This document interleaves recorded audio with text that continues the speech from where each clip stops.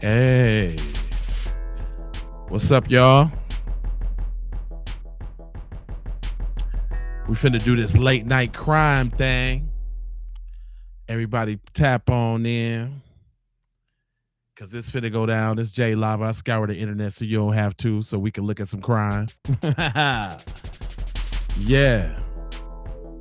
Uh-huh. So y'all can just kick back. You might be at work. You might be driving your truck. But we finna go over a bunch of crime stories with my commentary in between. We gonna kick it off with this House of Horrors joint, man.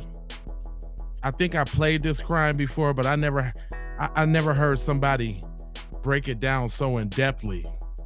And it's about them folks, so you know, I want y'all to pay attention. Check this out. Shocking for a lot of you, because a lot of you have watched me for a long time. You have followed me for a long time. You've read the stories that I write for a long time. I'm going to say something extremely shocking. As of right now, as of this moment, I don't think there's abuse in the Siders case out of Ohio. I don't think right now there's any evidence to support the way authorities have painted the picture that we know of. If you're new to this case, 16 children were rescued out of a small home. Now, if this dude's finna sit up here and try to explain this crap off, this is finna turn into a different video.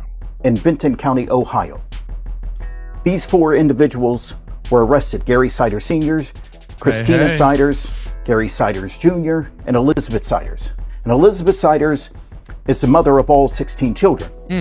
And when authorities rescued these children, they came out and said things like the children were almost feral, suggesting that these kids had no contact with any other humans throughout their entire life. And the children are ages 1.5 to 18 years old. Okay. 16 kids. In all, from what we can find, there's 20 children in total. Damn. But 16 children, and that's what authorities told us. And they said this was a third world situation, a third world country, okay, where they found these children. And authorities have said that a lot of these children can't communicate, and therefore it's making it difficult for authorities to understand what happened in this home, what happened inside this small 12 by 12 room that authorities claim the children were locked up in. They was. And the mother, Elizabeth Siders herself, just seems broken in her mugshot. You can see it here. And a lot of us have wondered, is she a victim herself? Because off of what authorities are telling us, we wonder, was Elizabeth Siders forced into this situation? She gave birth to her first child at the age of 13. Dang. At the age of 15, fresh out of 8th grade, she was married off by her parents to Gary Siders Jr., her husband. Dang. And then a couple months after giving birth, getting married, she gave birth to her second child. And every year since 2006 to present day, 2026, 2025, she's either been pregnant or had a baby. Dang. 16 children, 20 in all. She had a set of twins die back in 2022, and her last 4 births have been twins. Wow. It's truly a heartbreaking story, and I want to be clear. We have seen what the inside of the house looks like. It's a mess. It's disgusting. It's more than a mess. It's deplorable. It's horrible. But is it really abuse? Yeah. How you gonna... Man, is he gonna make me Google a picture of these folks' crib so y'all can see what the crib look like? This guy right here is finna tick me off. Or is it just being poor? Is it really abuse? Or do we have people who have fallen on hard times? Because we have found photos of these individuals, especially the grandparents, where they look healthy, where they look like They're good folks where they look like people who are clean. What? And now we know that Gary Siders Sr. is dealing with a litany of... Hold on, man. Is he lying? Man, wait a minute. Let me show y'all what these folks look like. And you tell me if they look clean. I want y'all to tell me. Hold on. Because I'm not finna let cuz slide and ride with that. That's what we not finna do. That one ain't finna slide. Now I'm trying to play the stories and all. Yeah, oh, hold on. Wait a minute. We getting to the, wait a minute. I'm waiting for this to pull on up over here. To get to this crib. Hold on. I'm over here searching it right now. I just want to get it big enough for us to see. Hold on, what's this? House of Horrors, house conditions. Hold on, let me see. This how I be scouring and all, y'all. So I be on it like that. Look, hold on. I got something for us right here. Let me see what this is about. This morning. Hold on, here we go. New details in that disturbing discovery after authorities rescue 16 children found inside this Ohio home. They say were held in a 12 by 12 area for the past 4 years. Kids just kept appearing. Some of them were in pretty bad shape. Ohio officials say the Siders family were living inside this more than a century-old home located about 80 miles south of Columbus. After investigators went in on a search warrant, they found the kids ranging from 18 months to 18 years old, squatting and covered in bugs, some unable to speak. They said squatting and covered in bugs. So if there was bugs, you gotta assume that there was feces and pee-pee everywhere. You got and trash and all of that. Scene was a horrible smell. Animals, livestock are kept in better conditions. I think if they would have waited another 24 hours, there was a very high probability that we'd be dealing with a death or multiple deaths. Now wait a minute. Is this the same case that this dude is talking about? Health issues.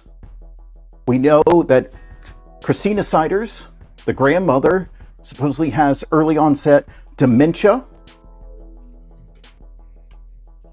And it's the poorest county in Ohio. Yeah. And? I'm telling you, something doesn't seem right. What? That they getting called out for having them this case? Of these children. 7 of the children hospitalized, 2 needing to be airlifted to level 1 trauma centers. 2 need to be airlifted to where? Also inside, the children parents. Look at them. Do they look like this is the clean people he talking about, y'all? That's them, y'all. That's the clean folk, y'all. That's them. Are you serious, Magnerius? Are you serious though? That's what he talking about, them folk right there. I ain't nothing clean about the way cuz look like he from the Appalachian Mountains. Like he one of them ancestral people.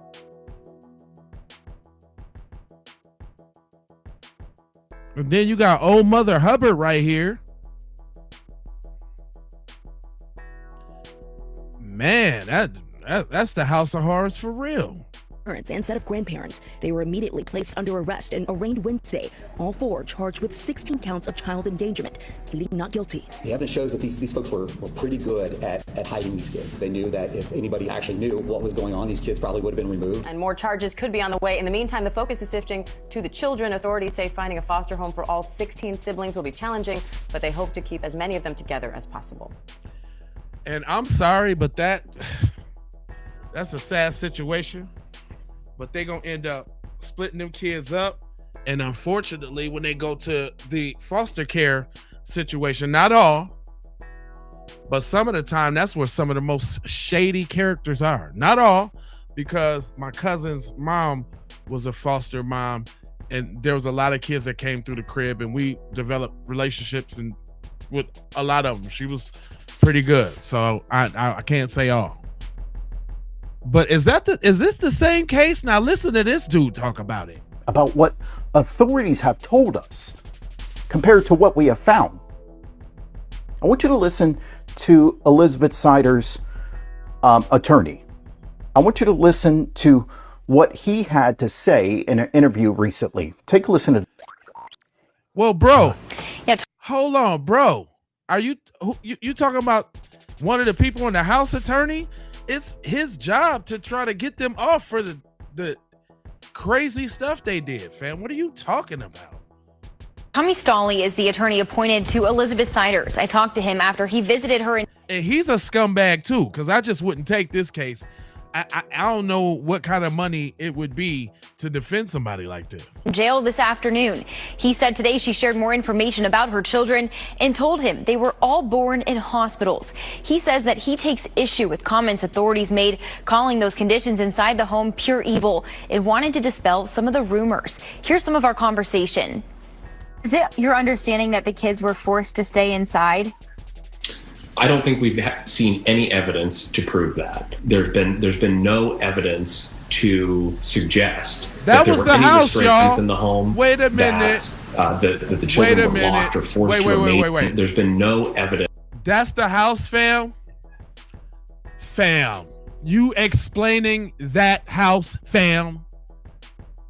Oh, that's low. That's real low, fam. You're explaining that?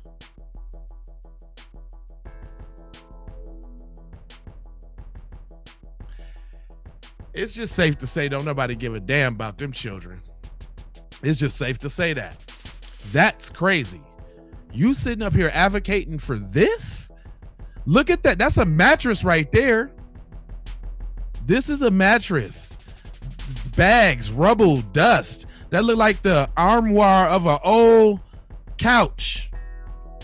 If that ain't the couch flipped over on it, looking raggedy. Ugh.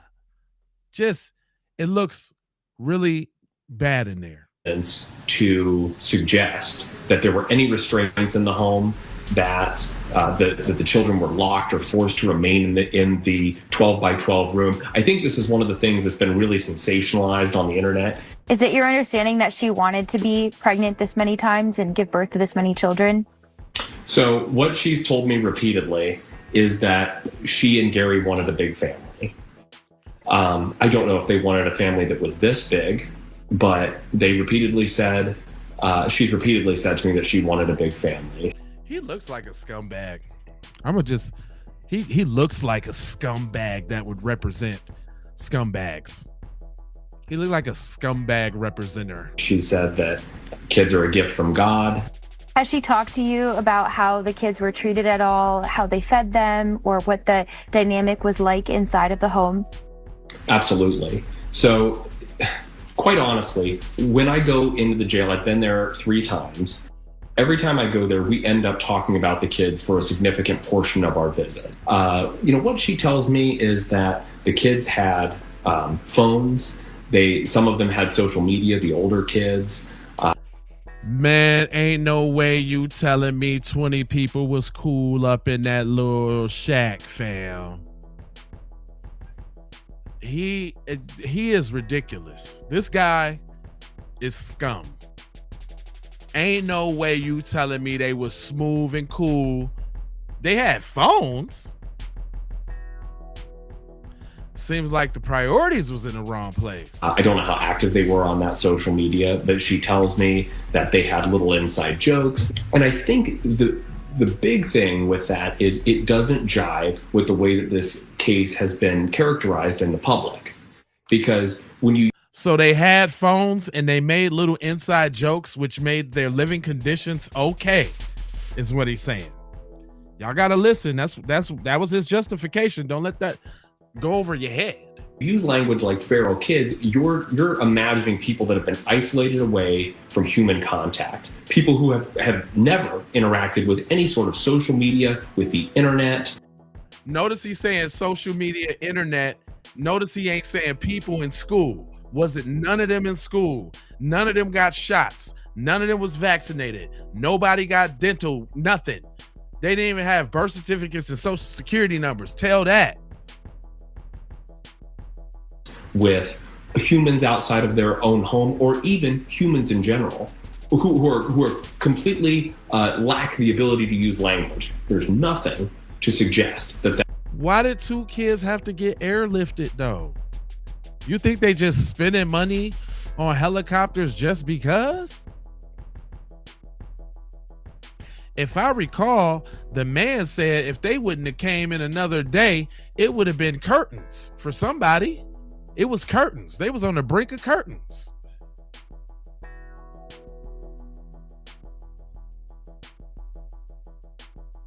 This is crazy. That is the case here. So the kids can communicate. That's my understanding, yes. He's a lawyer. He's a weasel too. He's watching what he says. To your understanding, have you talked to all the kids? Little weasel. Now, the attorney told me that Elizabeth has been receiving care packages from people while she's been in jail. He has filed a motion requesting Elizabeth be released on a recognizance bond. Right now, she remains in jail alongside her husband, Gary Jr., and Christina Siders. Yolanda? All right, thank you. So,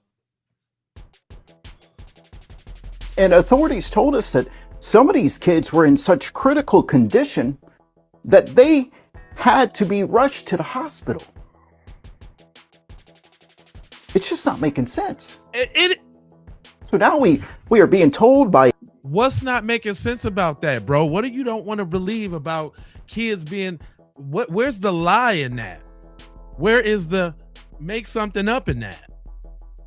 Elizabeth Siders' attorney that the kids had phones, kid had social media, things of that nature. Now I want to be clear.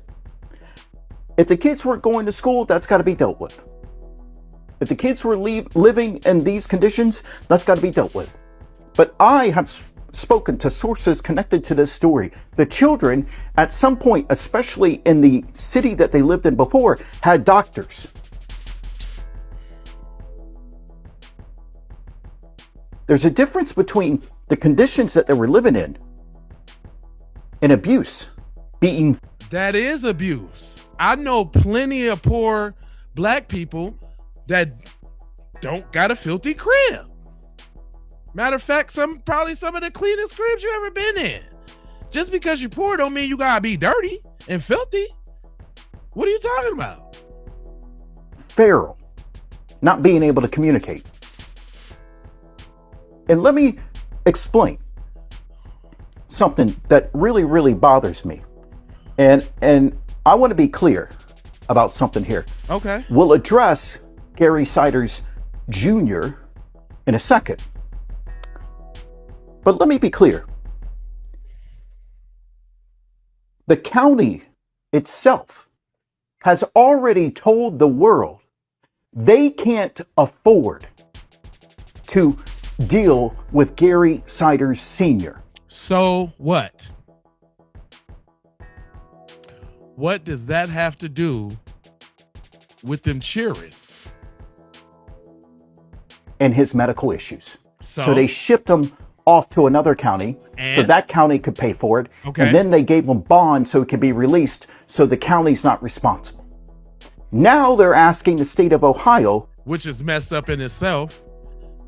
That's some privilege if I ever heard one. Oh, you too sick to really sit in the jail. Let's just get him out of here. Sure, we ain't got to deal with it. I bet you if it was somebody black, they'd be giving him the worstest of treatment right where he at. For $1 million so they can help take care of the children. So is the county charging a family for something they can't afford themselves? Is a family or the county trying to hold the Siders family responsible for being poor? No, for not washing their ass and cleaning their crib, which is something it seemed like it's foreign to you. When was the last time you washed that shirt? You looking a little scruffy and dusty right now. Are you finna sit here and try to explain to me that it's okay that they live in a roach motel? What are you talking about, my mans? Oh, thank you, mommy. Look, this didn't. Hey, Denise, I didn't even mean for it to go this way.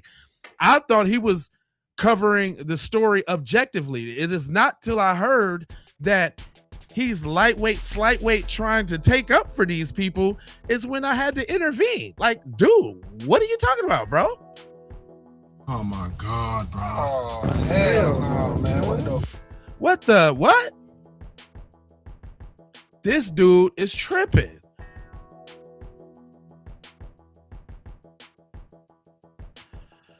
Man, that's BS. Bama.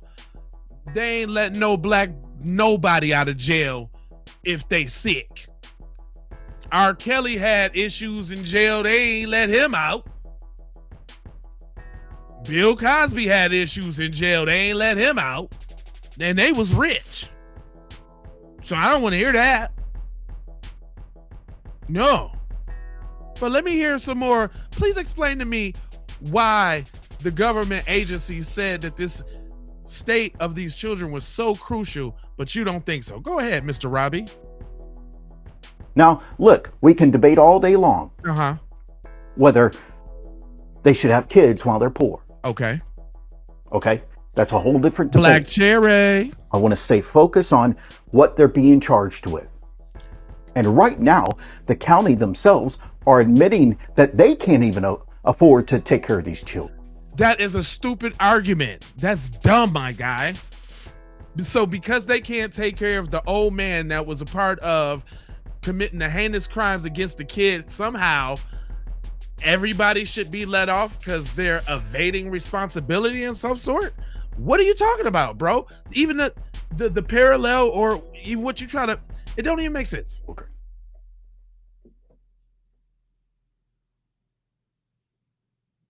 That they can't even provide for these children. Now look, hold up, it's not. I agree. Hold up, it's not a question if the state can provide for the children, because that's not what's at hand here. That's a false equivalency. You saying because they can't provide for the grandpa's medical bills in prison, then they're not suitable to say what's best for the children. And you are? What makes you the authority? Did you wish you would have got to him first, allegedly? Now he finna explain for the dad. This ought to be good. We got to figure out how we got here. We got to figure out why this man at 18 years old was allowed to marry Elizabeth when she was just 15. You know why. Somebody needs to be held responsible for this. That's the hill you want to die on? Okay. That lets me know what you speaking most loud and proud about is something that you probably struggle and have an issue with, allegedly. This where you going with this? All right. We got to figure out why police were knocking on his door, and that's how they found this thing. They were knocking on his door allegedly for indecent exposure. We got to figure out why, and he must pay if he did indeed do that. Okay. You get what I'm saying here? No, not really. There are things in this case that I agree we got to deal with. There are things in this case I agree we got to fix. There are things in this case I agree that people must pay and go to jail for. Okay. Thank you, Black Cherry. But I'm not seeing anything that says these children were almost feral, that they were unable to communicate, that they were kept locked up in a 12 by 12 room. Wait a minute. The house was a mess, but I've spoken. Look, he skipped. Look how he skipped right over that. You're a scumbag, sir. The house was a mess, but they were unable to communicate, that they were kept locked up in a 12 by 12 room. The house was a mess, but I've spoken to many people from this county and they say this is not abnormal. They see. I would believe that. You're speaking as if it's normal for you. Is that perhaps how you came up? Was your mom or your dad a hoarder? Did you have one of them mega junky houses so you have some sort of kind of empathy? It's okay, say that then. Maybe I could feel you if See, and look, see, this the real part of that. If he would have started it off by saying, hey, yo, I grew up in one of them type of houses, and I know my mom and them had, little hoarding issues. Still, all in all, it'd be wrong. Just because they got hoarding issues don't mean it ain't wrong. They're still bringing you up in conditions not conducive to your health. So it's still wrong. But if he would have approached it different, I could have understood. But not when you sitting there trying to blame the county, my guy. Like it's the county's fault, and sometimes it's society's fault while they couldn't pull themselves up by their bootstraps and do something with 20 people in a 12 by 12 house. This ain't a third world country. That one's crazy, fam. I don't even really want to hear him. Let's get to some real crime. So this spicy Latina chick done assassinated her son. Here we go. Where at? What car? The red one. Red car? Okay, step over there. Yeah, anything on the end? Ma'am. No, I don't care. See my mom. Go over there with your mom. 32. Go inside.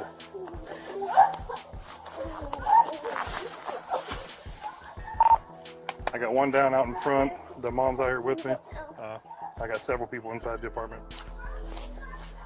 You okay, boss? Okay. Hey, Brian. Suspect. Okay. Here, I got the pair. I'll do the doors. Okay. Yep. No medical attention. You don't need it. You might have a pocket knife on you. Right here. Yeah. I don't know where. Got it. It's not. Anything else on you? No. Okay. All right. Have a seat.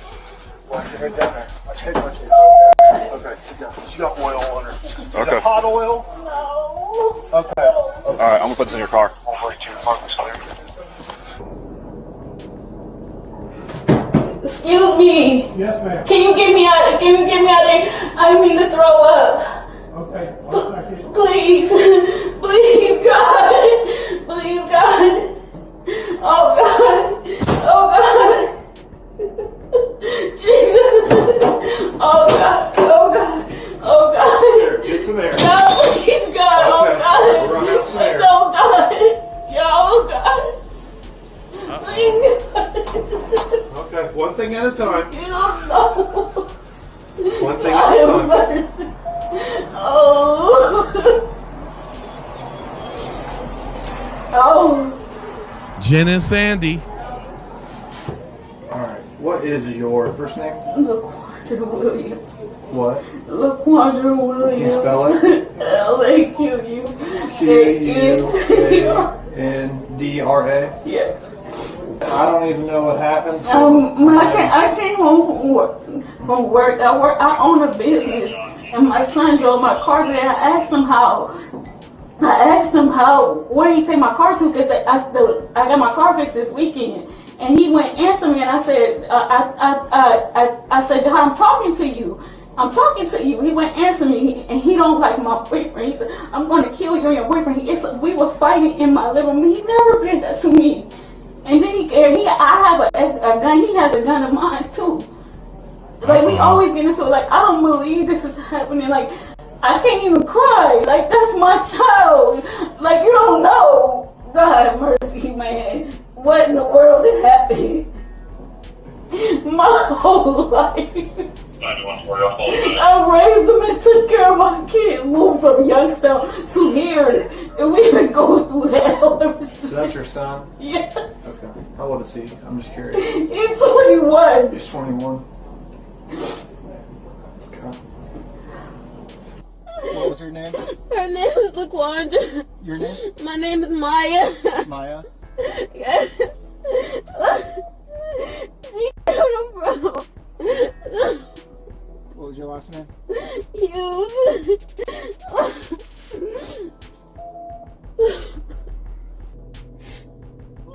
Dad, I need you. Yes, he is. Dang. I need you, Dad.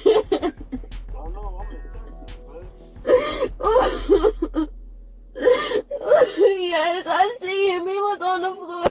He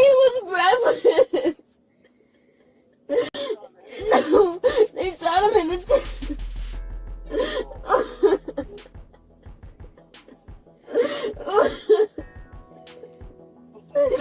No, this is bro. She's in the police car. She's in the car in front of me. No, I told them not to let her say that because she shot him, bro. Dang. Hi. Hold on 1 second. I'm Detective Nimmers, Detective Paulson. How old are you? I'm 20. 20? Okay. Yeah. And what happened today? So I was in my room when everything was happening at first until it started getting bad. My sister started screaming my name. So I was like halfway going to sleep and I just heard my mom coming in the house screaming like about her car. Cause my brother, I had just wrecked my car, so my brother been driving us to school in her car because he didn't want to drive his car. So he drove her car earlier and she came back in the house like, Jahad, what's wrong with my car? But I'm sure it's nothing wrong with her car because she just be like kind of crazy. She has like diagnosed issue? No, it's not diagnosed, but it needs to be. Okay. So, she came in the house and she was yelling at him. And Jahad what's his name again? His name is Jahad. Jahaad.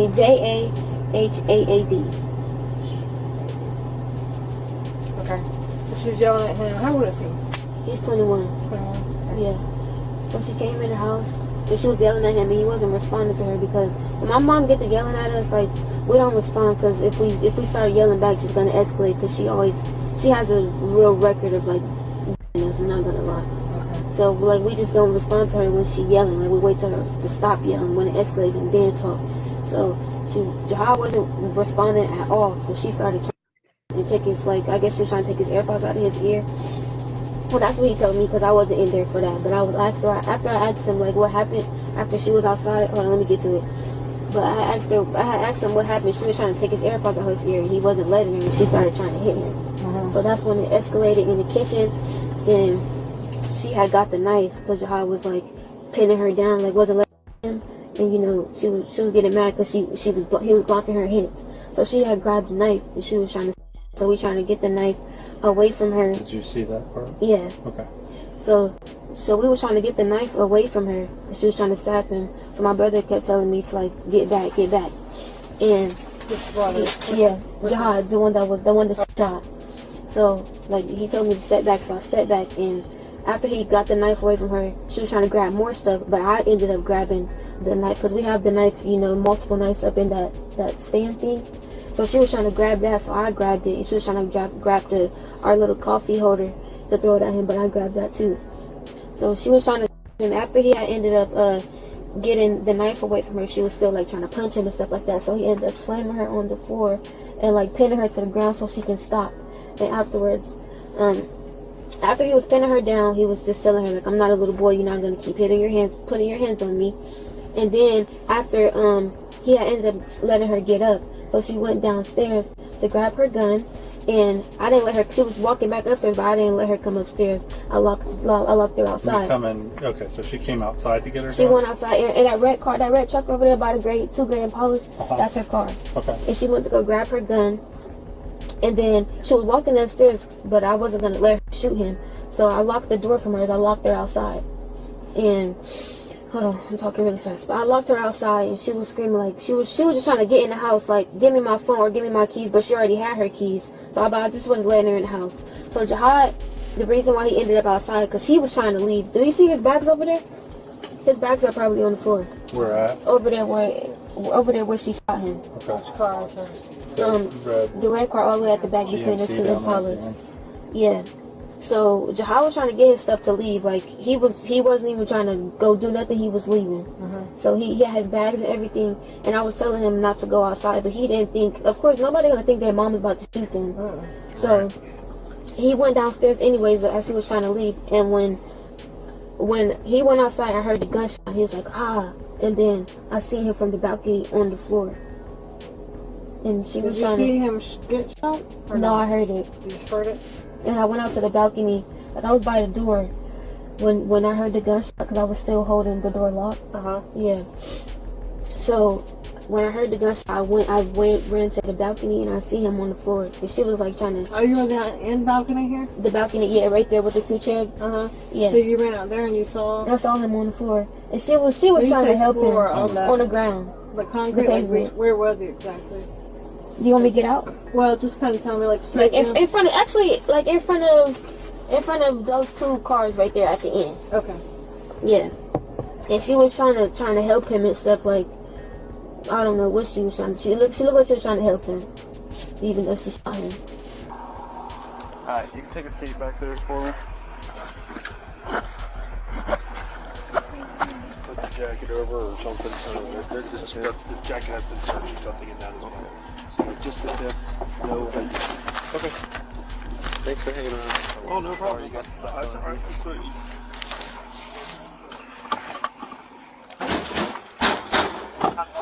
That's good. 93 copy by 41 Victor. Oh my goodness. Look at this life.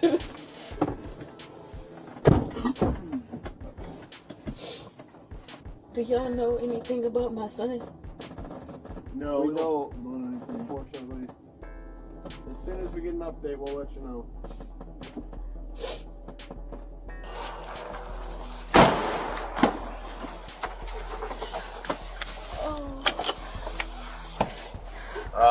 Robinson, turn the car back on.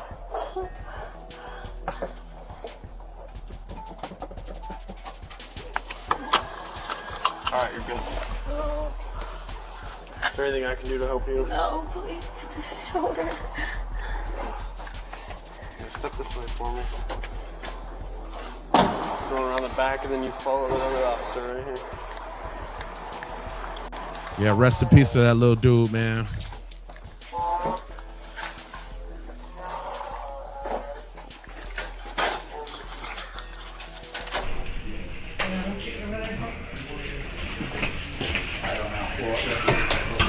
I'm This is Detective Policy coming in here.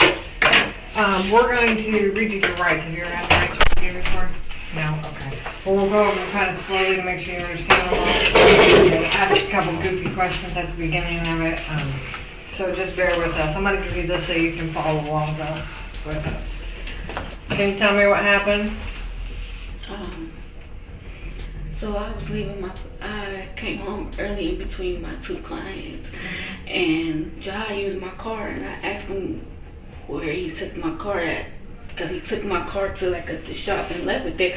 And I said, well, how long did you leave it there, and what did they do? My car's not riding away, I just got my car fixed. So he wouldn't answer me. So I walked back to the room and I went back into the living room where he was at, and he got up to like grab his stuff, and I said, I'm talking to you, answer me. And so I threw a glass, but it went over to his head like a candle, but it went over his head, it didn't touch him. And then he grabbed me up and threw me in the living room, which was something he never ever done. And we have had arguments, but he never ever put his hands on me ever. And I was trying to get him off of me. I was getting a knife because I know, like, he's stronger than I am, way stronger than I know. And out of impulse, like, I shouldn't.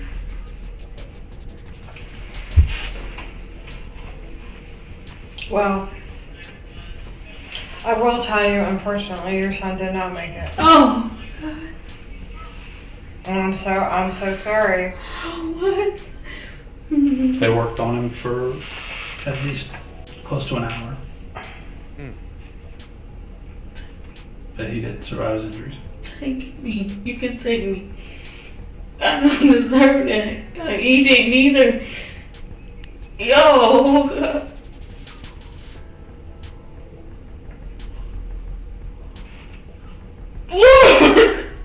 I'm sorry. Yeah, I know the pressures, and I feel like that's what happened to me. I feel like you just snapped because you just got so angry. And everything, no, y'all. She just told on herself. It's over for her. What? Y'all said he gone for real. No, I killed my son. Oh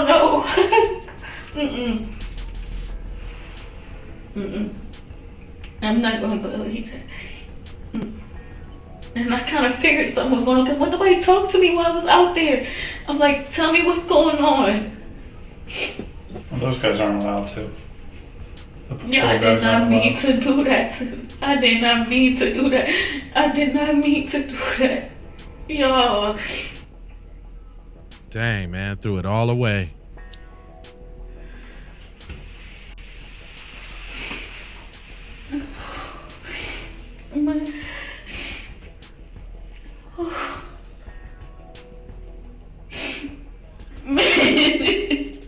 Okay.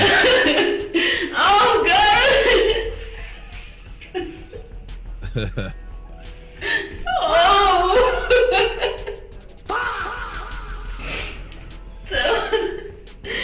Jesus have mercy on me.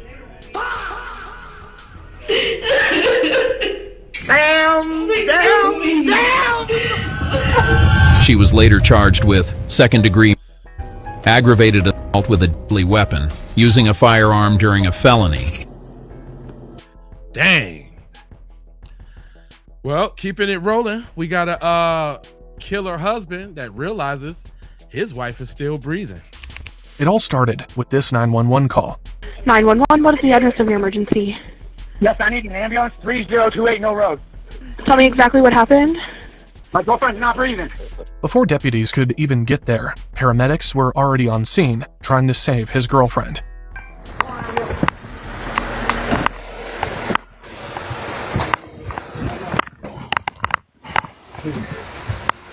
Inside a small trailer, paramedics were performing CPR on a woman in the middle of the living room. Sorry, I'm in your way. We have someone take the bag for him, and Chris is going to get on the chest here. I'm okay. They're still giving CPR. The woman was 30-year-old Nicole Booth. She was in bad shape. Does anyone know what happened to her recently? I have no idea. Okay, I didn't know if you guys had a call or something about her. Who is this? I don't know her name. That was when a deputy began speaking with Nicole's boyfriend, and almost immediately, something felt off. What's her name? Nicole. Okay, what's her name, sir? Tom. Okay, what happened? How did you guys... We were arguing. She said she wasn't feeling good. She fell over on the floor. That man is Thomas Graley, Nicole Booth's boyfriend. Like Nicole was the mother of his two children, a daughter and a son. But instead of helping officers understand what happened, Thomas was making things difficult. Is that your wife or their mom? That's her my mom? girlfriend, the mother of my children, yes. Okay. He stayed close to the children and showed little interest in answering questions. Where did all those bruises come from so I can let them know? Sir, I need your help with this so we can help her. Where did those bruises come from? Can you give me a minute? Can you leave me alone, please? He had shut himself away with the kids in a bedroom. The officers needed answers. Tom wasn't giving them any. He's being completely uncooperative. They were arguing, and he said she just fell over. Where is he? Right here. Sir, we need to talk to you, okay? I know you're going through a lot, but we have to talk to you to get some ideas of what's going on, okay? Oh, can you leave me alone, please? I need to understand. I gotta get hold of somebody for my kids. Okay, I need to know what's going on. Go find out what's going on. I don't know what's going on. When this all happened. What is her name? Her name is Nicole. Nicole what? Nicole Booth. Booth. Does she have any medical issues? Not that I know of, no. She been in the hospital or anything? Complaining about anything? She says she hasn't been feeling good. Again, Tom avoided the question, so they turned to the children instead.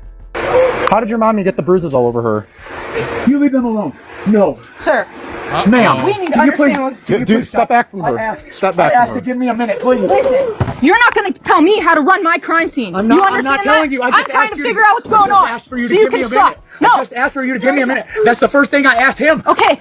I didn't have a chance to call nobody. I was trying to get my kids. Okay. I We're got you here guys on here. Listen, I've been trying to get shut your mouth. We're here on Can an you please active not talk to me crime like scene that? trying to Can you understand. please not talk to me like that? How about listen to me? I have been I'm listening trying to you. talk Will you to please listen to me? I'm trying to talk to you, and I'm trying to be nice about it. I'm trying to figure out so we can help the EMTs so they can understand what's going on. The deputies clearly see the pattern. Every time they tried speaking with the parents, Tom seemed determined to stay involved. Right. To them, it looked like he was trying to control the conversation before the children could speak freely. So, they stepped in. That's... Okay, sir, I need you to come with me. Now. Stand up. Please, sir. Stand up. Please, sir. Stand up. Please. Sir, please. Turn around. I am turned around. I'm not fighting you. I'm not resisting you. I just asked for you to give me a... Please don't do this in front of my kids. Please don't do this in front of my kids. Once Tom was away from the children, deputies tried again. The questions were simple. The answers were not. I'm trying to calm down. I'm trying to help the EMTs so they could save Nicole, okay? Nicole. What happened? How did she end up on the floor? We took a shower. She wasn't feeling good. We took a shower. We went out to the couch. She said she wasn't feeling good. She got down on the fucking floor and she fell over. I tried getting her up. I got some water. I threw some water on her. She didn't wake up. Okay, you need to stand up. Stand up. Can you take these off so I can No, get my absolutely hands up, not. please? Absolutely not. Then Tom tried walking away. That was when deputies made it clear he was not free to leave. So you're telling me you guys were in an argument and she magically just fell and passed out right there? She's got cuts and bruises all over her legs. By this point, deputies believed Tom was getting in the way of both the investigation and the medical response. So they put him in the back of a patrol car. Warm. Heat. Yes, it's warm. It's warm in there. Heat. Hot. Okay. Sit tight in there. Can't get my hands above my head, please. Nope. Sit there. With Tom offering little information, paramedics had to rely on what they could see. It all started with this 911 call. 911, what is the address? Nicole appeared to have suffered severe trauma. She was rushed to the hospital. As Nicole was transported and Tom remained secured in the patrol car, deputies returned to the children. Okay. He needs you to be strong for him, and we're all here to help. Everything that crazy just happened is over with now. Okay, no more craziness is going to happen. We're here. Ambulance is here. Everybody is safe, and we're going to figure it out. What can you about what happened? Why I don't know. What happened to your mom? I don't know. I What happened? She can't breathe, right? Yeah. Where was she at before that happened? All I know, they're trying to get her washed up, and I think I was getting ready to puke. Oh, why? I don't know. Okay. And my dad came running in here, and I think he said, "What's happened?" He said something like, "What's happened?" And my dad said, "She's not breathing," and he even put water on her and stuff. The answers raised more questions. Several times the kid repeated the same phrases. "That's all I know. That's it." The wording sounded rehearsed. Another deputy tried speaking with the younger child separately. So did you hear any yelling tonight, bud? No? Are you sure? No. Only if I did hear some well. My mom beat. That's it. To leave? No, for breathe. Oh, to breathe. Oh, you didn't hear anything before or anything? Okay. Again, the same words. That's it. The deputies couldn't ignore how similar the answers sounded. Oh, someone driving by. Oh, okay. Hey, Sergeant. I was trying to ask the kids because Dad wasn't talking to me. I go, kids, what happened? What happened to Mom's legs? Why are they all bruised? And he goes, don't talk to them. They're not talking. Okay. Then family members began arriving. First came Tom's parents. Deputies spoke briefly with his mother. I'll call and talk to the kids. But other than that, I really can't. Is he still working? He hasn't been working. Okay. He had been doing a few jobs here and there, and then he hurt his back. Okay. How are they financially supporting themselves? Any idea? I know they get food stamps. Okay. Their trailer's paid for, their land. Oh, okay. But that's about all I can tell you on that subject. Okay. The kids kind of all over the world saying that they didn't hear anything. Now they're saying that they did. That they were in the shower, but then they weren't. Then Tom's sister, Juanita, showed up. She told deputies they needed to speak with her. She said she knew things. Okay. I know that my brother has been physically abusive to her in the past. Okay. Last time I was out here was probably about 2 weeks ago. He looked like a creep. And Nikki was unrecognizable. What's your name, man? My name is Juanita. Juanita, okay. She's asked me not to contact you guys. What's his name? Tom. Tom, what's his Grayley. name? Grayley, okay. And like I said, she's begged me not to call you guys, I think in fear of what may happen Okay. to her. And that was 2 weeks ago? About 2 weeks ago, I would say. Does she have any bruising or anything on her legs or arms? She was covered up. Okay. So I don't know, but I know that she couldn't move very easily, so I would have to say so. Okay. The kids did say she has some trouble walking. Juanita said the last time she saw Nicole was just a few days earlier. Nicole had stayed inside a vehicle and never came out. Nicole appeared to have suffered severe trauma. She was rushed to the hospital. As Nicole was transported and Tom remained secured in the patrol car, Deputies returned to the children, but Juanita could see her face. It was bruised. Her lips looked injured. She looked like she had, like they were cracked, like they were super chapped, I would say. Okay. Almost, but her lips did look big. Okay. No, did you see any blood? No, I didn't see any blood on her or anything like that. Okay. Juanita really cared about Nicole, and now she can't understand how things reached this point. So, but she wasn't talking or anything? Yeah, my pop said that you guys said that you were struggling to keep her like alive.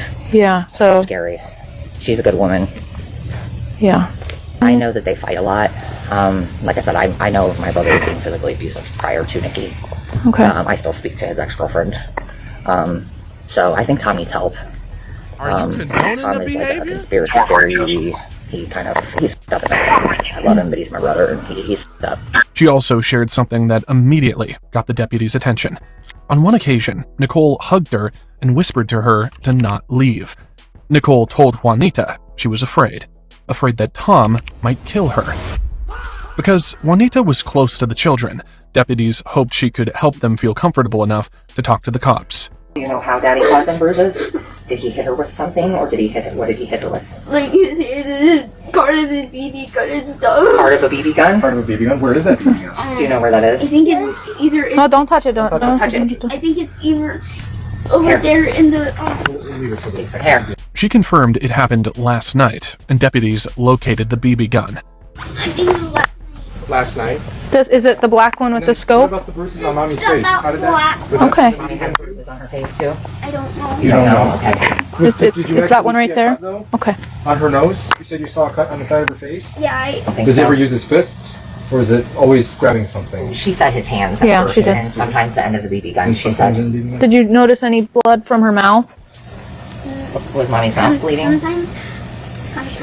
Sometimes she does. Does Daddy do that too? He'll have a stab on You don't her know. lips. Sometimes what? He'll have other stabs on her lips. Scabs on her lips. You know what? Does Daddy ever make Mommy stop breathing? I don't think ever that he has, no. Usually when things get ugly, he calls me.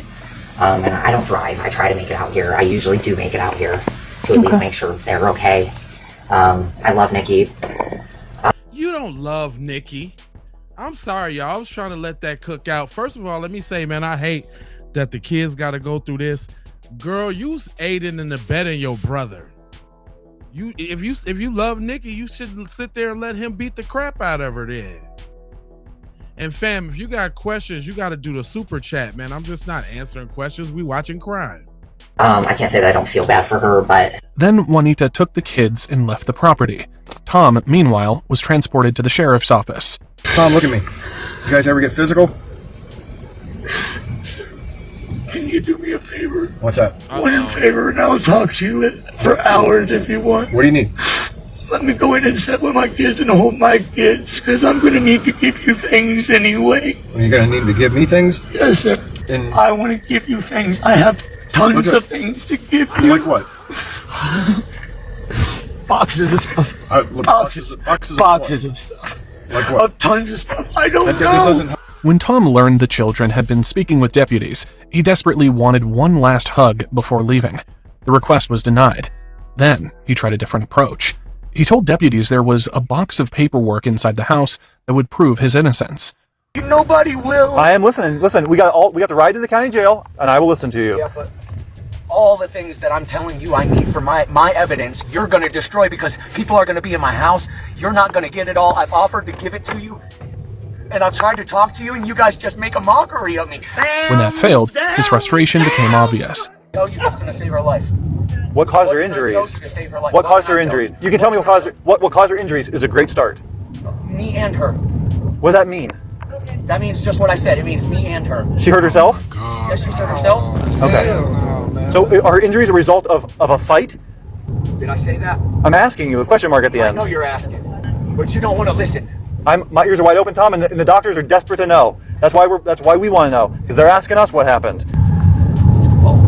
Judging by what I've seen, I checked for some I don't know, problems with her lungs and problems with her head. That's what I would guess. What do you mean problems with her head? You've seen her head. Don't act like you. Yes. What caused that? What happened to her? You were there and we weren't. The doctors weren't there. Good evening. Thomas Grayley is going to be placed in a holding cell by himself until he's interviewed by a detective. But Juanita could see her face. It was bruised. Her lips looked injured. She looked like she had, like they were cracked, like they were super chapped. While all of this was unfolding, Nicole was fighting for her life. Nicole needed a higher level of care. Doctors arranged an emergency transfer to a trauma center in Cleveland. The next morning, Thomas Grayley was brought in for an interview, and from the moment he sat down, detectives noticed the same pattern they had seen the day before. Tom focused on himself, not Nicole. Do you understand the extent of your girlfriend's injuries? You put yourself in this situation, not me. You changed my question because you don't want to answer. No, what you wanted me to do was release you, let you hug your kids, and that is not what I wanted to do. I said, listen, we're not going to play. You either want to discuss how Nicole sustained her injuries and how she has bruising all over her body that's in various stages of healing, how she ended up with a lacerated spleen. Or we could go back and I could put you back into jail. What is that? Lacerated liver, lacerated your organs, body organs. She's in critical condition, but it doesn't look good. Well, she's got to be breathing. I mean, if she wasn't breathing, she'd be dead. She's breathing. Tom tried to appear emotional. He cried. Or at least, he tried to. Oh my God. But detectives noticed there were no tears. They let him talk, and talk for nearly 30 minutes. Tom bounced from one topic to another. Most of it led nowhere. He kept returning to the same thing. Boxes of paperwork, he claimed, would explain everything. I asked you specifically, how did Nicole sustain the injuries that she had? Your response was nothing for a moment, and then you said, we've been fighting since June. We got into a fight tonight, we showered, and then she fell down. That's what you told me last night. And I'm not, somebody's not going, unless they're falling from a 10-story building, somebody's not going to get a lacerated. If I stand up and fall down right now, I'm not going to sustain those types of injuries. I don't know, I was going to have to take a second to think about it. Okay. You got 10:20. You got the 10:25 to start making sense, or else this interview's done, okay? I can't make sense of the last 10 years that I have at all, period. Okay. And I can't help you do it in 5 minutes. Okay. I've been with Nicole for a little over 10 years. Okay, I cannot make sense of what is going on myself. I cannot make sense of what is going on myself. And there's no way I can make sense. Why can't I can make you make sense of what is going on? Why can't you, especially in 5 minutes. Why can't you make sense of what's going on?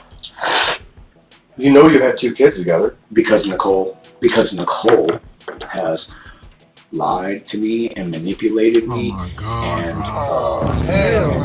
made me forget portions of my life.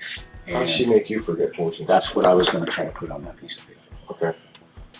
I was going to try to help you. You're saying that she manipulated you and lied to you. Is that when you kick her out? Or did she kick her own? I think you're... Or did she kick her own? Because I will be asking... I mean, you could say that. Go ahead. But I don't think that's true. What do you mean you could say that? That's what you're saying. What do you mean you could say that? I'm saying you can say whatever you want to say. Her injuries tell a different story. Her injuries speak volumes. After the interview, investigators collected his DNA. Tom was then taken back to jail. While all of this was 2 days later, on November 18th, Nicole Booth died from her injuries. Damn. At that moment, everything changed. What started as an assault investigation was now a homicide case. And because Tom still wasn't giving detectives answers, they started looking elsewhere. They began talking to the people who knew him best. The first person detectives brought in was Tom's childhood friend, Paul Kenyon. Paul's wife was also friends with Nicole. He had known Nicole for 10 years, dating back to when she first got together with Tom. I'm not too sure on that. I know they met when he got out of prison. He basically went to prison for ecstasy or some shit like that in Florida. He had like 15 pills on him. They tried to pin him for a drug dealer. He did like 6 years or some shit for that, and then he got out of there and went to South Carolina or some shit for some more. Is this dude explaining for his friends? Yeah, he got caught up with like 6 pills or something. They just threw him in there, man. I just don't know why, man. And then ended up moving back up here. Paul had left work early that day because there was something he felt detectives needed to hear. He wanted to tell them about a conversation he had with Tom a few weeks earlier. He called me. I had messages and everything else where he called me on the 25th in the morning, and I went out there and he was beat up. Just like Juanita had said earlier, Nicole tried to hide what was happening. She didn't openly talk about her injuries. She tried to cover them up. I guess by that fridge there, I walked around. She covered herself up, pulled her legs up, covered herself up because she was embarrassed. Right. You know, and I said right then and there, I said, you have no reason to be embarrassed. The only person that should be embarrassed here is him. So if y'all know all of this, why are y'all not taking action? Why are y'all letting Cuz just be a wild animal and beat up on his girl is what I'm trying to understand. I understand mind your business and all, but when is enough enough? And I was like, what the f is going on? The condition she was in was impossible to miss. Nicole looked badly hurt. Paul eventually pulled Tom aside to talk. Tom started making accusations. He claimed Nicole was lying to him. He claimed she was cheating on him. But as Paul listened, none of it added up. The stories didn't make sense. And then, like, I guess when he said, you know, she'd been lying to him and everything else like that, it's like, you know, I had said something about, you know, what's she lying about and everything else, and he went into, Is there a such thing as accessory to battery? This is crazy. Like, how many times do you gotta witness the battery and you ain't complicit?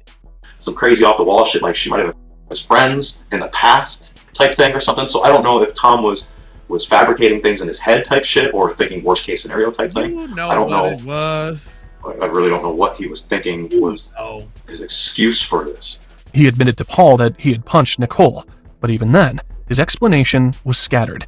Paul struggled to follow what he was saying, so he tried speaking directly with Nicole. Before he could get very far, Tom stopped him. Does Paul potentially do the same thing allegedly? Does Paul potentially, you know, birds of a feather, right?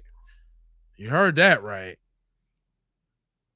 They look like some old alt-right MMA training little hooligans that like to ground and pound. Especially this dude right here. I guess because when I was out there, he asked me to go in the house and talk to Nikki in front of him, and he would not let me talk to Nikki by myself. He would not let me, you know, and he was persistent on him being there and the kids being there too. And it's like, no, dude, stay outside with the kids and I'll talk to Nikki. Oh, no, I'm not letting some man go up my house. I said, dude, what the f are you talking about? I'm here to try to solve problems to fix this shit, not cause a bunch of grief or your old lady or whatever crazy shit was going through. You know, I don't know. I don't know what was going through his mind. I mean, Looking back, Paul believed Nicole had become trapped in the relationship. For nearly a decade, Tom had been the center of her world, and getting away from him wasn't easy. he was always controlling. You know, he's always controlling. Controlling towards Nikki. Okay. You know, and everything else like that and all that stuff. But not, you know, he didn't exert that to me or anything like that. But when you're on the other side of, I guess, when a woman and everything else like that and all that stuff.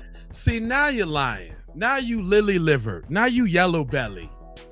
You lying. You was scared of Cuz. Just say that. You look like a dweeb. You was scared of Cuz. That's what it was. It's not as easy to, you know, right. You know, Paul also told detectives something else. The behavior Tom displayed around deputies didn't surprise him.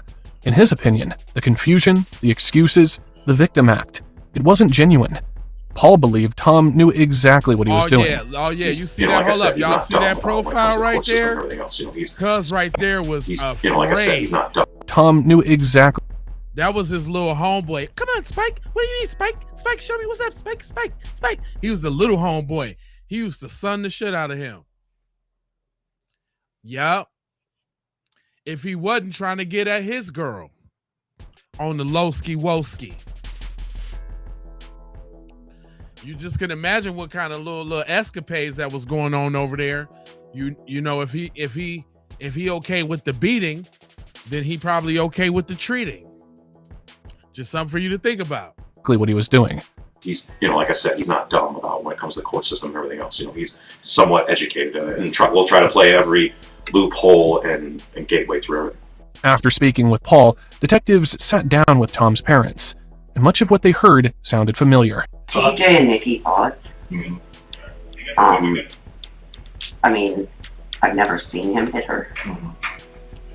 We both know that he has smacked her. Oh my God, bro. They lived with us for a little while. He told never again. Don't let us see it. Don't let us hear about it. She's been offered many times to get her out, take her to her family.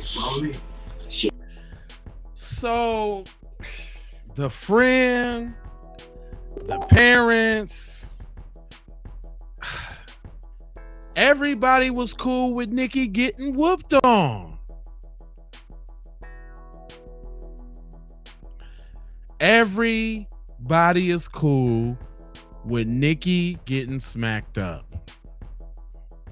That ain't right, man. This right here. He didn't want to go. But anything like this, God, we had no clue. What you 2 days later, What you mean you ain't had no clue? What you mean? Huh? Tom's come on. Oh man. Does that mean Billy Bob was putting the belt to your little boonkins too? Is you getting a little? Is all of these women getting a little abuse? Renee, what it do? Shout out to all my members in the house. What is going on with this? This whole clan is cool with the beat 'em ups. I'm sorry. Somebody told me to shut up. No, I got to call it how I see it. That's wrong. Poor kids. Real talk. Stephanie, real talk. Real talk. Man, the kid, man. stepfather described him as controlling, the same word Paul had used. He makes your business his business, no matter what it is. He's always been that way since he's been a kid. He also told detectives that Tom often justified his actions through his twisted religious beliefs. Real quick too, y'all. I know a lot of y'all is on the portrait stream, so you see the image up above in the chat below. If you want to see the big chat, because it's like 3 channels running at the same time, you can click into the landscape one and you can see the pictures a little bit bigger too. All you got to do is click on my face, subscribe, and then go to the channel and you can get the landscape one if y'all want to see the big chat and communicate with everybody. All right, y'all. Changed his religion to... I don't know what it is. They don't eat pork. They don't eat eggs. They don't eat some fat. kind of Jewish thing. And I told him, I said, the only reason that you believe in that religion, I said, I don't know how somebody in their 20s can just all of a sudden, you know, believe or not believe, but change. Well, in that religion, you're allowed to, how did he say it, not control your life, but Man, ain't no religion saying beat up on your chick like that, fam. And if so, I'm not following that. That's no excuse. He's half of a man for that. Sitting up there around letting that girl get pummeled on. He ought to be ashamed of himself, OG. But I don't know. I didn't get on those subjects with him. In other words, she gets out of line that it's okay to slap her. No, but in his stepfather's view, those explanations were simply excuses. The real issue was control. Tom's mother shared her own concerns. She said Tom had become convinced Nicole was secretly recording him and monitoring his every move. According to them, they first began noticing violent behavior when Tom was around 10 years old. He used to do a lot of things. Oh, come on, man. So since it's their son, it's okay to beat up his girl? Just like, I don't know, allegedly, if, you know, I'm a judge and my son, you know what I'm saying? All right, anyway. Things that abuse cats. There was a time when Tom was close with his parents, but over the years, that relationship changed. Visits became less frequent. Communication became limited. Much of that tension centered around his stepfather. TJ always plays on sympathy, and I guarantee you when it comes up in court, guarantee you, when he gets to go to court, it will be my fault. He lives in a different home than anybody else. He will tell everybody that he would beat on a daily basis. See, there we go. All right. See, now we getting somewhere. See, they telling on theyself without telling on theyself. He didn't become that way just to become. Now, I know it's in the loop. I know the other factors, but there we go. He was beat, and what else? Yep, by you. Yeah. By me. Oh. I think he was jealous over Cody because every time that him and Nicole would have an argument, TJ'd come to the house and want to take it out on Cody. And, you know, I don't know how Cody... Where did he learn the behavior from? I learned it by watching you, all right? Where did he learn to beat up on Cody from? He didn't end up beating the shit out of him, truthfully. And Is Cody a patient individual? And hold up. You shitting me? I'll be damned if I let one of my older kids beat up on one of my babies. What? Oh, okay, so it's learned behavior. It come from the crib. Okay, okay, now we getting somewhere. See, now it's coming out. I hope y'all following me. Y'all hear what he said?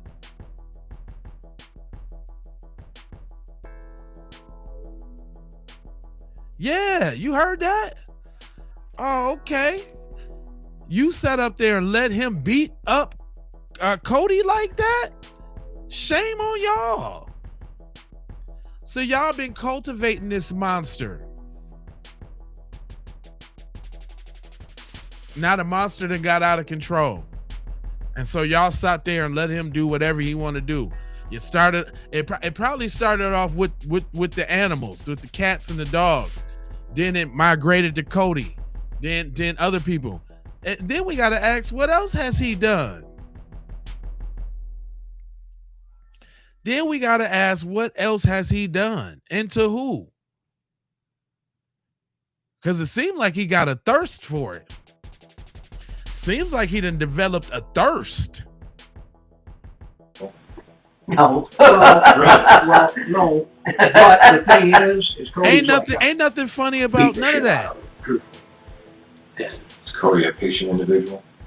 No. Well, no. But the thing is Cody's like I am. That same jealousy followed Tom into his relationship with Nicole. He fixated on her past. He questioned her motives. This is and crazy. He constantly suspected things that weren't there. She had a good friend that was a colored guy. And he found out, sitting at our dining room table, that years later, yeah, that she did sleep with that guy. After she had told him no. They still fight. He was still fighting and arguing about because she didn't tell him. And Dad, I can't believe that. I said, well, as Tom drifted further from his parents, he grew closer to one family. So that's the excuse. So y'all cool with him beating up his girlfriend because he thinks that she cheated on him back in the day or something like that? This lily liver, yellow belly.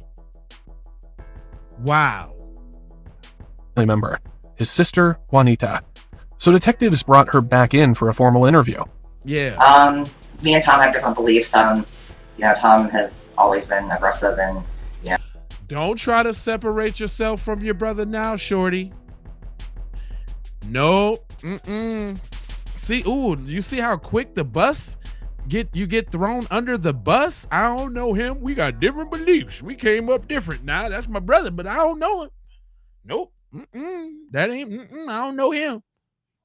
Wow, you see how quick she came right out the gate. Well, just to be clear, we got different beliefs. We believe in totally something different. Now, I don't know what you're talking about. His sister, Juanita. So detectives brought her back in for a formal interview. Me and Tom have different beliefs. Tom has always been aggressive and, manly. Woman has her place. He likes to be in everybody's business. Doesn't like anybody in his, and we butt heads because of that. What was his belief about women? He thinks a woman has. Well, wait a minute. Nah, wait a minute. You lied there, sister. Because in the video, you said you always come over to give old girl relief after he done got done from putting a stomp on her. So you do be in the business. So you just lied. That's the place, and she should know where her place is. And did he ever tell you where that place is at? Did he ever? No, not really. He just kind of had like this speak when spoken to. That was his theory when it came to women, that they were to speak only when spoken to. Yeah. Did he believe that you knew some of his ex-girlfriends? Yes, I still speak to some of his ex-girlfriends. Were they allowed to work? Some of them not. Okay. So you know his pattern of behavior? Because you said you still talk to one of his girlfriends that he still that he used to beat the crack out of. So, and out of all this time, you and your parents have been aiding and abetting in your brother's terrible behavior. Shame on all of y'all. He's always been real controlling though, as far as like who they spoke to. You know, I know Nikki really either wasn't allowed to have a cell phone, and I know she did. Like, her calls were always monitored by him. And During his own interview, Tom had blamed many of his behaviors on Nicole. But detectives were now hearing a very different story. The paranoia, the jealousy, the controlling behavior.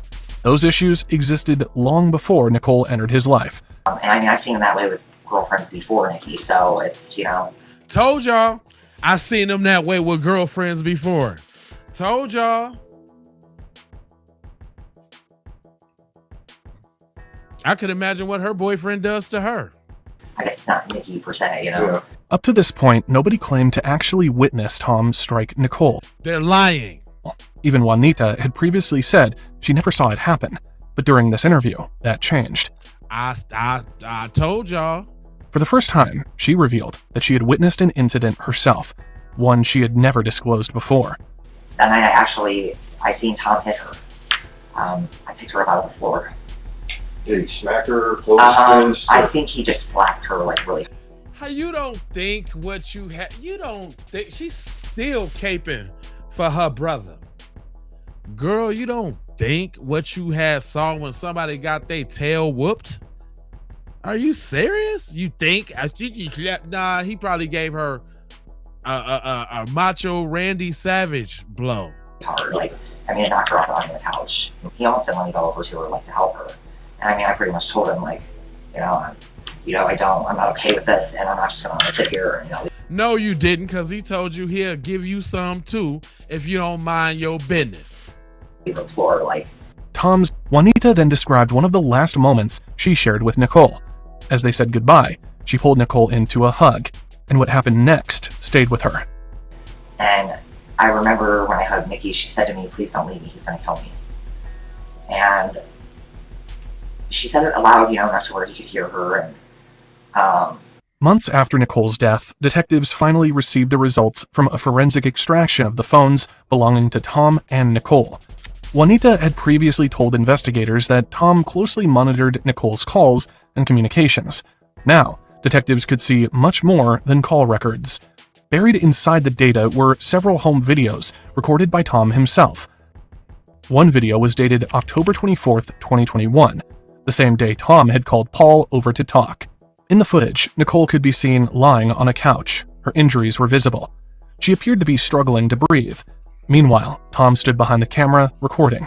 To everyone. You see, I touched Nicole a little bit with some cigarettes because I was trying to get Nicole to answer some basic questions about what's going on here, and she wouldn't say nothing to me.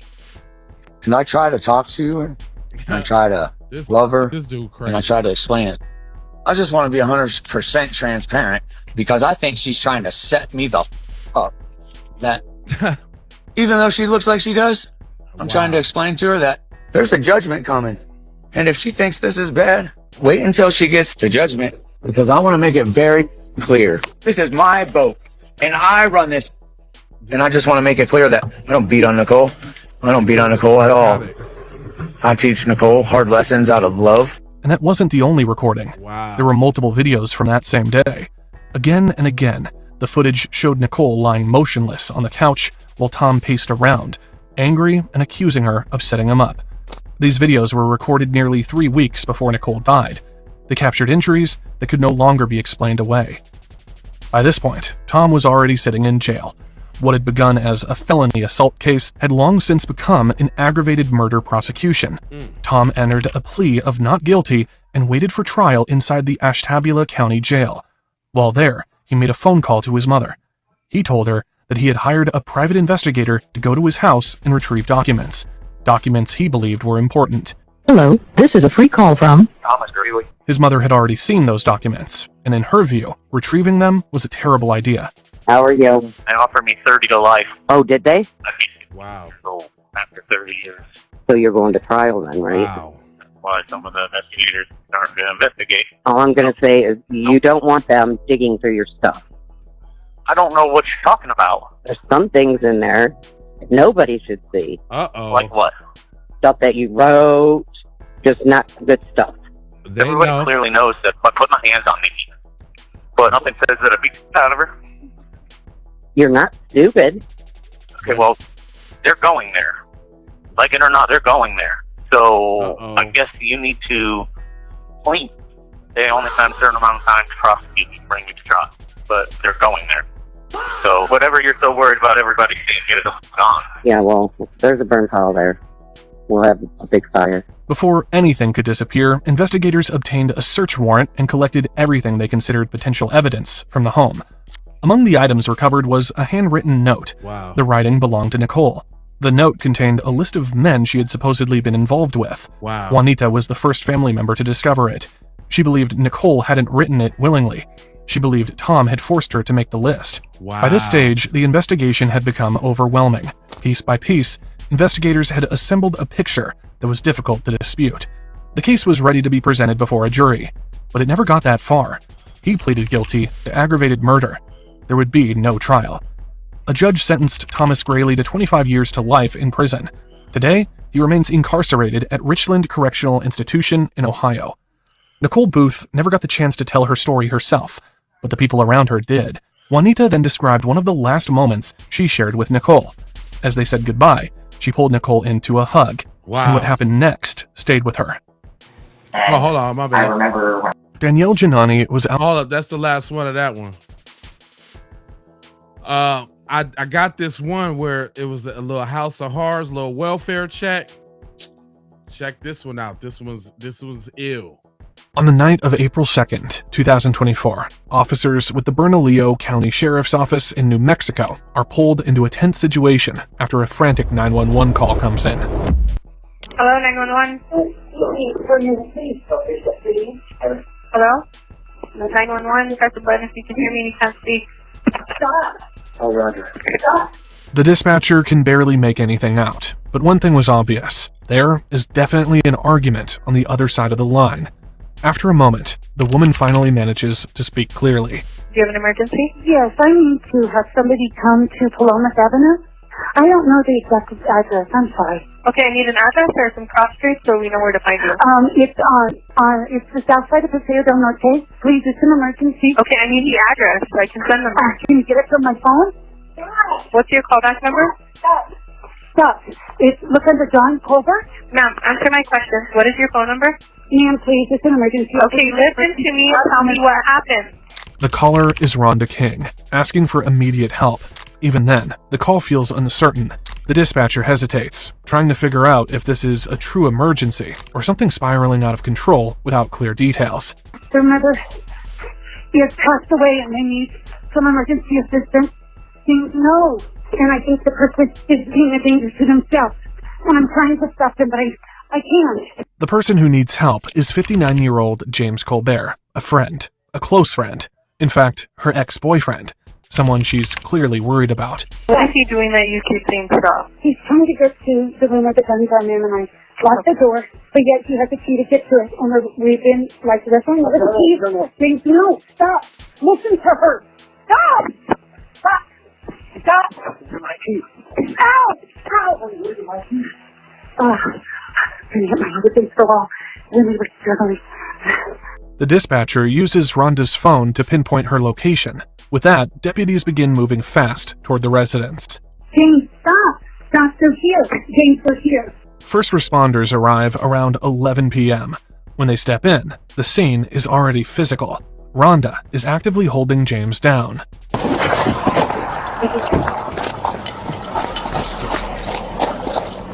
Is this it? Good. He's not inside yet, though, right? Yes, yes. Oh, he went back inside? Sheriff's office!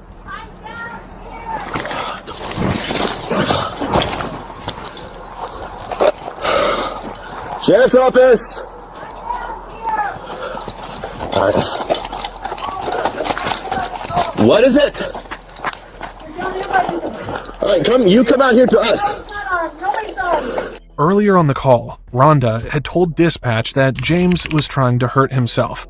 One of the first questions deputies need answered now is whether there's a gun involved. Is he armed? No, he's not armed. Nobody's armed. Nobody's armed. Hey, where's he at? Right here, right here. Hey, James, I what's think going he's on, in man? shock. His mother passed away. And he's the sole caregiver, and I just think he's in shock. Okay. And I called him like today.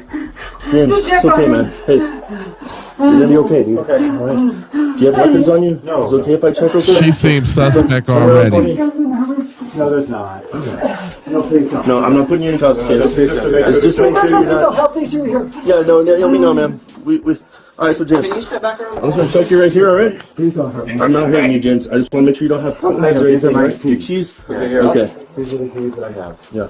Given James's emotional state, officers treat the situation as potentially dangerous. Before asking any questions, they need to make sure he isn't armed. All right, so James. Can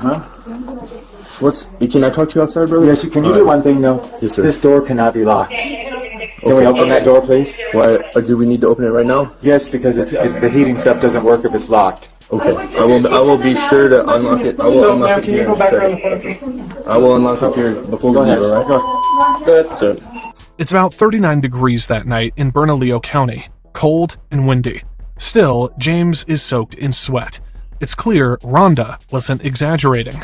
On the night of April 2nd, 2024, officers with the Bernalillo County Sheriff's Office in New Mexico are pulled into a tense situation after a frantic 911 call comes in. Hello, 911. Hello? 911, press the button if you can hear me and you can't speak. Stop! Oh, Roger. The dispatcher can barely make anything out, but one thing was obvious. There is definitely an argument on the other side of the line. After a moment, the woman finally manages to speak clearly. Do you have an emergency? Yes, I need to have somebody come to Palomas Avenue. I don't know the exact address. I'm sorry. Okay, I need an address or some cross streets so we know where to find you. It's it's the south side of Paseo del Norte. Please, it's an emergency. Okay, I need the address so I can send them. Can you get it from my phone? What's your callback number? Stop. Look under John Colbert. Ma'am, answer my question. What is your phone number? Ma'am, please, it's an emergency. Okay, listen to me and tell me what happened. The caller is Rhonda King, asking for immediate help. Even then, the call feels uncertain. The dispatcher hesitates, trying to figure out if this is a true emergency or something spiraling out of control without clear details. Their mother is passed away and they need some emergency assistance. Things no. And I think the person is being a danger to themselves. And I'm trying to stop them, but I can't. The person who needs help is 59-year-old James Colbert, a friend, a close friend. In fact, her ex-boyfriend, someone she's clearly worried about. What is he doing that you keep saying stop? He's trying to get to the room where the guns are in, and I locked the door, but yet he has the key to get to it. And we've been like wrestling over the keys. Saying, no, stop. Listen to her. Stop. Stop. Stop. Ow. Ow. Can hit my head against the wall. Then we were struggling. The dispatcher uses Rhonda's phone to pinpoint her location. With that, deputies begin moving fast toward the residence. James, stop! Stop, they're here! James, they're here! First responders arrive around 11 p.m. When they step in, the scene is already physical. Rhonda is actively holding James down.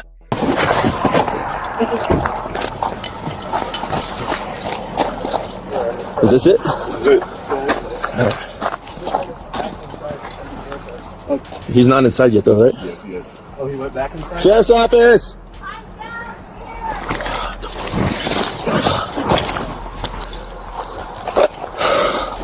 Sheriff's office! All right. What is it? All right, come out here to us. Earlier on the call, Rhonda had told dispatch that James was trying to hurt himself. One of the first questions deputies need answered now is whether there's a gun involved. Is he armed? No, he's not armed. Nobody's armed. Nobody's armed. Hey, where's he at? Right here. Hey, James, I think what's he's going in on, shock. His mother passed away. And he's the sole caregiver, and I just think he's in shock. Okay. And I called him late today. Oh, my bad. I forgot She to had go been to the physically next one. struggling with him until help arrived, and deputies now have to sort out exactly what went wrong.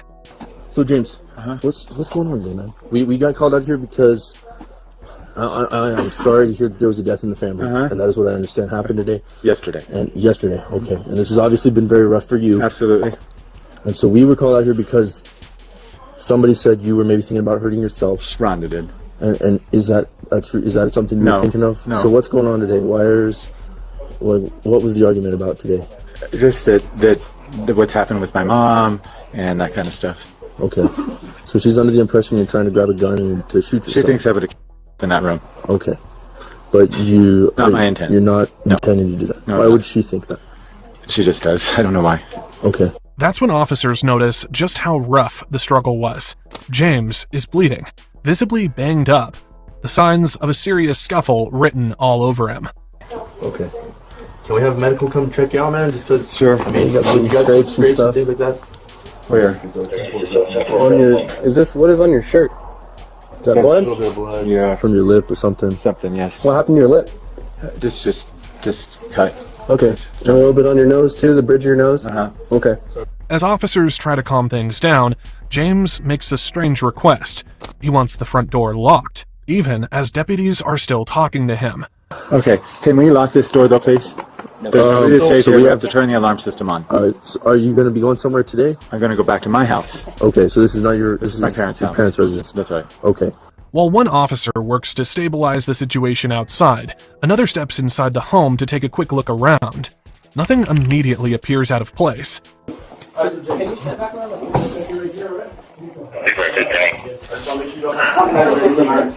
With the scene somewhat contained, officers turn their focus to Rhonda and ask her to explain what led up to all of this. Can you come talk to me in here? James and I have been friends for 40 years. Good friends. His mom has been ill, has had Parkinson's. He's taking care of her. And We're inside making contact now. As that's happening, Rhonda hears James trying to convince officers to unlock the gun room. She steps in, feeling she has to stop it. And I would just, it doesn't matter what's in there, believe me. She doesn't want James anywhere near that locked room. So Rhonda, I just need you to relax and talk to me. So what happened today? I know you said that he said his mom has Parkinson's. She passed away and he's in shock. Yes. What is he doing that's making him feel like he wants to hurt himself? Because he told me he did. Okay, what did he say exactly? He just said that there was no reason to live anymore. And that he just felt it was best just, I don't know if he said specifically kill himself. But he said there was no more reason for him to live. And Who's this other woman in That's here? Rhonda. And who is she to you? A friend for 40 years. A friend for 40 years, okay. And how did both of you come to be at this house tonight? I came here because I was doing some stuff, checking on the house and whatever, and she came over. Okay. She's worried I'm going to hurt myself. Okay. And you're saying that's not your intent at all? It's not my intent, but I'm not in a good spot. Okay. James had just lost his mother. On top of that, Rhonda believes he's not in a stable state of mind. Recently, both his home and his parents' house were broken into, and many of his father's prized possessions were stolen, including guns. And I just know this is his parents' house, and we've been friends long enough. And we dated many, many years ago, and then we're just friends now. But I know there's guns in there. Okay. Because he did a police report because somebody broke into the house and stole some of them. When Rhonda called him earlier that day, she believed he might be preparing to do something irreversible. When I called him on the phone originally, and he called me back, I heard a zipper, like, you know, if you've ever heard a zipper for like a rifle or something. And that's what it sounded like. But I didn't know that necessarily well, that's just what it sounded like. And he just said he was looking at his dad's guns and going through some of the guns that he knew was stolen, right? What started all of this, though, was then. On the phone, Rhonda had only heard a long zipper sound in the background. Still, Rhonda trusted her instincts. She'd been calling James all day with no answer, and something didn't feel right. I texted him today, didn't hear from him, and then I tried his mom, didn't get her, and then I called him some more, didn't get him, and so then I swung by his house and nobody was there. So then so then about that time he called me and I said, how are you doing and what are you doing? And I said, he said he was over here and he was in his dad's, he was here and he was just looking at some guns. And so I said, well, I kept him on the phone.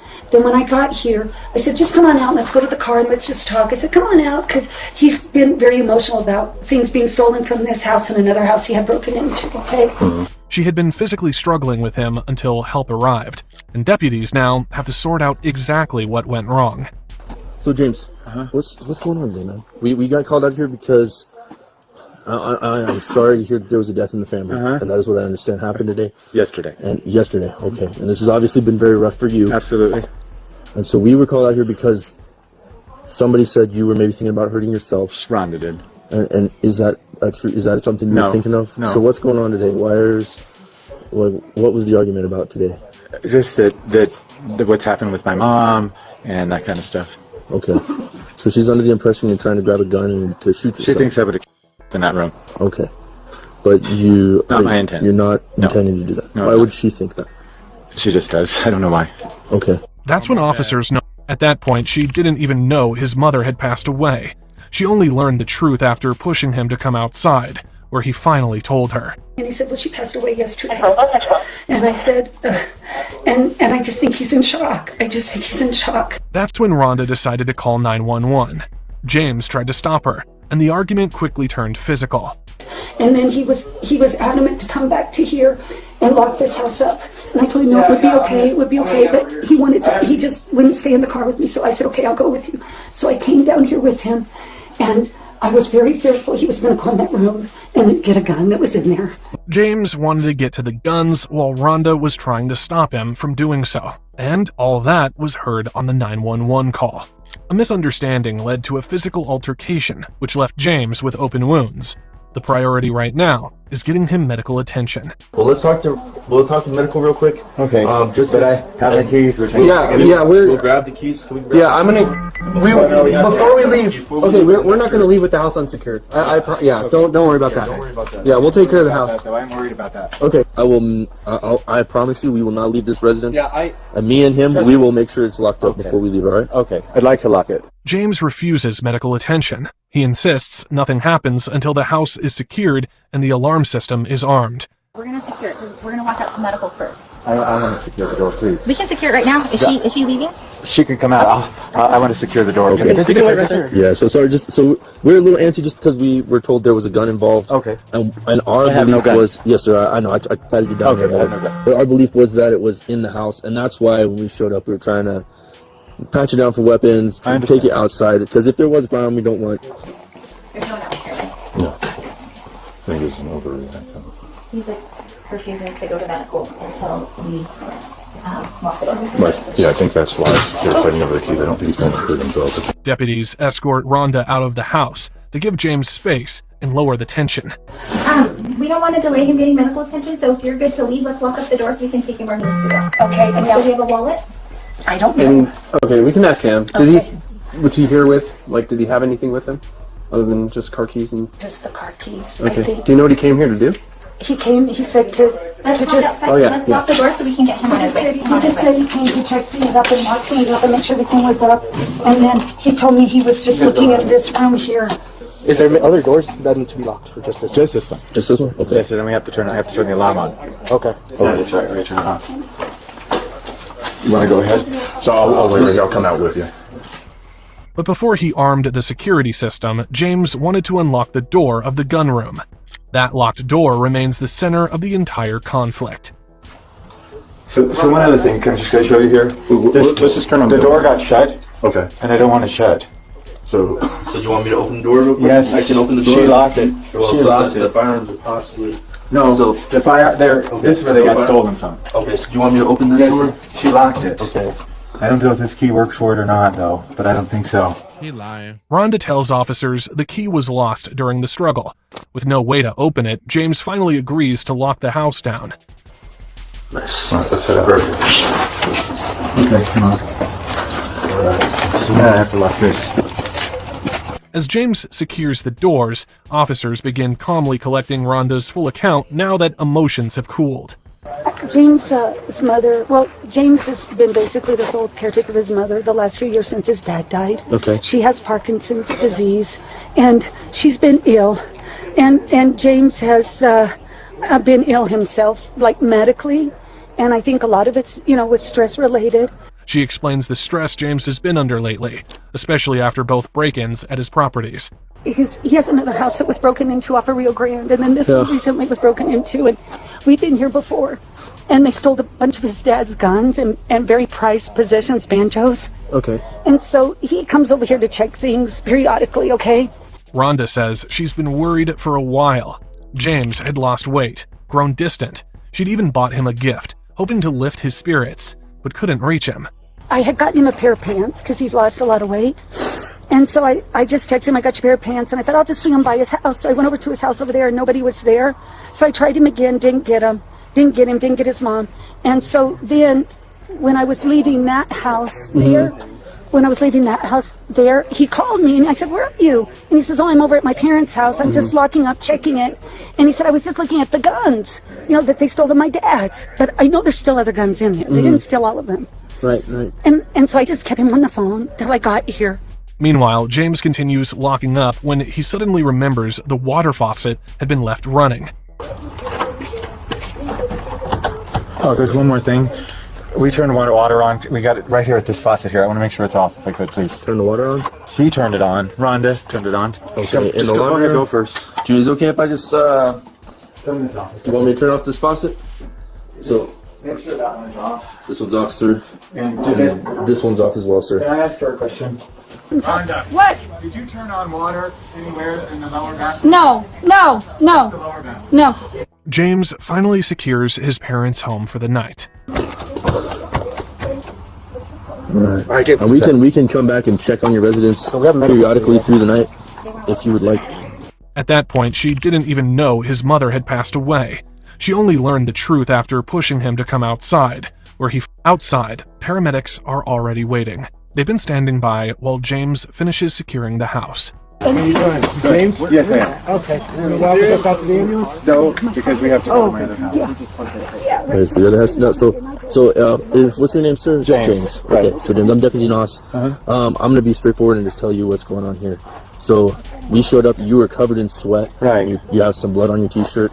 You told me. You said, "Hey, I'm not settled, but I'm not in a good mental space." Right. All right. And so I would like for you to just get checked out by these gentlemen. They're gonna take your blood pressure. Okay. Because you were obviously in a highly emotional state when I came in contact with you at first. All right. So the only thing is, we have to go to my other house. okay. Deputies quickly realize how focused James is on locking everything down. He's so fixated on it that he's willing to delay getting checked out by medical staff. Hold on a minute. I'll go over to your other house with them, okay? It's okay, James. Just go. I think you're in shock. You don't have the key, Rhonda. We can go. Yeah, this I'm one. sorry. Rhonda steps in and offers a solution. She says she'll go with the deputies to lock the other house if it means James will finally let the paramedics look at him. James keeps saying he's fine. Rhonda keeps insisting he's a danger to himself. Officers pause and ask the obvious question now. What exactly made her believe that? So did he tell you anything about making statements? Did he say he wanted to hurt himself? A couple of months ago, when he was real ill, he just said there was nothing for him to live for anymore, and he just felt like there was no purpose for him. Okay. And I mean, I just think when people say things like that, it's just kind of an indicator. As things slow down, deputies begin to piece it together. James never actually said anything specific. Rhonda just assumed it. Sorry, Rhonda, that's a tough question, but we gotta know if he said those statements to you that he was gonna kill himself and how he was plotting to. Well, with no clear statements or threats from James, officers start to see that the situation may have been exaggerated. What they're really looking at is a man caught in a terrible moment, just one day after losing his mother. Now that emotions have cooled, deputies want to confirm everything one more time directly with James. Sir, guys, I have a few questions. Sorry. Did you guys come here in separate cars? Okay. And then So you guys were wrestling for over keys, correct? Did you guys like, what was happening? What was the reason for the fight over keys? She just didn't want me to go in one of the bedrooms. She thought it was going to Okay, gotcha. They explain what they believe needs to happen next and why. From their perspective, Rhonda was the aggressor. James was inside his own home when she physically stopped him from entering one of his rooms, without a solid reason. Rhonda is treated by paramedics, and officers tell her she needs to stay away from James for now. He's already overwhelmed, and her presence is only escalating things. Then comes the detail that leaves officers stunned. James's mother is still at her house, the same house he wanted to return to after locking up. That his mom is deceased at their house and no one has gone. What the? Jesus Christ, dude. And I think Nas got in that dress. So. What? Yeah, she just told me that mom passed away last night, his mom, and then she's still there. And she's still at the house and no one has gone. They have a house on Rio Grande? Is that where it's at? At this point, deputies realize they need clarity fast. The only way to do that is to confront James directly and hear it from him. I understand, so your mother passed away last night, is that correct? Yesterday morning? Okay. And were medical called out or law enforcement? Okay, so where is she now? At my house. She's at your house on the 11101 Corona? Right. Okay. So we will have to go down there and make sure she's taken care of according to how we handle those kind of calls. His mother died yesterday morning. He never called police, never reported anything. Up until now, James has been calm and cooperative, but something about his demeanor suddenly feels off. She didn't die in her bedroom. According to James, her body is in the hallway. The look on the officers' faces says everything. We need to go there. Me, you, and let's us three go. Okay. We need to stay with him. We need to have somebody stay with him. Yeah. Outside, paramedics are already waiting. They've been standing by. Two deputies immediately head toward James's house while the others work to wrap things up at the current scene. One officer is assigned to go with James to the hospital, but James refuses. He doesn't want to go. Officers still don't know what happened to his mother. They don't know if James is involved. He's not under arrest, but he's also not free to leave. What started as a welfare check has shifted into something much bigger. In hindsight, officers acknowledge James should have been restrained earlier. Meanwhile, the two deputies arrive at James's residence, the same house where his mother passed away the morning before. He's in shock. He's saying, yeah, she's dead inside the house. She's saying, yeah, she's dead inside the house. To me, it's like you have enough people saying the same thing in the hallway. That's another thing is people don't die in the hallway. Old people don't die in the hallway. They die in bed or on the bathroom, not in the hallway. And then he's in shock, and then he didn't call us. The first thing you think would happen, you'd call somebody. You're like, hey, my mom just died. And it's not even like... They can't go inside without James's consent, so they wait. Get more stuff from over there if we need to, okay? Is anybody at the house? Yes, so there's two deputies that went over there, but they were waiting for you, so that way you can let us in. That way we can, you can open the house with your key. Where is my key? My sergeant has it. So, like I said, we'll go over there. There's two other deputies over there. That's why I asked you if you would open your door, let us in, and you said yeah. Yes, you asked me if I allow you guys to enter my property. Right. So they're entering it now? No. They're outside. We're waiting for you to go into your house and everything. So they're close by, but not exactly inside your house. They try to look through the windows, but every blind in the house is drawn shut. With each passing minute, it feels less like a natural death and more like something far worse. Once paramedics clear him, James is escorted to a patrol car. This time, he's officially being detained. The drive back to his house takes less than 5 minutes. James stays silent the entire way. The sergeant arrives carrying a key, the same key James had given to Rhonda. Officers give James a choice. He can stay in the patrol car or walk in with them. James finally gives consent to enter the house. Like we talked about that you'd like for us to check on it, correct? Check on the situation? Sure. Okay, did you want us to open the door? Did you want to open the door? I know you're cold. You can open the door. Okay. You like to know you want that? Usually that thing...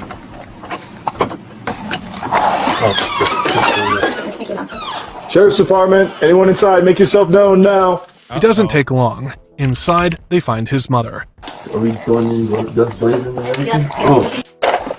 Oh. What do you have?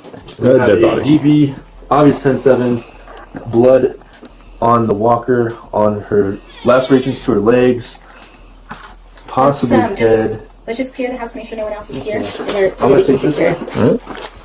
The rest of the house is quiet and orderly, just like the other property.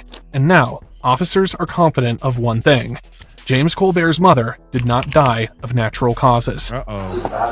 This does not look like a natural death. James is transported to the police station, where he's taken to an interview room. So I wanted to talk to you today about what happened to your mom, just because any death is treated as, like, we need to do an investigation until, like, proved otherwise, you know? It's just part of the process, so. He's read his rights. He listens. He understands. And he agrees to talk. And will you speak to me? Okay. James, can you help me understand, like, why you're here today? My mom passed away. Okay. Sorry to hear that. Can you tell me more about that? She's been living with me for the last 5 years or so. Okay. After his father passed away in 2019, he became his mother's primary caregiver. The last time he took her to the hospital was about a month earlier, for a routine eye appointment. He works in IT. Most of his days revolve around work, caring for his mother, and taking care of the dog. But lately, things haven't been stable. We've been having some conflicts as of late. Tell me more about that. But just you know, disagreements or conflicts, and you know, she said she sometimes makes some, you know, derogatory statements to me. Like what? Like the dog wasn't fed sufficiently, that's why she doesn't have enough weight, and it's, you know, it's going to kill the dog, kind of thing. That's an example. Instead of accusing him outright, the detective asks a simpler question. Why is he sitting in that interview room tonight? Tell me more about tonight. Like, why were the police called? It's at my parents' house, and Rhonda, a friend of mine for 40 years, you know, basically showed up and wanted to talk with me, and I just explained to her that my mom has passed away. The detective probed gently. James is reserved, guarded. If this conversation is going anywhere, he needs to keep talking. For now, the detective lets James lead, allowing his version of events to unfold without interruption. James says his mother woke up, went to the bathroom, and later, an argument broke out. Then, she was angry, sitting alone in the hallway, stewing. Not saying, really not talking at all much to me at all. Oh, like you were getting the silent treatment? Mm-hmm. Okay, I'm sorry. And she was just sitting stationary. We had some big disagreements, and so. Tell me more about those. I gave you an example. One Yeah, with the dog. more. You said big disagreement. The one about the dog is not a big disagreement. Well, it was with the dog not quote unquote being fed correctly. Okay. That's an example of it. Okay. Is there any more? I'm 59 years of age and I have no children.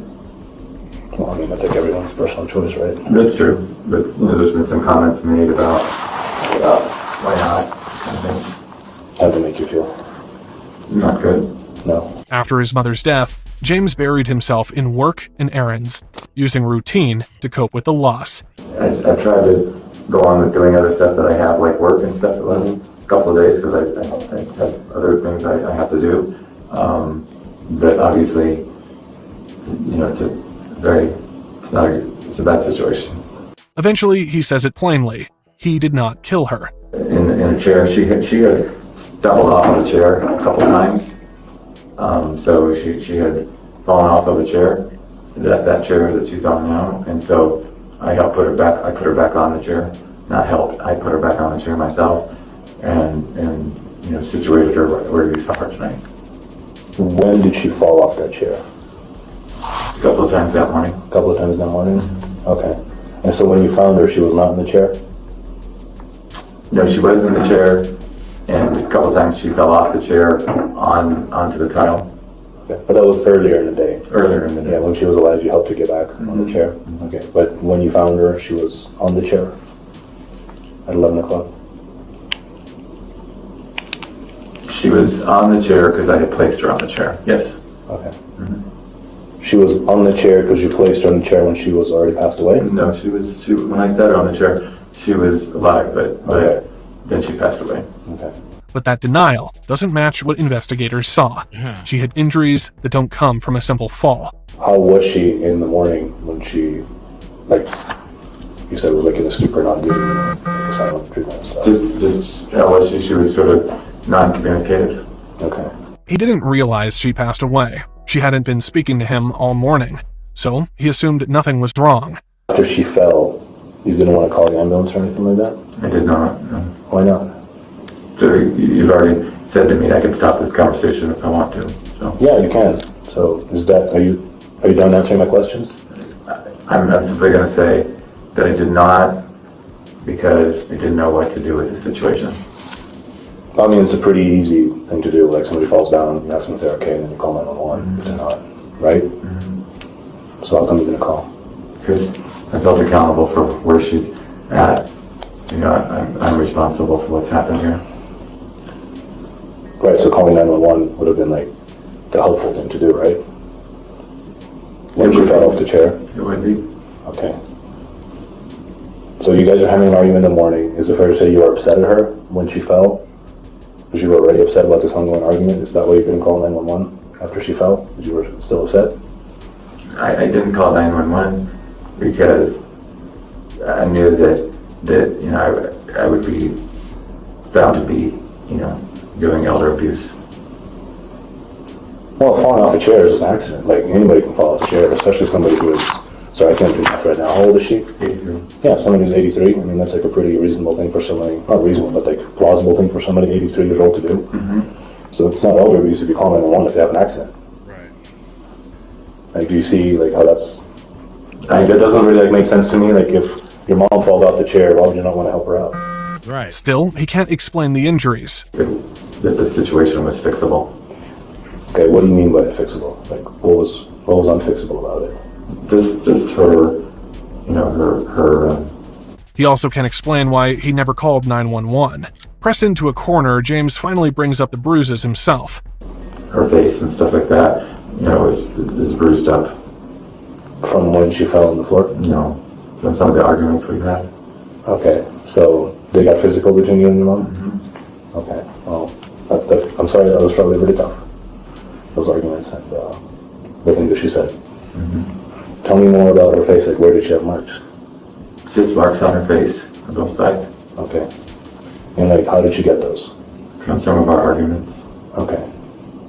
From you? Yeah. Okay. From what part of your body left the marks on her face?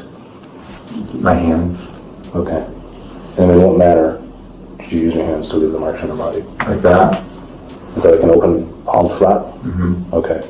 James says his mother woke up, went to the bathroom, and he admits it wasn't a single incident. It had been happening for a long time. This time, it just went too far. With that admission, detectives focus in on specific injuries, especially the marks and discoloration on her legs. I saw some marks on her shins. Mm-hmm. Could you tell me more about those? On her shins? Where? So there's one on her left shin, like right down the middle somewhere, like basically in the middle of the shin. It looks like a cut. Mm-hmm. Could you tell me more about that? Her skin, because of the warping, is very, very, very brittle or softer. That's the medication for blood, right? That's right. Okay. But the detective didn't stop there. There were more bruises.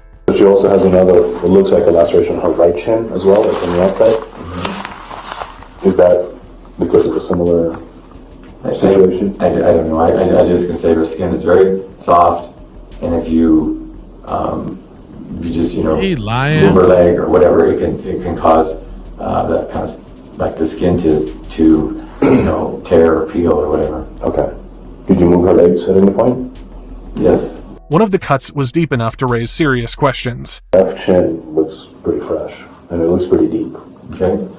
Do you remember how that happened? I know you said skin splits, but like that looks pretty like deep. No, I don't remember how that happened. Was it from a fall, maybe? I don't remember how that happened, but I know she fell in the living room area. She had a huge bruise on her leg. If you look at that leg, and that's the left or the right leg? The left. The left leg. Mm-hmm. When did she fall? Oh, it's That been dude is lying. like the late January. Oh, okay, so it's been like a while back. Similar marks appear on both of her arms. James gives the same explanation for those, one the detective clearly struggles to accept. Now, the detective wants a clean timeline, especially what James did after she passed away. Up until now, James has denied having any bad thoughts, but in this room, facing the reality of what's coming, his story changes. Even then, things don't add up. If he truly wanted to end it, why go to his parents' house? He had access to guns. There was even one locked in a safe in his car. At his house, officers found every blind was closed. Windows without blinds were covered with sheets. No one could see inside. If Rhonda hadn't called police, what would have happened next? James had already admitted to a physical altercation with his mother that morning. Combined with everything else, it looks like concealment, a plan to delay calling anyone for as long as possible. James answers carefully. He admits to things that can't be explained away, but he still maintains one point. He hurt her, but he didn't kill her. Your mom passes away. You guys didn't have the best relationship at the end of it. Is that fair to say? Because of the ongoing series of arguments? Yes. How come it affected you so strongly that you want to take your own life when she passed away? And that's a leading question you're asking, but I think you know what the answer is, because I feel accountable for what's happened here. I'm not meaning anything at all. I'm just asking why it's so upsetting to you. Because I feel accountable for what's happened here. Because of the argument was getting physical? Correct. Is it possible you maybe hit her a little too hard on Monday morning? I didn't hit her on Monday morning. Okay. The night before? Yes. You think it's possible you hit her a little too hard? In what manner? Not enough that, that I injured her. Okay. But where did you hit her that day? The night before? On her face. Okay. Open palm or closed fist? Open palm. Okay. He insists she never lost consciousness. When you hit her,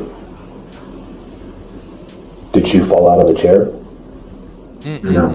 She fell out of the chair on her, she would sit, and then she'd try to move the chair around and then, get stuck or whatever and fell off of it a couple times.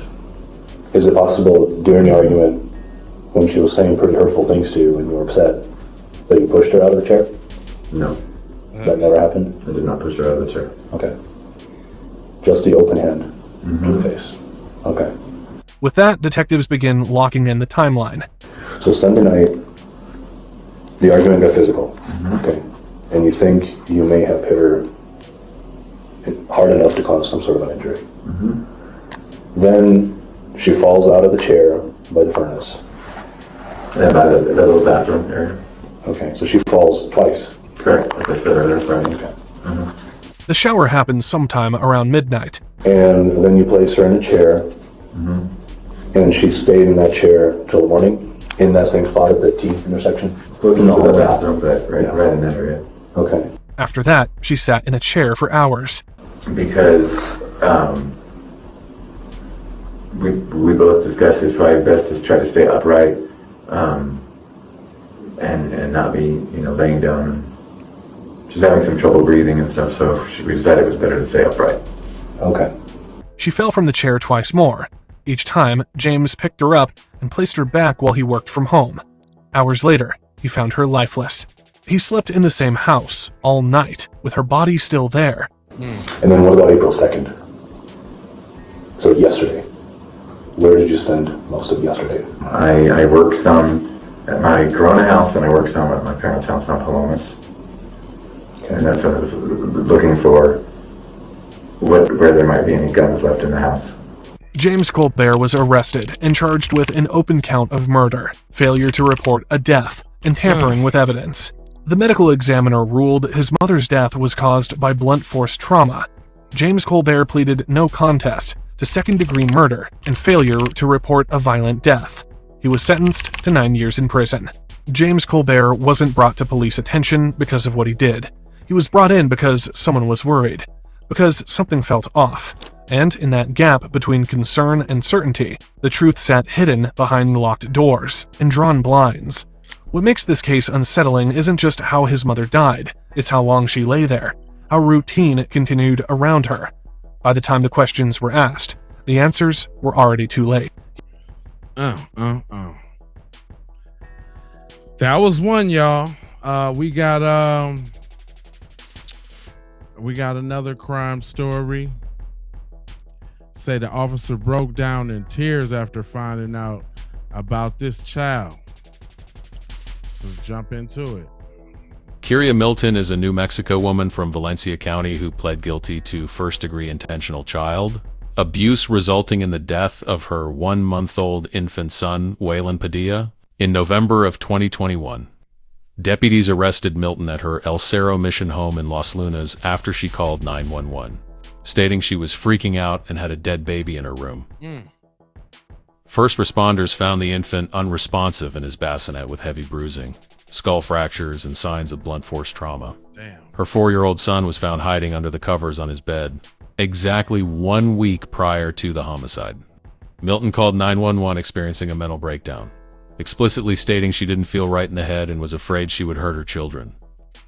In August 2023, just 2 days into her jury trial, Milton changed her plea and pled guilty to 1 count of intentional child abuse resulting in death. Dang. Facing up to life in prison, her formal sentencing was scheduled for December 2023.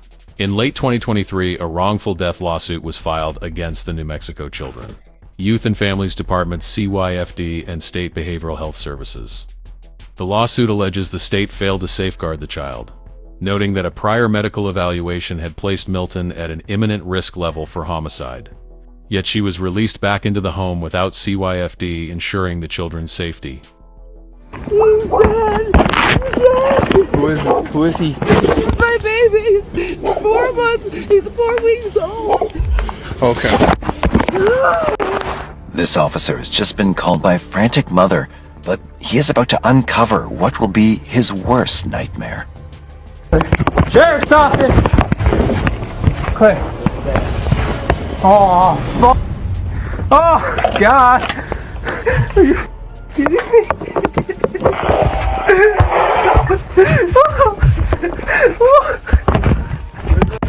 Why? Why? On November 8th, 2021, the Valencia County Sheriff's Office receives a frantic call from 30-year-old Kyria Lynn Milton, who expresses something that immediately sets off alarm bells among the officers. 911, where's your emergency? I don't know if it's an emergency. I know I have a newborn here. I need some help. What's going on? Oh, I just need help. I'm not right, man. Sensing her disturbing behavior, officers quickly race to her home in El Cerro Mission, New Mexico, fearing the situation could spiral to life-threatening at any moment. You want to come over here? I can get you help. Just come with me. No weapons on you? No. That cigarette helping you out? Keeping you calm? No, I don't even got a lighter. You don't got a lighter? Alright, I can try and get you one. You want to come with me? What's going on today? Why do you want to hurt yourself? What's bothering you? I don't know what's wrong with me. What do you mean, what's wrong with you? I'm here to help you. 5'10", etc. This isn't me. What isn't you, ma'am? I'm not like this. I don't feel like this. Feel how? Have 2.5 with a 41, clear for medical. Don't feel like how, ma'am? I'm just mad and angry. Okay. And then I got this guy, and second he stops crying, the other one starts crying. So the kids just keep crying? What's your name? Kara. Kara? Oh God, then this nosy fucking bitch over here in her window. Her? Her. Okay. Do you want to go up to the hospital? I don't know what I want to do. I just need help. You just need help? Oh God. So the ambulance is going to come and they're going to help you out. Okay, can you walk that way with me? Yeah? Come on, let's go. She sits at the window watching us. Oh God, this is embarrassing. Do you feel like hurting the kids? I mean, I get it. If you do, parenting is a lot. Frustrated. Uh-huh. Like, when one stops crying, the other one starts crying. It's like you can't catch a break with the kids. Yeah, and then on top of that, I got anxiety. Like, I can't breathe. Okay. Do you feel like hurting yourself?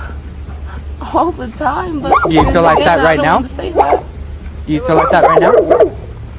Hi guys, so this is Kiara. She's telling me right now she has anxiety. She's just going through a lot of stress. Telling me she can't catch a break. When one kid stops crying, the next kid starts crying. Yeah. So she just wants some help. So go ahead and talk with these guys. Are going to be able to help you out with everything, okay? You just need to talk with them. She lives here with her partner, Saint Padilla, and 2 young sons. As she expresses her disturbing thoughts, concern only deepens surrounding her 3-week-old baby, Waylon Padilla, and a 4-year-old toddler. The officers don't know yet, but within a few days, they'll be confronted with a nightmare at the same location. At the moment, as Kyria continues, her unsettling demeanor grows more intense. You think that might be what's going on today? I don't know. You don't know? I just know I love those guys and I don't want to hurt them, but they're frustrating the shit out of me. Right. No, I know. Real quick, so the dad's out of town? He's on his way. I came and my phone's dead. But he's on his way right now. From where? He was going to Carlstadt and he's about an hour and a half away, but he's on his way back. It's probably about Roswell, Bond, something like that. Okay. Do you have any other family in the area? No. And my Local? phone don't work, of course. Okay. So there's one kiddo that's like a month old. Yeah. Yeah. That's probably the one. Yeah, we delivered that one. Oh, did you? Yeah. Here? Yeah, right here in the house. So I just want to make sure. All right. I just want to make sure everything's good with that little guy. So you have history on her? I've met her once before, just to look at the kiddo. You know, the 4-year-old. I remember the 4-year-old being here. Have you ever met the father? No. No. He wasn't here for that? Buyer stayed here with the kiddo while we took her to the hospital, and then I guess the dad came over to take a look at the kid. So I think he was a lot closer than where he was before. Oh, he was like out of town. I think he was like nearby. Yeah. Yeah, I'll take a look at the kid. I'm just gonna... Did she have any history of? Oh, I don't know. Like at the time, nothing mentioned. Nothing I thought. I mean, I didn't really delve too much into that, but yeah. You know. Okay. Although there's no immediate indication that children have been harmed, officers can't afford to take that on face value. With pounding hearts, they rush inside, determined to make sure their worst fear hasn't already come true. Hi. How are you, buddy? You got a balloon? What's your name? What's that? Okay.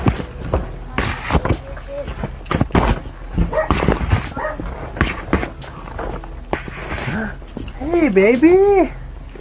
How are you doing? Oh my goodness. You're a little one. Oh my goodness, you are cute. What's your brother's name? What's his name? Nance? Hans. What's your name? Okay, what's his name? Okay. You can sit down on the bed. You got any other brothers? You got any other ones? Hi, little guy. He's cute. He looks like you. Okay, yeah. Yeah. I got it.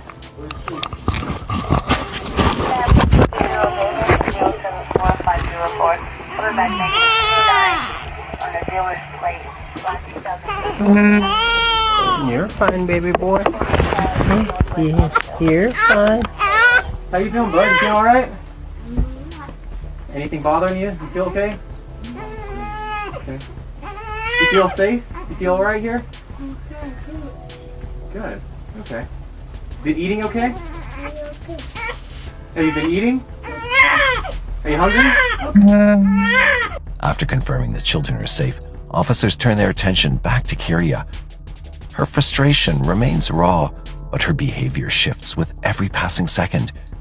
And just then, Kyria does something completely contradicting her earlier behavior that seemed impossible just a few moments ago. I just want to see my baby. Okay, go take a look at the kiddo. Make sure he's doing okay. Yeah, he's in the back room.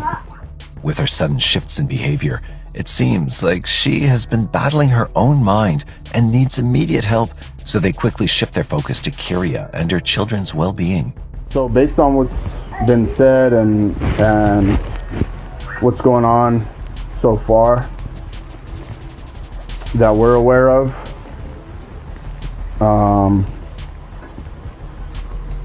we think it would be best if you go to the hospital to talk to somebody. Have you ever heard of postpartum depression? Because that could be one thing you're going through. And it's happened before in the past where mothers have hurt their kids and got to the point where they kill them. I don't want you to ever do that. And I'm sure you don't, right? So, right, and that's your goal, that's our goal. Nobody wants the kids to be hurt. So we think it's best if you go to the hospital. You guys don't have better things to do today? This is what we do. So, I feel like I'm bugging the shit out of you. I mean, I got a lot to say and everything, but... right, you got a lot to say, and the doctors are the people to say it to. I'm waiting for my husband to get here to kiss my cow. We're going to take care of that. We'll take care of all that. Well, I'm going to waste this shit of your time because I'm not going nowhere unless my husband's here. Well, see, but that's the thing. You have to go. That's what we're telling you. I'm gonna go, but I'm not gonna go nowhere unless my husband's here. What are you looking for? I want my lighter for my cigarette I couldn't smoke. I'm sorry, I'm not trying to freaking offend you guys. And it's not offending us. We just wanted you to get help. But the thing is you can't take care of your husband. Yes, I We're know. gonna take care of your kids. So your only options are you either go with the ambulance or we're taking you. Either way you're going. There's no... Okay, I'll go with you guys. So can I finish my cigarette or not? Outside, yes. She finally agrees to go to the hospital, but her demands raise troubling questions, revealing that her priorities may lie elsewhere than with her children. You want to go in the ambulance or with us? Whatever's more convenient for you guys. I don't give a shit. Just please give me a lighter. We'll do whatever is most helpful for you. I can see if I can grab you a lighter. Can you smoke a little something? All right, come on. I got a lighter in my car. Oh, I'm getting pretty pissed off. Let's go get a lighter. Yeah, we can smoke a little bit. Some of this one. What? Yeah.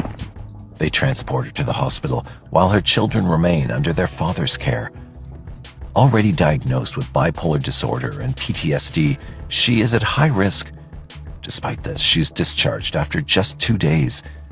Back home, her husband initially supervises her, but then returns to work. And on the same day, on November 15th, she calls the police again, leading to a brutal and sinister discovery, leaving them questioning the sanity of a mother.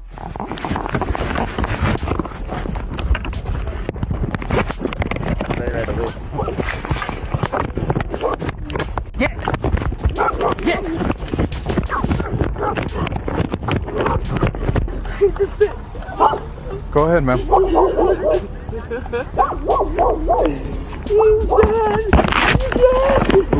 Who is he? He's my baby. He's 4 months. He's 4 weeks old. Okay. Let's take a deep breath, ma'am. Oh my god. Oh my god. Can you tell me how to breathe? Inhale 4 seconds. Count 4. Ready? 1, 2, 3, 4. Breathe out. Tell me how to breathe. Inhale. Yeah. Sheriff's office. Sheriff's office.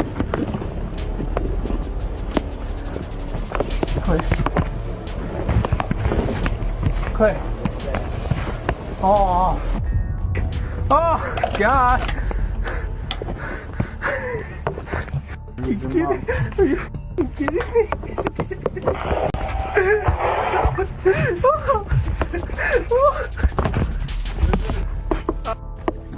Why? Why?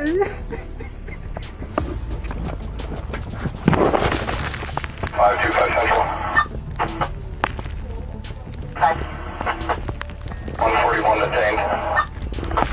And 4817. There's blood all over the kid's face, dude. Yeah, he's gone. The discovery of a dead infant leaves the officer shaken and devastated. But the search isn't over yet. They still need to find the other child. With fear mounting, officers search desperately, clinging to the faint hope that they are not already too late. Oh, hey, I found him. He's here. He's here. Hey, buddy. Hey, man. He's okay. Yeah. Hey, buddy.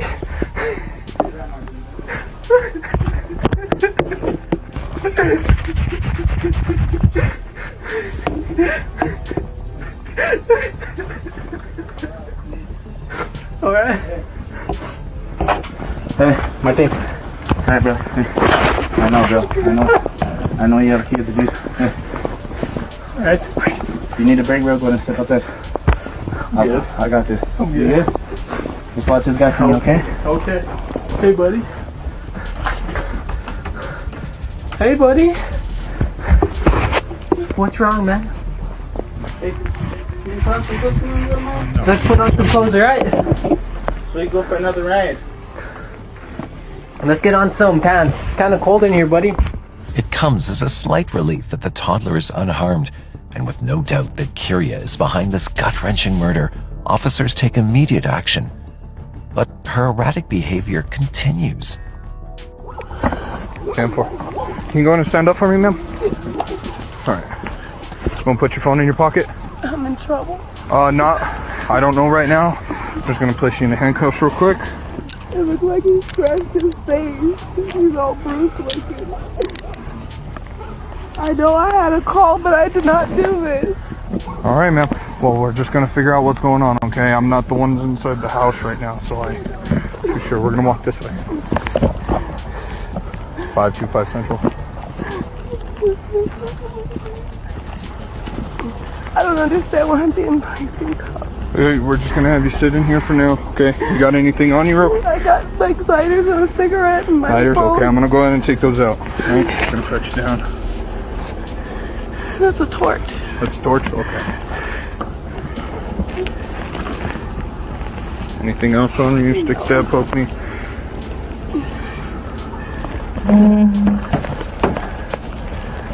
I'm being very.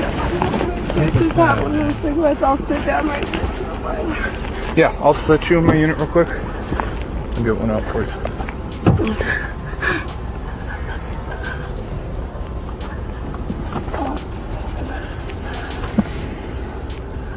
Dude, can I tell you what happened? So. Just hold on a sec. So once they figure out what's going on in there, then we'll talk about what happened. I just woke up and it was like that. Is there anybody else in the home, or is it just you and him? My 4-year-old son is in there. Just you and your son? Okay.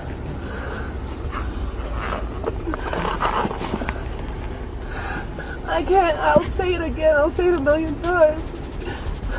I had a long day yesterday. I talked to my mom on the phone for 7 hours because he wouldn't stop crying.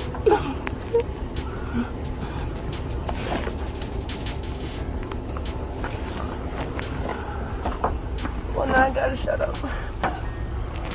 He slept more than he should have last night. And it was my fault because I thought he was sleeping really good, so I didn't want to mess with him. And I was sleeping hard. Huh? Oh, she has this. Okay. Want to split it up? Alright. While being held inside the car, Kyria again flips and shifts her behavior. What's that? I don't know why I'm in here. I don't want to be in here. Okay, ma'am. I'm like in shock right now, and like Okay. I'm really like I'm getting. Alright. Can I have water or something? I do not have any water on me right now, ma'am. Why are Alright. people taking my kids? We're just getting them out of the house, okay? Well, I'm in cuffs. Okay, so Why can't I be with my 4-year-old? As she's transferred to the police station, back at the scene, authorities process the horrors of the day. Just then, they're confronted with a heartbreaking task. Saint Padilla, the father of the kids, shows up, distraught and looking for answers. I know you guys are doing your investigation. Yeah, we're doing I know, our man. I know. I'm not trying to be nothing. No. I need to know what's going on. I need to know where my other son's at. So your other son was taken to the hospital. Is he okay? To be checked for injuries. He's okay. He is. He's okay. He's okay. Where's he at? He's with CYFD right now. Because I'd really like to at least get my son back. I'm gonna let you know. I did sign a hold That's for right not now. cool. It was because you were That in makes it town harder yet. on me. No. We're gonna cooperate with you, and CYFD will too. They know you've been cooperative. Right now, I need my family, is what I'm saying. So like, my son would help me out a lot because I'm really I'm really at shock at what everything that's going on. And they're going to work with you, and they're going to help you whatever you need to do. Okay. So can I see him? Or I'm not going to be able to see him for 2 days either. Let me get you. Because he's going through a lot too, man. Well, no. So and we'll get you in contact. So that's the thing is if they release him from the hospital, we have to have somebody to release him too. I got you guys. I'm not pissed off, bro. I mean, none of this. You guys are doing your job. I'm not pissed, bro. I'm just like, I'm frustrated. I have a lot of emotions going through me right now. Meanwhile, at the station, Kyria is visibly frustrated and remains unfazed.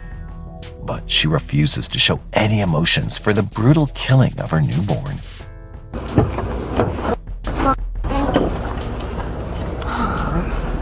gonna walk this way, we're gonna walk inside. Damn it. Then I think I started my period. That's just lovely.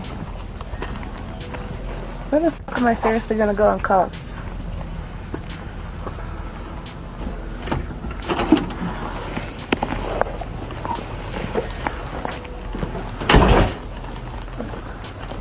Please, run inside. I know, just gotta come into this room. Right here. Alright. Can I see that some water there? Yeah, so as soon as they come and Oh, you gotta wait again. Can I go to the bathroom? I'll drink out the sink with my hands. Shit. hold on. So just go ahead and turn around and place it in front. Please help me. Please, I'll drink Alright. with my hands. No, okay. Just go ahead and take a seat. That chair over there. See if I can get you some. Kyria Milton is charged with murder in the first degree and is swiftly sent for interrogation, but she refuses to confess. Later, her charge is amended by the District Attorney's Office on November 17, 2021, to intentional abuse of a child resulting in death, a first-degree felony. In August 2023, Kyria Lynn Milton pleads guilty to the charge avoiding a full trial. Her sentencing, potentially a life term, was set for December 14, 2023, but there has been no update since. She remains detained at the Valencia County Detention Center on a no-bond hold. That sounds real fish. That sounds really fishy. This guy dismembered his entire family and thinks he can get away with it. Let's go. It all started when an 81-year-old man picked up the phone and made a 911 call that would leave Colorado detectives with far more questions than answers. 911, where's your emergency?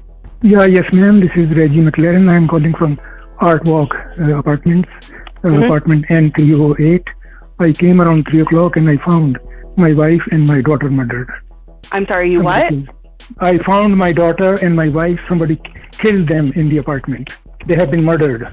Okay, how do you know that they're dead? Well, I am here. They are dead, because the guy, whoever entered, he was trying to take them in a trash can or take away, but he couldn't do it.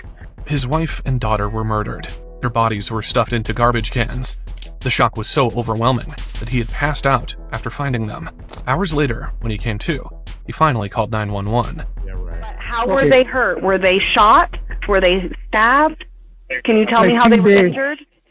They were stabbed. Not stabbed, somebody used a hammer or... I don't know, my daughter's purse, their IDs were gone. All the things are all upside down, Within seconds, dispatch flooded the call with officers. Several units raced toward the apartment in Inglewood. Officer Brian Aloise was the first to arrive. Hey, homie! I think it's this side. Which way do you go? Do you go that way? Let's go. Nope. Look out. What room are we going to?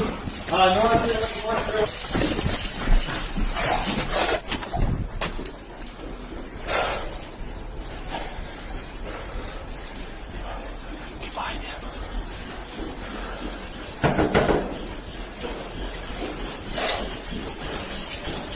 So I confirm it and Nancy, right? Police bar, lift your hands. Did you call? No. Step outside, step outside. Force and stick with him. Yep. Morales, here's me, Bryce. Let's go. Police bar, make yourself known! Okay, just go back and right. Bryce with me. The apartment looked organized at first glance, but inside the living room, boxes were stacked everywhere, and furniture and belongings had been moved around. Something wasn't right. Clear. Clear. Garbage cans. Are you in there? Yeah. Oh, Jesus. Then officers found 2 full-size garbage cans. Both were filled with human remains. It's like at least one confirmed so far. 2. You have 2? There's 2. You want that one too? Yeah. The bodies had been cut apart and packed into heavy-duty trash bags. Dang. It was immediately clear there was no chance either victim had survived. Tell medics I only want one medic in the apartment for pronouncement. I don't want all trampling in here. You set them up though. The apartment quickly filled with officers. Once the scene was secured, everyone not involved in processing evidence was ordered outside. Who's the guy who just came out of here? That's the wife or the husband and dad. So husband found wife and daughter. The man in the house is 83-year-old Reginald McLaren. As officers escorted him out, they were briefed about one particular thing about him. During the 911 call, Reginald said he knew who had done this. Does he have suspect info? I bet you he blamed it on some black people.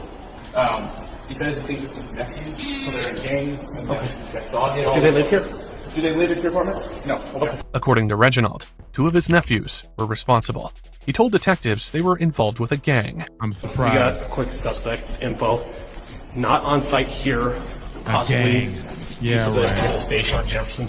Hanging None that we're around aware of here in the apartment complex. Sounds like they're. I'll meet with you. Take it back up. Okay, just one of us. He just wants one for pronouncements. Yeah. Can we get info from him? I don't have any yet. Nothing. Okay. So, real quick, we're walking down the guy who called. Okay. They're in garbage cans inside the room. Okay. Meanwhile, crime scene investigators got to work upstairs. Any indication of? I didn't look back. Banner? No. Like where it happened at. No, and that's what I'm trying to see. I mean, this one here she's bloodied. Instead, they noticed white marks. Someone had tried to clean the apartment. That's fine. You know, this looks like a lot of blood right here, doesn't it? Yeah. Oh, yeah. Yeah, and see the sheets. They cleaned up. It all started when an 81-year-old man picked up the phone and made a 911 call that would leave Colorado detectives with far more questions than answers. 911, where's your emergency? Yeah, yes, ma'am. This is Reggie McLaren. I'm calling from Art Walk Apartments, apartment N308. I came around 3 o'clock and I found my wife and my daughter murdered. I'm sorry, you what? I found my daughter and my wife. Somebody killed them in the apartment. They have been murdered. Okay, how do you know that they're dead? Well, I am here. They are dead, because the guy... Then they found blood splatter in the living room. There's a bunch of towels and stuff on this one. Okay. And she is absolutely drenched in blood. And there's blood. See that? I mean, it's all on her shoe and. Yeah, but there's. Yeah. There's spatter over here. Yeah. Yeah, all over his box over here too. All right. Everything pointed to the attack happening right there in the living room. Sounds like husband came home, finds his wife and daughter deceased. They both have been shoved into a trash can apiece. So it looks like, by all appearances, it looked like whoever did this was trying to put the bodies in a trash can and take them wherever. Husband seems to think he knows who did it. We're trying to talk with him. He's pretty shook up, obviously. Whoever did this had gone to great lengths to hide what happened. Detectives knew they were dealing with someone dangerous, and they needed to find them fast. Do you know if they have surveillance in the building over? They don't. No. So let's go to the Oh yeah, I saw that. Yeah, I saw that, and if you look underneath those bed sheets and stuff, that pillow's covered in blood, and they probably were hiding something underneath there as well. So, just for our safety, I asked where the suspects, do they live here? I asked where they said they might be at 780 West Jefferson Police Station. They're all gangbangers according to him.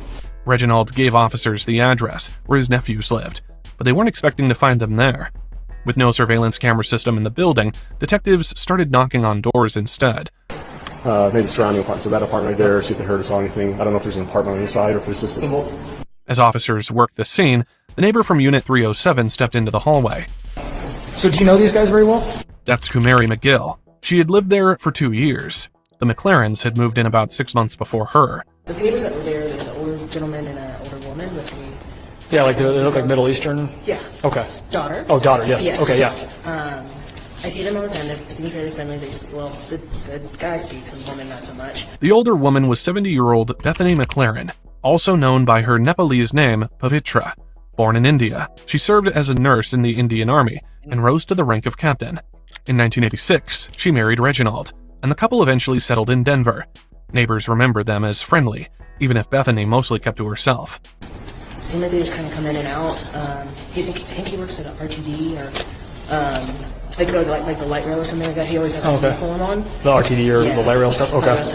Reginald did wear a uniform, but he didn't work for the light rail. In fact, he also worked in the medical field like Bethany. At times they cook things, and so they kind of think they have to air out their apartment. Yeah, that's what your other neighbor said, like they leave the door open and you can smell it. Okay. If you're worried about them or something's going on with them, you may want to talk to the neighbor as well. They're at M306. One neighbor knew Reginald better than anyone else. His name was Will Payton. Yeah, I hope they're okay. But well, to be 100% honest with you, mom and daughter are deceased.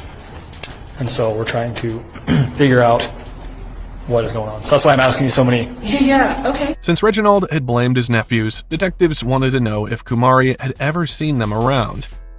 That's wild, to be honest, because I mean, they're fairly quiet. Like I said, no. Yeah. Do you see anybody else coming and going from there? No, it's only seen them three. Just those three? Yeah. I know that him and the woman are older, but that daughter doesn't seem that old. The daughter was 35-year-old Ruth Jennifer McLaren. She lived with cerebral palsy and epilepsy, but she refused to let those conditions define her. She was studying criminal justice and hoped to build a career in law. Less than 10 minutes later, Kumari found Will Payton and brought him to the officers. Oh, yeah. Are you Will? Yeah. All right, Will. Reginald had come to him just days earlier with an unusual request. He came over to me the other day while I was smoking in the garage, and he was like, can you do me a favor? We're moving out on Saturday. I was like, okay. And he was like, if it's after hours, can I drop off the keys to you? And I was like, okay. I told him my apartment number. That explained why the apartment was packed with boxes, but Reginald never came to drop off the keys like he had promised. He said he was going overseas, but he was going to come back. Like I'm as in singular? Yeah, singular. Okay. Will also remembered Reginald saying he was going abroad. At the time, it sounded normal. Now, after learning what police had found inside that apartment, those words took on a very different meaning. Detectives planned to interview Reginald at the station, but on the way there, he developed chest pains. He also said he had fainted after finding his wife and daughter. Then, they found blood splatter in the living room. Officers took him to the hospital, and detectives met him there. His hands were fine, but there was blood on his shoes and on his pants. Officers didn't see blood on the apartment floor when they arrived. So, how had it ended up on Reginald's clothes? But you weren't hurt at all? Yeah, you weren't hurt at all? No, I wasn't hurt. Okay. I heard that you passed out? Oh, yeah. But you didn't hit your head or nothing like that? Or? I have no idea. Okay. I might have hit, but... We'll take some pictures real quick just to make sure, okay? Reginald wasn't under arrest, but he was now part of the investigation. At 81 years old, carrying out a crime like this seemed unlikely. Back at the apartment building, officers were still moving through the hallway when another neighbor stepped outside. Everything's okay. You want real quick? Just see it. Yeah. Can I come in? Yeah, please come in. How are you guys? Good, how are you? That's Corey. She lived directly across from the McLarens. Did you guys hear anything? No. And they're supposed to be moving soon. They told me. They're super nice. The building manager confirmed the McLarens were supposed to move out the very next day. So they were on notice to move out this weekend as well. And that was my understanding, is they were supposed to be out tonight or today or something. Corey had seen Reginald only a few hours earlier, around 3:55 p.m. She watched him lock his apartment before heading toward the parking lot. And he is leaving as you were leaving? Yeah. Well, he went to his car. Okay. I was like, hi. Did He say normally anything? says hi to me, and he didn't say anything. He just kind of He kept just walking. kinda Did he like- acknowledge you? He said hi and then kept walking. Normally he'll like stop and chat with me. Okay. So he locked his door, and then he came. Yeah, and then he went to the parking lot, and while I was going in the parking lot, he walked past me and didn't say anything, and then came back. It was only a quick walk to the parking lot, yet Reginald still locked the apartment behind him. So he came back Mhm. before you left for the liquor Yeah. store? Mhm. So that was around 3:55. Mhm. You left, you saw him. Yep. You said hi. He kind of just said hi and just kept going. Yeah, and he had locked his apartment and then went back, Okay. which I thought was kind of weird because then I was like, oh, he's probably leaving. That's why I saw you guys out there. I was like, I need to go talk to you guys. Yeah, absolutely. Is everything okay? No. Okay. Corey said the last time she saw Bethany and Ruth was March 12th. That made it the last confirmed sighting of either woman, 13 days before the 911 call. She also noticed Reginald had been acting differently in the days leading up to it. And I did. I was like, he's not talking a lot. So he was a little quiet? Well, yeah. Okay. Not as chatty as he has been before. Corey didn't realize it yet, but what she had just shared would become one of the first major breaks in the investigation. We need to find his car. Good. We need to find a car? We need to find a car. Why? Around 3:55 today, she was going to the store. She saw him walk to the car. He had locked the door, walked to the car. Doesn't know what he did in the car, but he came back. Reginald told 911 dispatchers he found the bodies around 3 p.m., but he didn't call 911 until 6:03 p.m. In between, Corey saw him walking back and forth to his car. Detectives needed to see that vehicle. Is it boy Nora boy X-ray 58? Yeah, I'm with it. Okay, you're good to go back. Okay, thank you. Yeah, that's the only vehicle that looks to him. The rear seats were folded flat. It's flat. Stay with this car when we touch it. Yep. The bodies were packed into garbage cans, possibly to be moved. Folded rear seats could have made room for them. There was another explanation, though. The McLarens were moving, and boxes would need the extra space, too. But one question still remained. Why was Reginald going back to his car after he claimed he had already found his wife and daughter? The more detectives looked, the less his story made sense. Then they learned he had also called the building manager at 6:02 p.m. I just want to inform you that when I entered my apartment around 3 o'clock, I found my wife and my daughter murdered. So I'm going to call the Unresolved police right now. Hey, Vicky. It was left at 6:02 p.m. Okay. We found it very strange. Strange enough that I called you. Officers took him to the hospital, and detectives met him there. His hands were fine, but there was blood on his shoes and on his pants. Reginald finally called 911 at 6:03 p.m. Detectives still struggled to picture an 81-year-old man carrying out a crime like this. But whether he was involved or protecting someone else, they needed answers. They returned to the hospital and collected a DNA swab. So we get like a hand swab of the DNA in your hand to show that basically that's your DNA. So if we find other people's DNA, that we know that's Hey, not your what up? DNA. You know what I'm saying? So, like I'm touching this, right? Then you touch it, then I can compare your DNA to this DNA. Oh. So we don't say like who's this. So we have yours to show. Is that okay to do? Yeah. Okay, thank you. The victims had been wrapped in garbage bags. If Reginald's DNA was found on them, it would answer a lot of questions. But those results would take time. Until then, detectives kept digging. Get called. I believe his husband comes home, finds his wife and daughter killed. It would appear that whoever did this took extensive steps to clean up the crime scene, as well as... Reginald said he had gone shopping and returned a couple of hours later to find the bodies. Detectives weren't convinced. The murders, the cleanup, and the dismemberment would have taken far longer than that. Significant amount of blood splatters like that. Again, it looks like whoever did this tried to clean it up. Reginald blamed his nephews from the beginning, but he still hadn't explained why they would want his wife and daughter dead. I don't know. Any indication why Dad thinks that guy's a suspect? So, not yet, but we just were informed by Bryce that it sounds like Dad left at 3:55. Neighbor saw him driving in his car. He locked this door, left with the car, and came back. So Dad might be our suspect. That might be our Potentially. suspect. All right. No indication why Dad thinks this other guy's a suspect. Oh, but- sorry. There was some Hang on a second. there was some scuttlebutt that potentially there's family members that are gang members. Okay. Some personal belongings were gone, but the apartment didn't look like it had been ransacked. They searched the apartment dumpster, looking for anything that had been thrown away. Before long, they found it. Oh, Hey, I found a cut-up Social Security card for a Bethany McLaren and a partial cut-up Colorado ID that appears to be the same in this dumpster down here. Inside the dumpster were Bethany's and Ruth's Social Security cards, along with their credit cards, all cut into small pieces.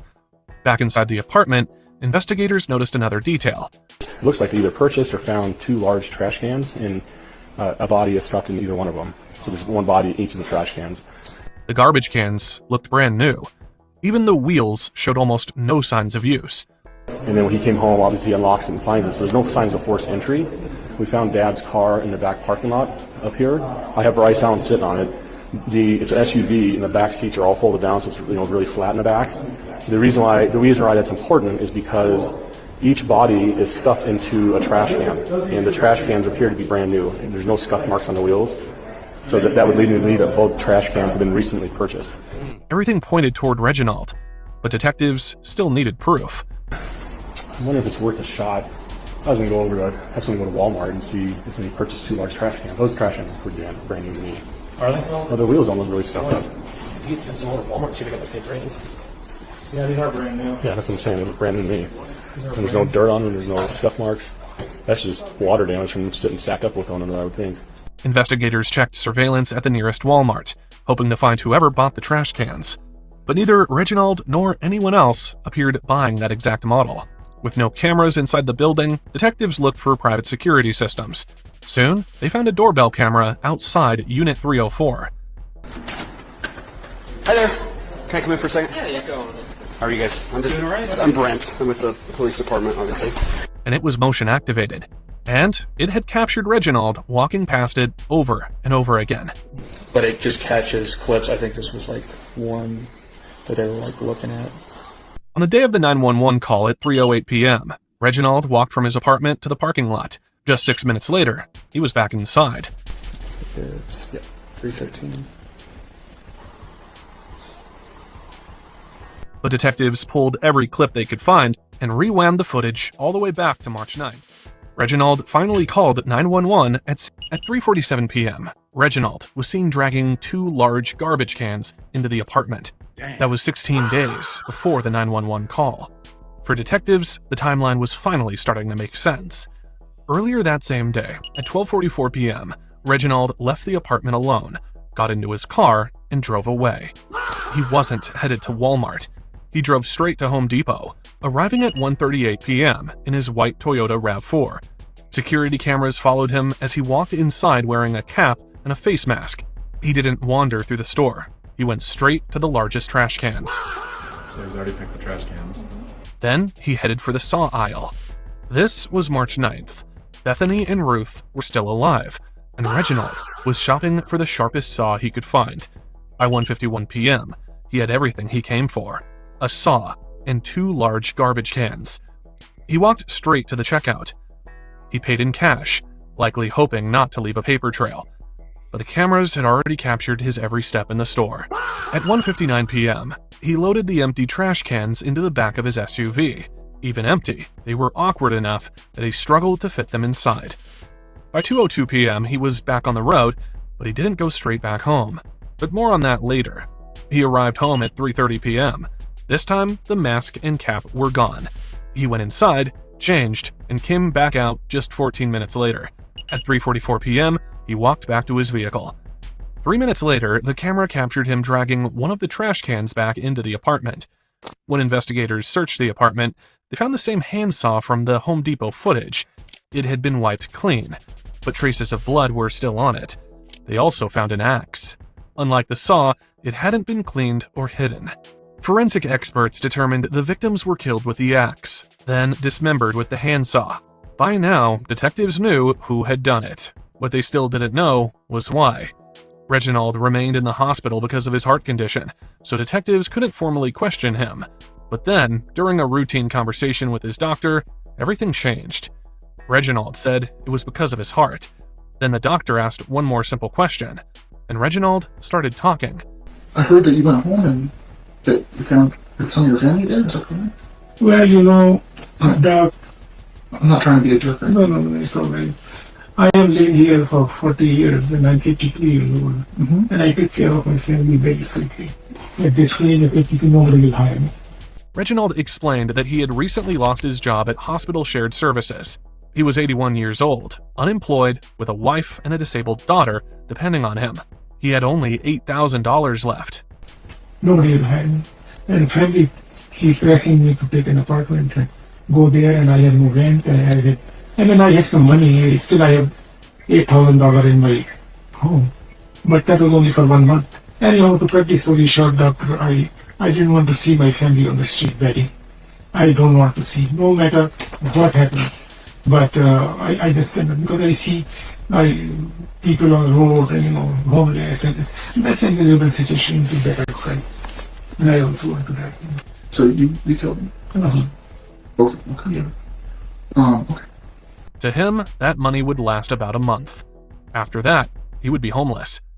Years working around hospitals had exposed him to that reality, and in his mind, it was a future he couldn't accept.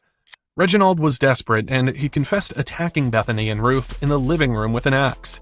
Afterward, he said he became overwhelmed and passed out. And then you passed out, is that correct? Then I passed out. So you had chest pain at that time? Chest pain. He said there was one thing he feared more than anything else: going homeless.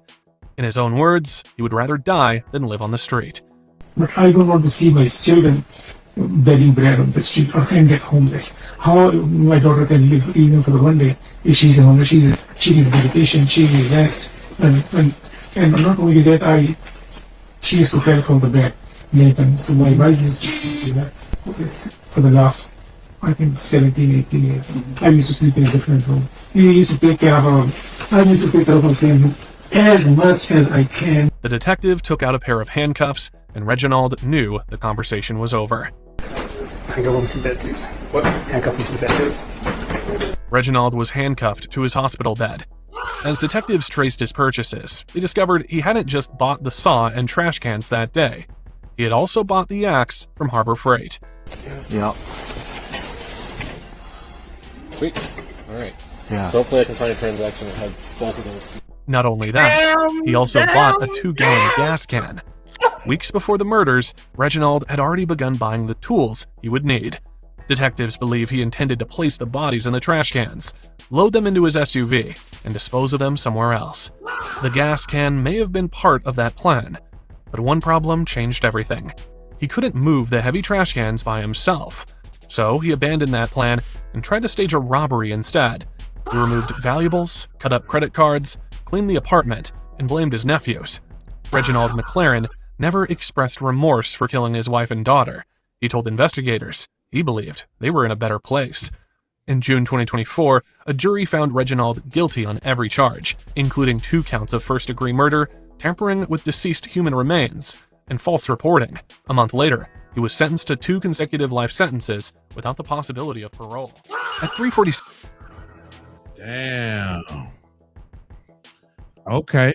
Well, we gonna flip it to a welfare check turns into a nightmare. Roommate found in a freezer. Let's go. On November 6th, officers arrive at Monique's home on the 5500 block of Tres Piedras Road for a welfare check. Yeah, they're the bird. The locksmith worked on the door for 45 minutes, trying to open the door. But then something unexpected happens. Oh, damn. Jesus. I'm so sorry. I was like, I just got a shower. Yeah, Yeah, what's going on? Yeah, we've been knocking. I rent this place. What's your name? My name's Jaslyn. Where's Monique at? Monique is I'm housing her now. She left town. There is a man in Monique's house. The welfare check becomes something else entirely. 37-year-old Daniel Rausch, who calls himself Jaslyn, opens the door. His words are full of contradictions. One moment, he's just renting the place. The next, it's something else. It's clear from the get-go Daniel is lying, but the officers sense there's far more hiding behind his chaotic answers. Where is she? Her car's here. I know her car's here. She has me house sitting. I have I got my rent receipt. You're not supposed to be here. Come outside. She doesn't have anyone here. No, I have rent receipts right here. Actually, hey, come outside. Well, I'm not coming outside right now. I have paperwork that I'm supposed to be here. Like, you know what I mean? And like, yeah, you need to come outside and show us that paperwork. Okay, I have paperwork right here. I'm not going to come outside right now, though. I have legal rights. Understand that I'm here to do a welfare check on the occupant of this residence. I am going to do that. You need to come out of that. Well, she's not here right now, though. You need to step outside right now. I am giving you a legal and lawful command. If you do not obey that command, I'm going to take you to jail and I'm going to charge you with it. But I've step out of that door right now. No, excuse me, I have rights. I call my attorney then. Even as the officers try to explain the situation to him, he tries to stall them as much as possible, discussing his legal rights. Each time he speaks, a detail changes. From house sitter to renter, he has tried every possible excuse. The facts haven't changed. Monique isn't here, and her car is in the driveway. Most alarming of all, she isn't answering her phone. She always answers her phone. The officers are not convinced. If he is a renter, the answers should be easy. I first off, Monique's not here right now. I have the paperwork right here for her. How do you contact Monique? I call her usually on her cell phone, but she called me yesterday from her like friend's cell phone because she said her cell phone got lost, so she had put a pause on her cell phone. You know what I mean? But yeah, I usually call her. She usually calls me on her cell phone. I talk to her every couple days. I'm watching the dogs right now and watching the birds. Yeah. So from the front office, she doesn't go anywhere without her dogs. Yeah, I know. I've been saying that's what she had. She had an emergency. She had to go to her brother in the East Coast. So you know what I mean? Like she's not here right now. What do you want to do about it? Okay. Do you have a phone number we can contact her on? I mean, like I usually call her on her 505. Okay, but what number did you get a phone call for? I'd have to look at my. I already called that number that you call her on. Okay, well, I mean, I don't call her. She calls me generally every couple days. But like, outside, I've been here since September. Okay, that's great. Come outside. You know what I mean? Huh? Come outside. Well, no, I don't trust you guys. I don't really trust the situation right now. You know? You need to step outside right now. Well, what have I done wrong? Okay. While it's true that this man has been in the house since September, he has twisted the story, leaving out key details that the police will uncover later. The truth is, Monique met this transgender man at a Home Depot. What started as small talk quickly became a gesture of trust. She offered him a place to stay, wanting to help him get back on his feet. In return, Daniel was supposed to handle chores and maintain the house. So that makes 2 residents in the house. But there's a third person in the house. Police are about to find out just how out of control this entire arrangement is. I am here to check the welfare because we have concern for the safety of the lady who lives here. Okay. That is not you. You need to step out so I can check the welfare in this house. Okay. Step out right now. I'm a resident here, though. It doesn't matter. Step out right now. Is there anybody else inside with you? Yeah, like my wife is here as well. Okay. You and her need to step out. Okay, but like, what are we doing wrong? You're not doing anything wrong other than you are not obeying lawful commands from police officers to step outside. There's a reason this man is playing dumb. He doesn't want the officers to see what's inside the house, but they have to remain professional and cannot spook him, so they negotiate calmly. Listen, we're just trying to get in touch with Monique because we came here to check her safety because no one's heard from her. Front office knows nothing about anyone staying here that's not her. I mean, it's September. I'm pretty sure she told front office. No, she didn't. We just talked to the front office. Front office contacts her, they say like 3 times a day, and she's always in contact with the front office. She never mentioned anyone else being here. Okay? We've been trying to get in touch with her. Her car's here. No one's heard from her. She doesn't answer the phone. I mean, it's on like it wasn't like a normal thing for her to do. And she kind of took off, and that's why she has me house sitting. I mean, I just started renting from her a couple months ago. You know what I mean? And then like it was unexpected. She just said she got to go like to see her brother and like take care of some paperwork and stuff over there. And that was pretty much it. Where's her brother live? Like the East Coast. Yeah, where? Okay. I'm not sure exactly. I mean, I've known her for a few months, but I don't know like really good. You know. So you have you have no way of contacting her. I mean, I use her cell phone number. Like I said, her cell phone's on pause right now. I already have her cell phone. You have her cell phone? What number? Cell phone number. Okay, cool. What number did she call you on yesterday? I would have to look through my phone. Oh, thanks for the jewels, fam. I appreciate I can go get you. it real quick if you want me to. No, it's fine. You can step out. What he isn't telling them is that Monique soon realized that the new resident was trashing her home, using drugs, and even stealing belongings. By October, she changed the locks and sent him a message ending the arrangement. Good luck to you. I just can't live with anybody. I'm so sorry. The sooner you come, the sooner we can get this over with. On November 6th, officers arrive at Monique's home on the 5500 block of Tres Piedras Road for a welfare check. Yeah, they're the bird. The locksmith worked on the door for 45 minutes, trying to open the door. But then something unexpected happens. God damn. Jesus. I'm so sorry. I was like, I just got a shower. Hold on, I'm torn on. Yeah, we've been knocking. I rent. Monique didn't understand just how dangerous this man was. The text message would become a catalyst for something horrific. The man is almost incoherent, suggesting he could be drugged or just really bad at lying. What's up, The more he Supercharged? speaks, the worse it gets. And as he keeps speaking, he finally introduces an accomplice, his wife, Gina Lopez. Okay, well, let me go like let my wife know what's going on. You know what I mean? And then just give me a minute, but I still don't see what the problem is. But yeah, just give me a minute, okay? Yeah, the problem is that you're super suspicious being here, and we have no idea where Monique is. That's the problem. Yeah, but they've known I've been here. Okay. No one knows that though. The front office doesn't know that. Nobody knows that. I mean, like, yeah, she told several people that she talks to this one guy regularly. She told him that I was here. All the security people here, the front office, the HOA, none of them has any record of you being here. All they know is... I'm 155. Okay, listen. All they know is Monique is always here, always in contact with the front office. Contacts them like 3 times a day, they said. They haven't heard from her since the 22nd. Her car's sitting out front. It's got some like dude's hat and some rope in it. And she never leaves without her dogs, according to the front office. She's like letting me. I'm house sitting and everything for right now. You know what I mean? I've known her for a few months. We've known her for longer than that, but I've been staying here for a few months. You know what I mean? So, and then like she told me like she wanted me to house the shit to take care of an emergency. You know what I mean? I can't control that. I don't know the whole everything. You know what I mean? I'm just telling you what I was told. Okay, so Daniel first gave the impression that he was alone, but now he has confessed that his wife is there with this him. guy got the 2 motor mouth. unpredictable people, 1 missing woman, and a house with a secret. So far, the officer has patiently tried to dumb it down as much as he can. His colleagues, however, aren't as gentle. Police can't normally enter a home without a warrant. Welfare checks are an exception if they reasonably believe someone inside is in danger. They prefer to avoid using force unless All he had to necessary. do is stand strong. if that's the case, then why won't you let us in to make sure she's not here? I mean, you can come. Yeah, but here's the thing. Like, I mean, like, I don't want you guys trying to do anything to me. No, I want to go inside so I can confirm Monique's whereabouts. Okay, I mean, like, can I just tell my wife that you guys are gonna come in and that's it? Like, so I can... You can call her out with you. Both of you need to step outside. Okay, I mean, like, you can come in and see. Like, That is fine. Call your wife. Step outside. All we're doing is checking the welfare of Monique. Call your wife. Like, hey, come out right now. Okay. You guys step outside, and then I'm gonna have a couple officers come inside to clear it. Okay? Call her from right there. How come we have to stay outside? He's speaking message. Call her out from right there. Okay, well, give me 1 second. Just call her out. Hey, give me a second, please. Hey, babe. Yeah. She was in the shower last time I checked. Can I go check on her real quick? Call her out. I just tried to call her. She did. No, you didn't. You Call louder. You barely said anything. Even when finally calling his wife to step out with him, Daniel makes childish attempts to delay the process. Well, once again, all we care about is the safety and well-being of Monique. Yeah. So I'm gonna have you guys step out and have you guys wait out front while we clear the residence and make sure no one. Well, we stay inside the residence. We rent here. Huh? We rent here, so we want to make sure we can like stay inside the residence. I mean, like. We're not gonna lock you out.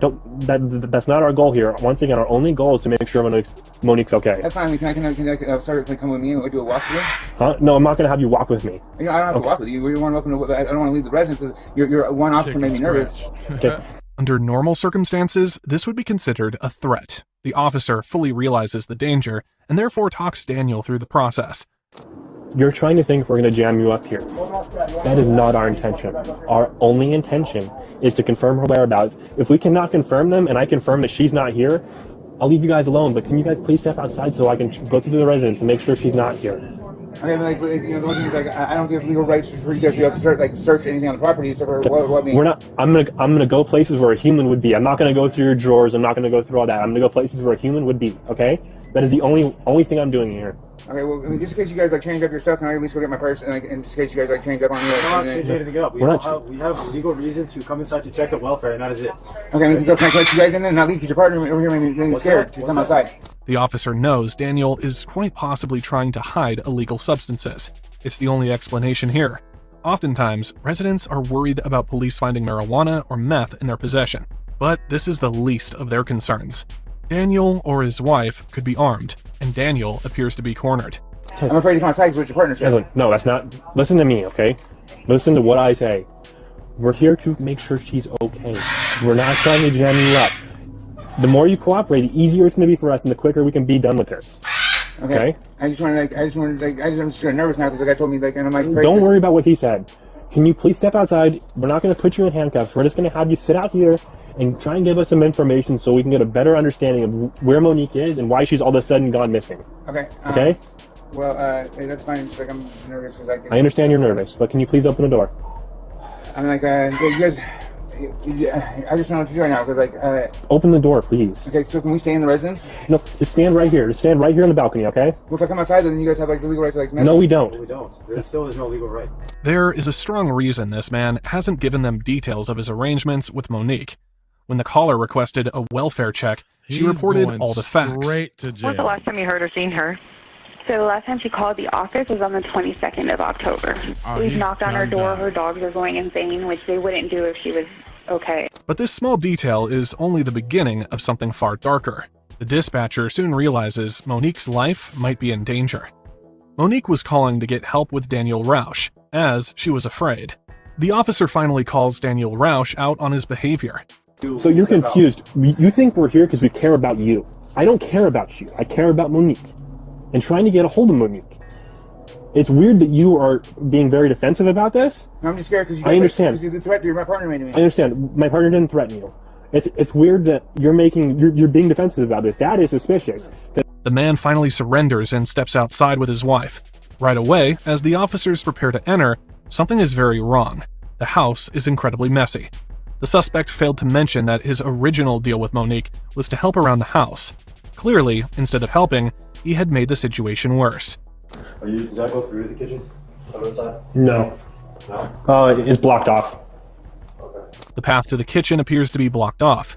The officers don't know this yet, but this was done deliberately. The officer tries to find his way to the kitchen, suspecting something is wrong. The rest of the house is in terrible shape.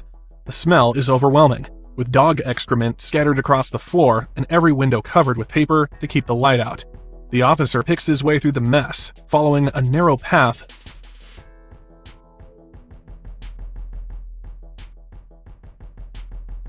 that leads toward the kitchen. Okay. So it opens up here to the right, clear this right hallway.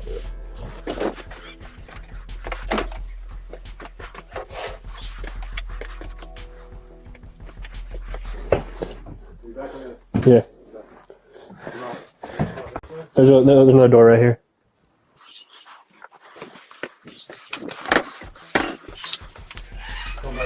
Yeah. Come back out this way.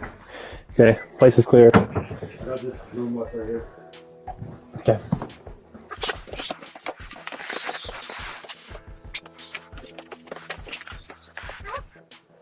Ooh. This place is just gross, dude. Yeah, I'm concerned for where This seemingly innocent pile of clothes is hiding something chilling. Not knowing he's inches away from something horrifying, the officer continues his search, mistaking the surface for a countertop. They find something suspicious, something that could possibly hide a human body.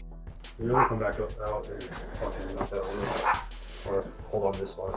Where is it? This like big ass pile is because you can't see back there. It looks like they try to cover some shit up. Yeah.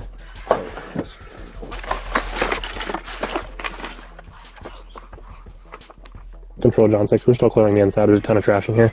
It turns out to be just another pile of dirty clothes.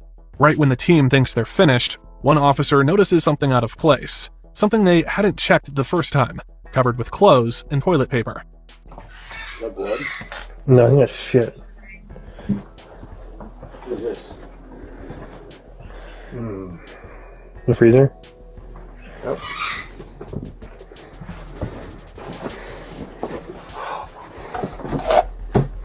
Where's it locked at? It's right here. I think. Yeah, it's got a key on it. Is it a Allen thing? It's an Allen key. It's a large, deep freezer, hidden in plain sight. A deadly realization sets in. That is indeed blood in the kitchen. What they find next is far worse than a messy house. The other officer pulls out a gun, ready for anything. He's on high alert because the freezer is locked. Definitely not a good sign. If there's a body in here, dude. As per protocol, they wait for the locksmith to open the freezer. They are not authorized to break it open during a search, as that is destruction of property. Is this thing even on? Oh. Yeah, it's on. It's running. Suddenly, Daniel Rausch begins shouting from outside. It's obvious he's trying to stop the officers from opening something he doesn't want them to see. He's freaking out saying we can't open it. He's freaking out saying we can't open it. Of course he is. You go, yeah, you cover it back. I swear to God. I know the smell. What's that? I can tell you. Smell something bad. Oh, Even before they see it, the officers know what's inside. The smell is getting stronger. I swear to God, bro. My heart's racing right now. Mine too. Bro. I don't want to see. Give me a second. Oh. You got a whiff. There's something in there. Unwilling as they are, the officers must uncover the ugly truth. Their worst fears are proven right, just as the locksmith lifts the lid. There's a person in here. Go get him in handcuffs. It confirms everything they suspected from the moment they walked in. Inside the freezer is the body of Monique Gilbertson. She is folded and completely frozen. Dang. Medical experts later determined she has been dead for at least 4 days. The truth is horrifying. Monique had been in this home the entire time, and nothing anyone did now could change that. This welfare check has just become a homicide scene. Daniel and his wife Gina Lopez are immediately arrested for the murder of Monique Gilbertson. When confronted, Daniel Rausch immediately gets into damage control. He claims he found Monique like this and hid her in the freezer. Of course. But his story comes apart fast. First, he tells officers she was lying stiff on the floor near a table covered in drugs, her head tilted back. Moments later, he changes it completely, saying she was sitting in a wooden chair in a bedroom. Every new detail contradicts the last, and the officers can see he's scrambling. Eventually, an autopsy reveals Monique has 200 times the lethal dose of fentanyl in her system, force-fed by the man.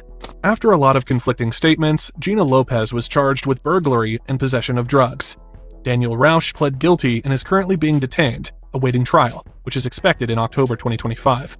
What started as a call for help ended in tragedy, and no excuses can undo the horror of what Monique endured.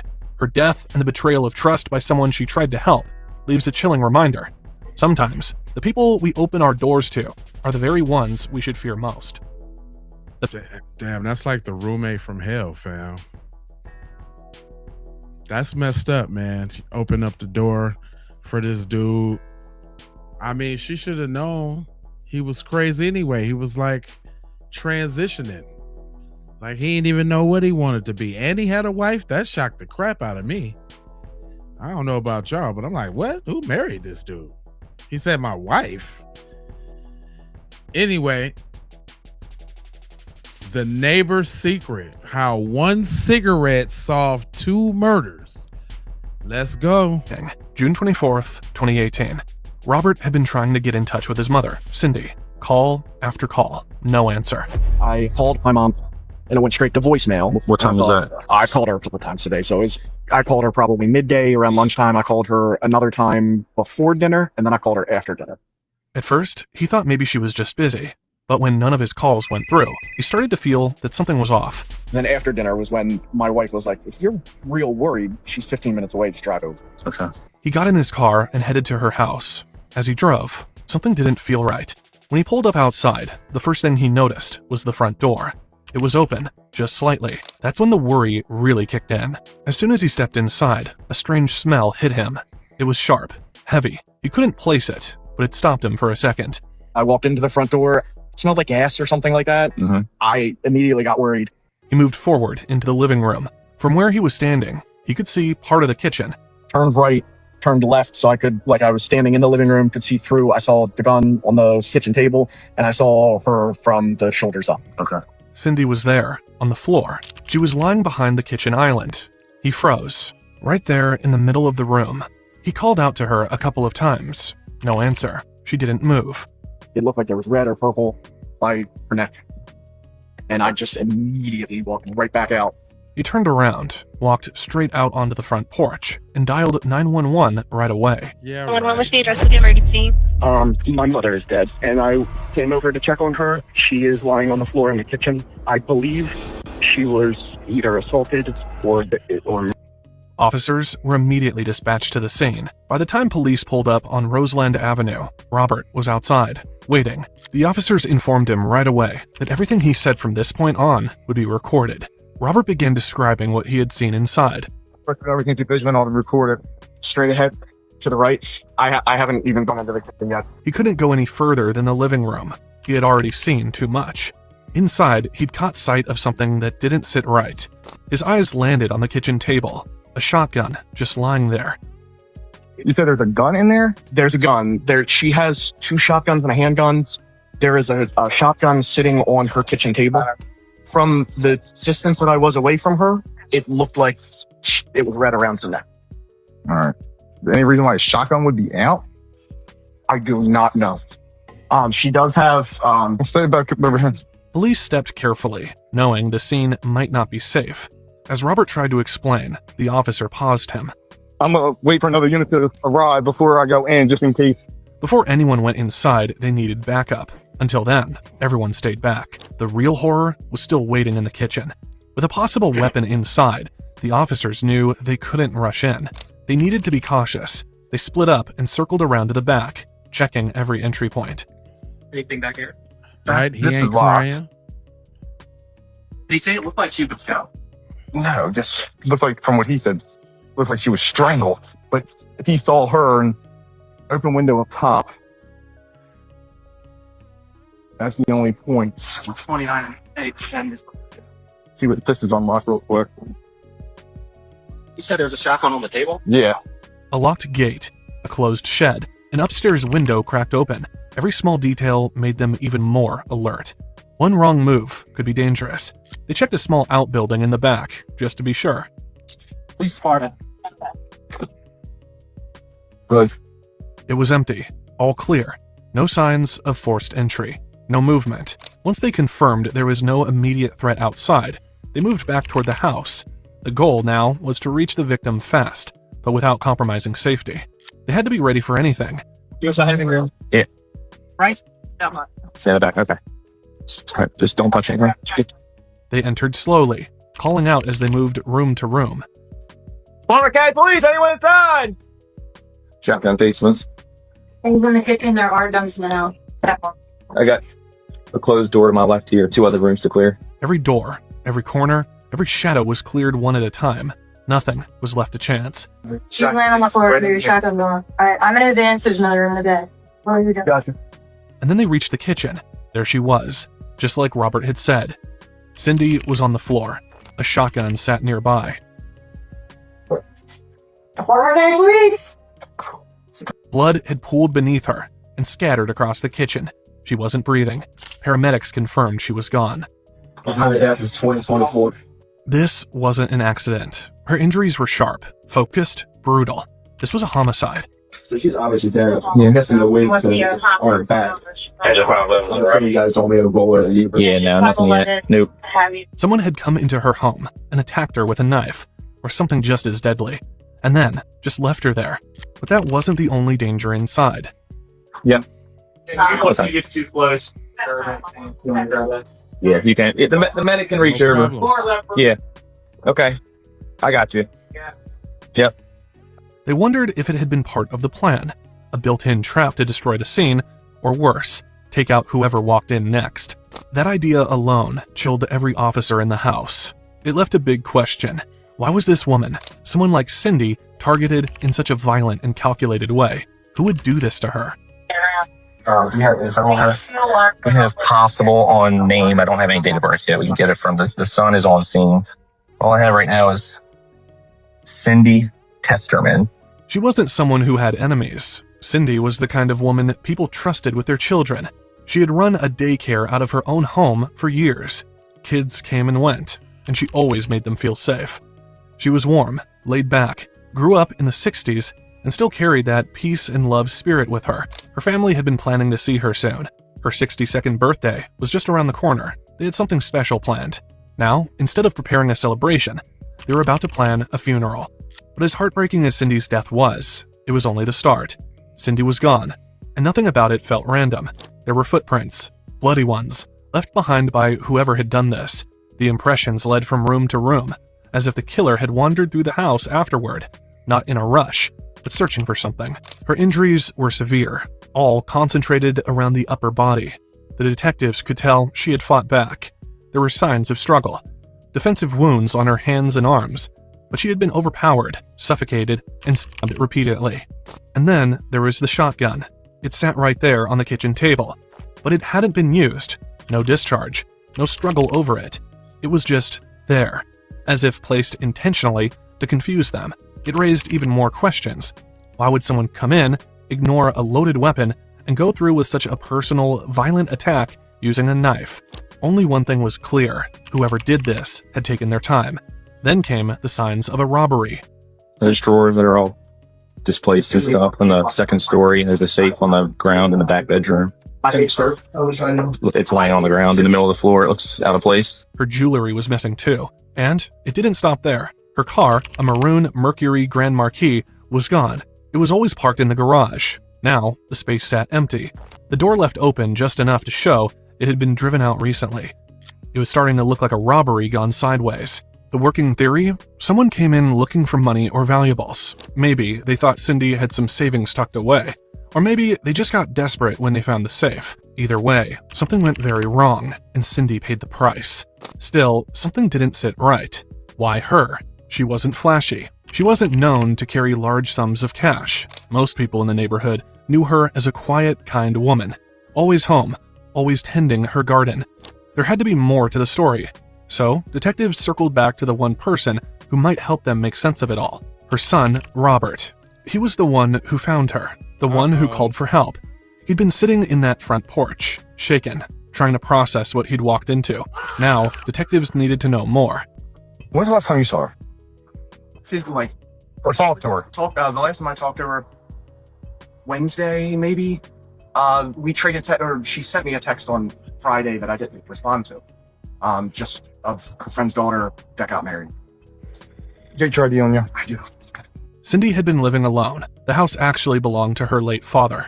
This was my grandfather's house. My mom moved in to take care of him toward end of life, and so she stayed here after he left. And so she's been in this house for about 5 years. Son did it. Prior to that, she grew up in this house. She was born here and lived here until she was 19, and then came back about 5 years. It was familiar, quiet. She liked it that way. But that silence didn't last. Something had gone terribly wrong, and police knew whoever did this had taken things way too far. Someone out there had stepped over a line, and chances were they'd left something behind. That's when Robert stepped in. He still had access to Cindy's doorbell camera, and what he found changed everything.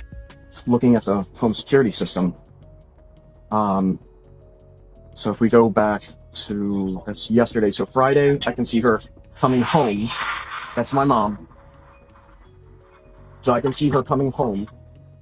That part was comforting, at least. But what came next stopped everyone cold. And then Saturday, this gentleman comes up in the morning.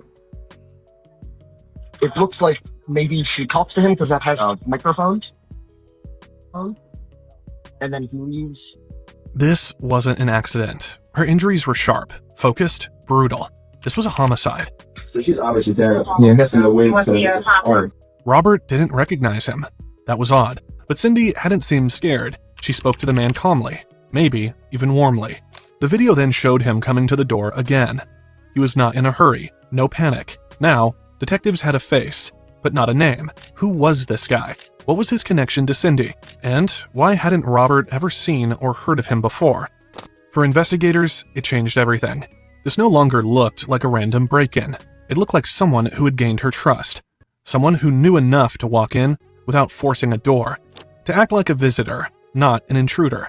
But if this was how he got in, why did it end in blood? The team started piecing together a profile. The calm conversation on the porch suggested the suspect may have known Cindy just well enough to put her at ease.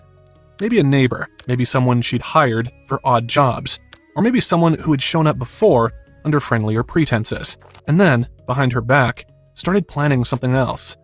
Officers knew they needed to act fast. Whoever this young man was, he was the last known person to see Cindy alive. He'd been in the house, at the scene, around the time of her murder, and he was nowhere to be found. This was no longer just a theory. They had a real suspect. It was just a matter of finding out who he was before he disappeared for good. Officers at the scene began canvassing the area, going door to door, talking to neighbors, hoping someone had seen or heard something. Anything that felt off. Every small detail mattered now. One neighbor who spoke with officers had known Cindy's father. He seemed unsettled by all the police wrapped around the house. Is she home? It's taped off like a crime scene. Yeah, we can't talk about much right now, but we're just trying to investigate. Her father just passed away. It was his house. I used to sit there over there and play checkers with him. Wow. Is her car usually there? Yeah. Then came a detail the officers couldn't overlook. And I told my wife, I said, Cindy's car ain't been there all day. Who stays in this house here? This is another story. Okay. There was another house just across the street from Cindy's. The neighbor said it belonged to a woman named Judy Elizabeth Slebzak, 66 years old, lived alone, just like Cindy. But according to him, no one had seen her in quite some time. I don't know where she's at, in a rehab or something. So I don't know where she's at. Yeah. I haven't seen her in 3 months. The officers made their way to Judy's home to check things out. They knocked, but no one came to the door. Another neighbor said she might be in rehab, but he didn't know for sure. That made things worse. 3 months was a long time for someone to go unnoticed in the same neighborhood, especially when no one could say exactly where she was, or even when she left. That's when it hit the officers. This wasn't just a murder investigation anymore. Now they had a second case. Judy was officially missing, and the timing of it all couldn't be ignored. Detectives widened the investigation. Now it was about Cindy and Judy. They started asking more questions about Judy, hoping someone would give them a clear answer. But what they got instead was a mix of stories that didn't line up. One person said they saw Judy about a week ago. Another said it had been longer. A few believed she really was in rehab, but no one knew which one, just vague guesses. To investigators, it didn't make sense. If she was really away for treatment, wouldn't someone close to her know where? Wouldn't there be a clear timeline? Cindy and Judy were both older women. Both lived alone. Both vanished from their own homes. One was dead, the other missing. Just when the investigators thought they had hit a dead end, that's when, not far from the quiet neighborhood where Cindy had lived, officers spotted a car with plates that raised red flags. A quick run of the tags confirmed it. This car had been reported stolen. And not just any stolen vehicle, it was Cindy's. They moved in fast, stopped the car mid-road, guns drawn, voices firm. Inside were 3 people, 2 adults and a child. None of them matched the tall young man seen in Cindy's porch footage. Give me your keys. What happened? I'm telling you in a minute, okay?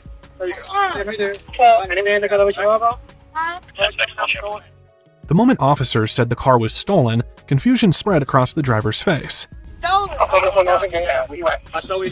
sold me this car. I mean, I did. Okay. We're trying to investigate everything right now. Give me ID. You got a second one? Anyone? Oh, yeah. You got ID with you? I don't have my ID on me. The woman tried calling her husband. She looked terrified. Keep your hands on that steering wheel. I didn't steal anything. I'm trying to call my husband because Can't make no phone calls right now. That's crazy. Do you have the title for this? What's in the right? The man sold this car to me and my husband. I didn't steal anything. I didn't know the car was stolen. I wouldn't buy no stolen car. Officers took their time sorting out the mess, making sure it wasn't just a cover, but something about their reactions felt genuine. Right. Eventually, the detectives believed them. There was no sign they'd been inside Cindy's home, no link between them and her. When she said, I ain't buy no stolen car, I felt that for real, for real. They were scared, not defensive, so they were let go. But one piece of information stuck with the investigators. When asked who sold them the car, both adults gave the same name, Bird. They didn't know much else, just that he was a white man. The vague description wasn't perfect, but it was close enough to the man seen walking into Cindy's home. For the first time, they had a possible name, and it might be the thread they needed to pull this whole thing wide open. While the police were canvassing the neighborhood, Linda James had been watching quietly from across the fence. But something about Judy's long silence had started to feel off. They used to talk almost daily. Their backyards even had a gate connecting them. When Linda finally called the police, it wasn't just concern in her voice. It was fear. Did you see Judy at all? No, she is not around. I can't seem to come up with her. Her stepson, his first name is Ryan. That's his name, Ryan. I don't know his last name, but I found his first name, Ryan. He told the officers about Judy's stepson, Ryan. Linda, too, heard the same rumor that Judy had gone to rehab, but Linda had never seen her leave. She was gone for a couple weeks, or about a week or so, and I was told that she had gone into a rehab. I do believe she had a substance abuse problem because she had some health issues, and I think she was abusing some Percocet. But that's only rumors from the neighborhood. That's when Ryan showed up again. He was there, and he kind of told them, "Here, I'm here now. I'll take care of her." And we didn't see her except to hear a rumor that she went into rehab again. Detectives immediately saw the red flags. Judy, Cindy, and Linda had been longtime neighbors. These weren't just random homes on the same street. They were tied together by years of friendship. Cindy lived right across from Judy. Their bond ran deep, which made what happened even more chilling. Investigators started digging into the name Ryan. What they found was a police report from years ago. It mentioned a Ryan McGuire, age 32, listed as Judy's stepson. They pulled his old mugshots and compared them with the porch footage from Cindy's camera. The resemblance was undeniable. That was the man who walked into Cindy's home like he belonged there. Now, he wasn't just a familiar face. He was a suspect with a link to both women. But before they could bring him in, they had to make sure Judy was even still alive. They secured a search warrant and headed to her home. Police search warrant. Yes. I'm with you. Police search warrant. The moment they opened the door, a cat darted out. That was the first thing they saw. Room by room, they cleared the house. Hold the steps, right? You gonna go with me? All right, you gonna hold me like that? Yeah. Baltimore County Police. Anybody up there? Cat, come ass. Each corner was checked. Each door opened. The third room's closed. Door on the left. So I'm gonna hold that room. If you guys go right, I'm gonna hold this room in the hallway. Police search warrant. Police. On the cat. I feel like push up. You take one on the left, I think. Baltimore County Police. Search warrant, police. They looked everywhere, but Judy was nowhere. There was no Ryan either. The house was quiet, a little too quiet. No signs of forced entry. No mess, just an eerie stillness, interrupted only by the cats pacing through the rooms. They checked local rehabs again. Still, nothing. No records, no admissions. Judy hadn't gone anywhere. Now they had a murder, a missing woman, and a man, Ryan McGuire, who connected them both. And he had vanished. Meanwhile, Robert hadn't slept much. He'd been digging through anything he could find, desperate to help the detectives make sense of what happened to his mother. One thing stuck with him. That's what's her up. wallet had been missing. That meant someone had taken it after the murder, and if they were careless, maybe they'd used her cards too. So he checked, logged into her accounts, and there it was. Activity, purchases, gas, a stop at Foot Locker. Ryan was clear in all the CCTV footage the police recovered from the businesses. Then something else, a charge at a motel. That last one hit differently. It was local. It was recent. The detectives immediately got into action. The address was for a rundown place on Pulaski Highway called Deluxe Motel. Officers rushed over and pulled the surveillance footage. It wasn't just some blurry figure they couldn't make out. It was him, Ryan McGuire, clear as day, walking the corridors like he had nothing to hide. Downstairs, they spotted Judy's car in the parking lot. Room records showed the reservation wasn't even under his name. It was under someone named Jessica Chamberlain, Ryan's girlfriend. But the person using the cards, the man walking in and out of the room, that was Ryan. Detectives didn't hesitate. They set up outside and waited for the right moment. When Ryan stepped out of the room and headed toward the car, officers moved in. He didn't run, just froze where he stood. And that was it. He was finally in custody. I just gotta let you know my camera is on, so I'm recording you, but not that it's facing you, but anything that you're saying is getting recorded. So I gotta let you know that. All right? Yes, sir. But the real shock came when they searched the motel room. Inside, they found the missing credit cards, both Cindy's and Judy's, boxes of brand new shoes, Cindy's checkbook, sacks of jewelry, financial papers in Judy's name. It looked like he'd been living large off the lives of two women, one murdered, the other still missing. Then came the worst part. In the room were a knife and a pair of sneakers. Both had visible blood on them. They didn't guess. They sent it straight for testing. And when the results came back, it confirmed what they'd feared all along. The blood belonged to Cindy. Ryan was taken straight to the police station along with his girlfriend. They separated them and placed them in different interview rooms. Ryan leaned back in his chair like he had all the time in the world. No panic, no worry, just one request. Anything I get a cigarette, man? Yeah, probably. I'll have to find one. It might take me a minute, but yeah, I don't think that's a problem. You good? Anything else you need? I want a cigarette. You give me a cigarette right now, I'll tell you everything y'all need to know. Okay. Yeah, let me see what I can do. You got a preference? I don't know anything. Yeah, a cigarette. All right, man. The detective didn't waste time. He didn't hand over the cigarette right away, but he also didn't shut Ryan down. If there was a chance Ryan would start talking, they had to keep the momentum going. So they went through the formalities. Go through this real quick. What's your last name? What? You say can and will be used against you in a court of law. You have the right to talk with a lawyer at any time before or during any questioning. Ryan sat there, cool as ever, waiting for his cigarette. What's been going on with you? What can you tell me? Well, you said you tell me everything, right? What's this one? What's this for? Okay. You said you've been staying at the motel there? Yeah, I stayed there with a couple days. Okay. What about before that? I've been staying with that lady. Who's that? The huge car I had. Judy. Yeah. Okay. What's your relationship to her? She's like, I don't know, my stepmom, something like that. Okay. She lets you use the car and everything? Yeah. Nice lady. Where's she at these days? Yeah, listen. I need a cigarette. I'm not saying nothing else. Tell you a cigarette. Okay. I'm gonna tell you everything you need to know. She's gone too. She's dead too. Just to let you know, she's dead too. People on charge of that one too. So I'll tell you where she's at. Like a cigarette. All right, man. Now I'm here for the one across the street. What's that? I'm here for what? Across the street. Yeah, man. I'm at the big around the bush with you. That's what it is. Okay. Man, I'll tell you where Judy and everything is at. So you can charge me that one too. All right, man. I appreciate it. Let me get your cigarette. What came out of his mouth was more than just a confession. It was a twist no one saw coming. Look, it's a... They don't like people smoking in here. Allegedly suck up. As soon as he got his cigarette, Ryan admitted to everything. So where do you want first? Well, I can start from the beginning. Y'all not gonna find Judy without me telling you where she's at. Where's she at? She's still in her house. Okay. He confessed the murder, the theft, the credit card fraud, but that wasn't the part that made the detectives pause. It was what he said next.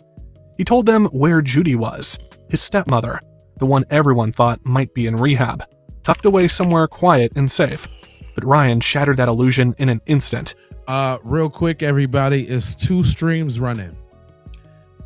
If y'all want to see the characters a little bit bigger and also want to have access to all the chats on all the channels, you can click on the respective channel and go, first of all, subscribe and like. Then you can click on the landscape view instead of the portrait view, and you can see it a lot bigger. But thanks for rolling with me, y'all, tonight. She was not in rehab. He knew exactly where she was, and the place he pointed them to sent a chill down everyone's spine in that room. Y'all take me there, I'll show you where she's at.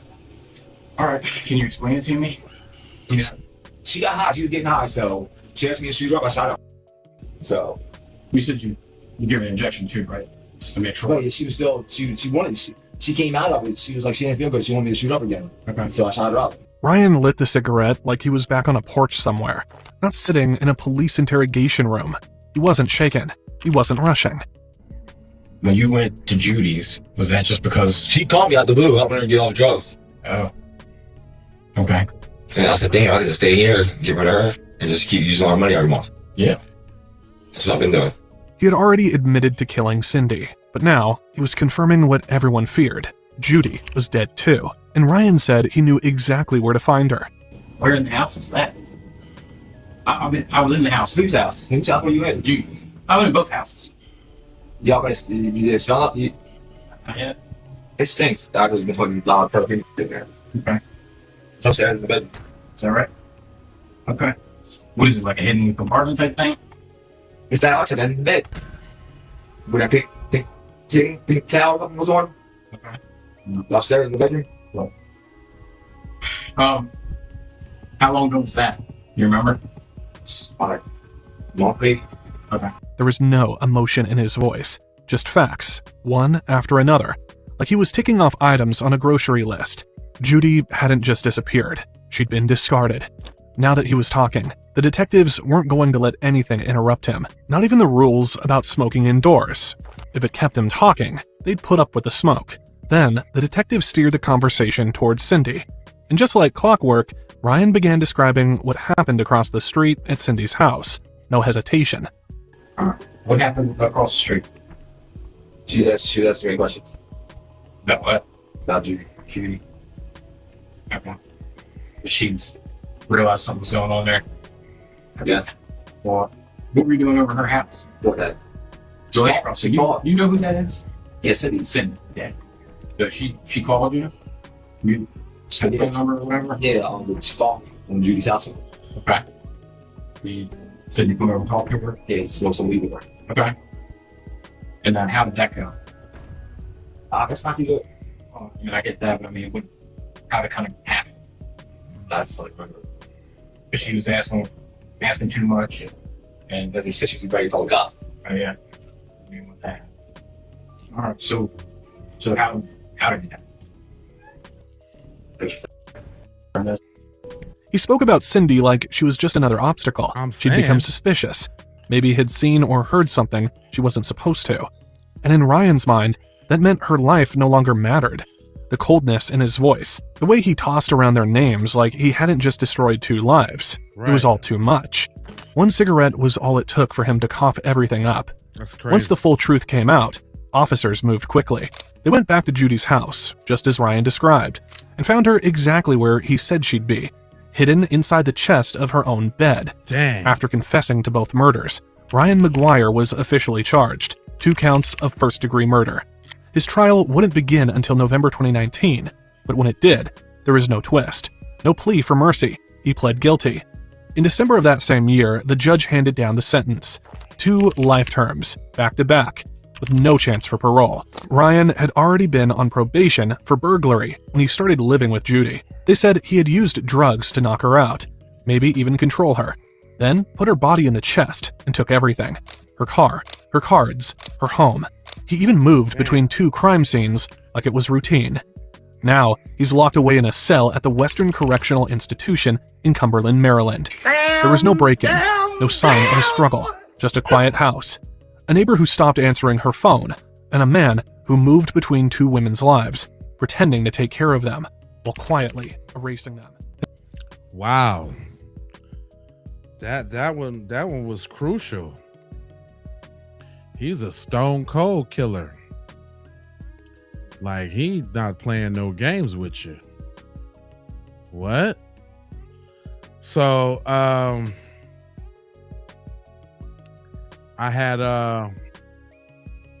hold on, I got another little gruesome twosome for you. This one is 5-year-old exposes mommy's horrifying secret. Welfare check. Officers were sent to the 29,000 block of Congress Street to check on an elderly woman. Police department! The officers were looking for 69-year-old Patricia Ann Bennett, but it was her 50-year-old daughter, Carol Ray, who answered the door.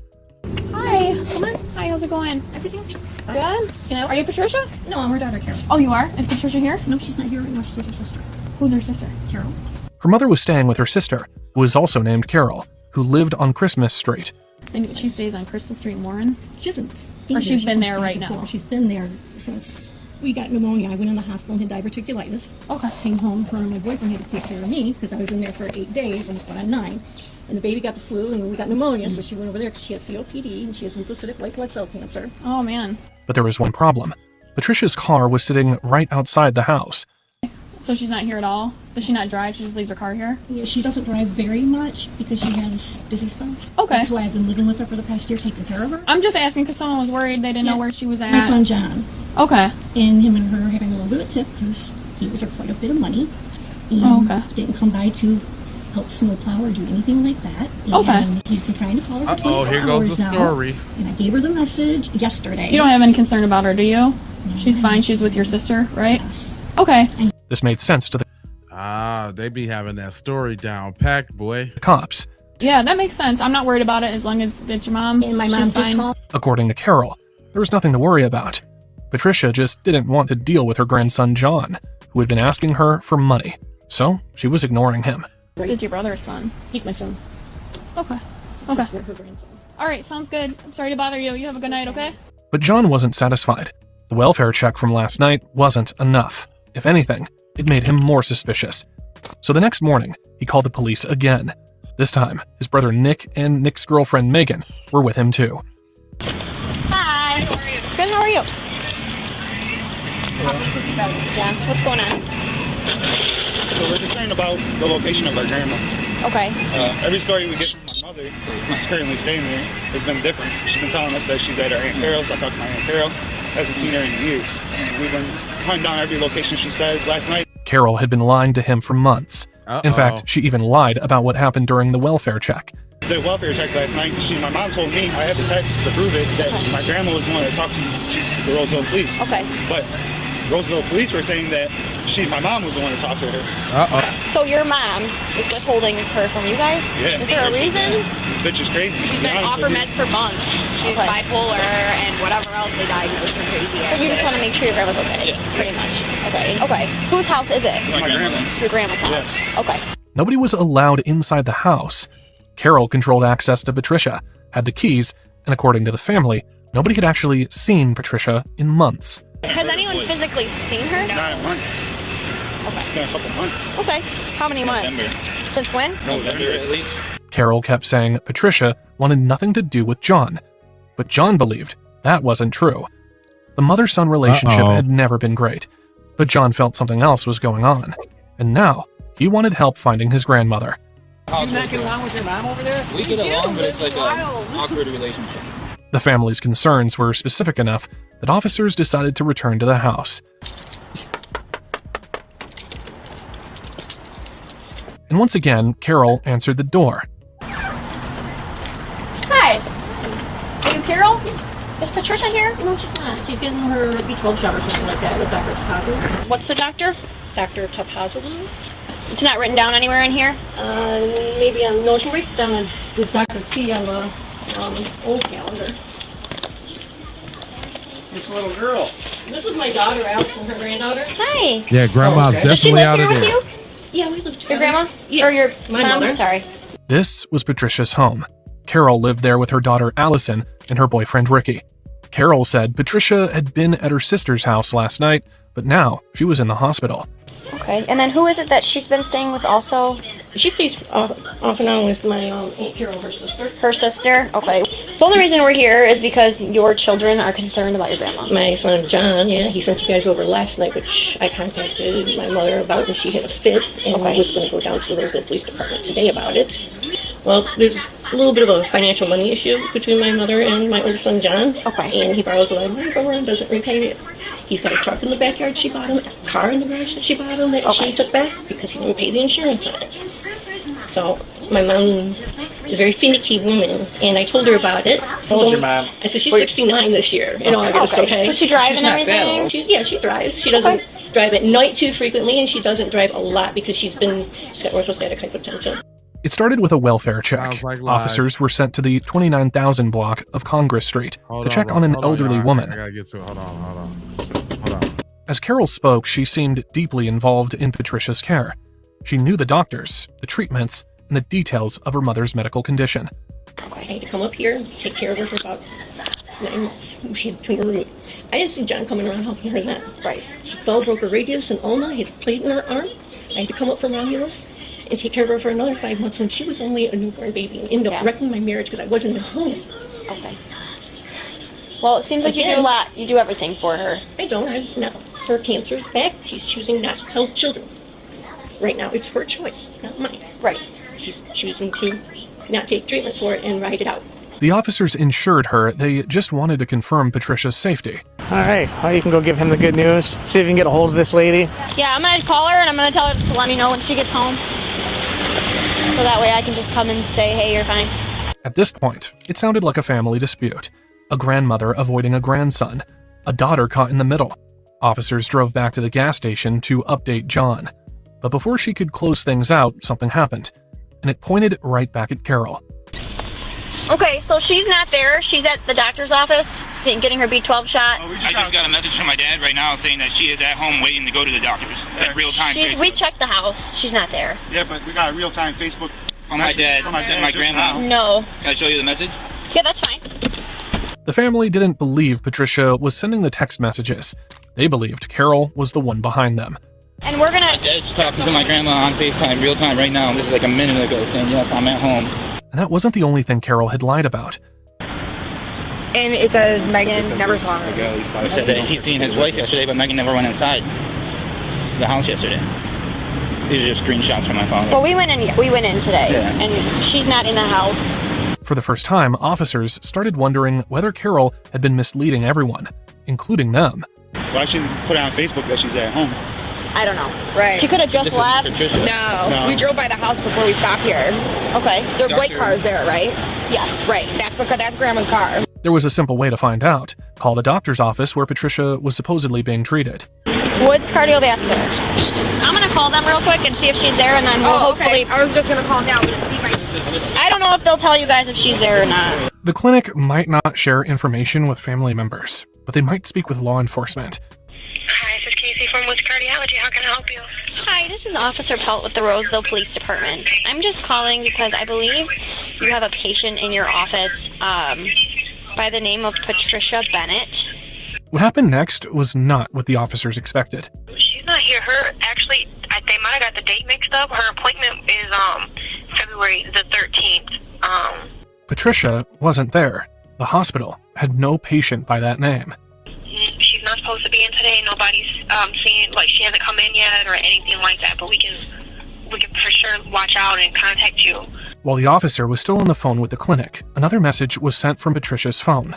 She texted my dad saying, they came over again, tell John to cut it out, he's scaring Allison. Okay. My grandma's not at the house, how would she know that Allison's scared if my grandma's not there?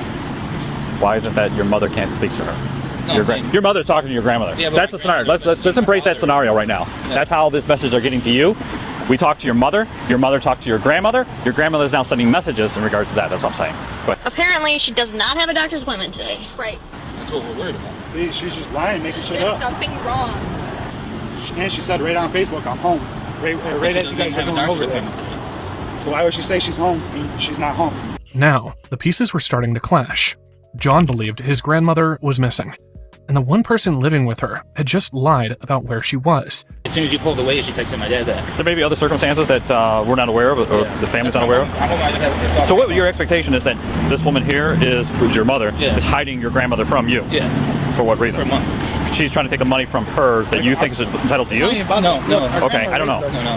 Your grandmother, what? Our grandma raised us. She's Raised you, like our okay. mother. Okay. So generally, yes, I'm really concerned. Our mom's been in and out of her where life. she's at. Right, okay. Well, our mom was never in her life. Gotcha.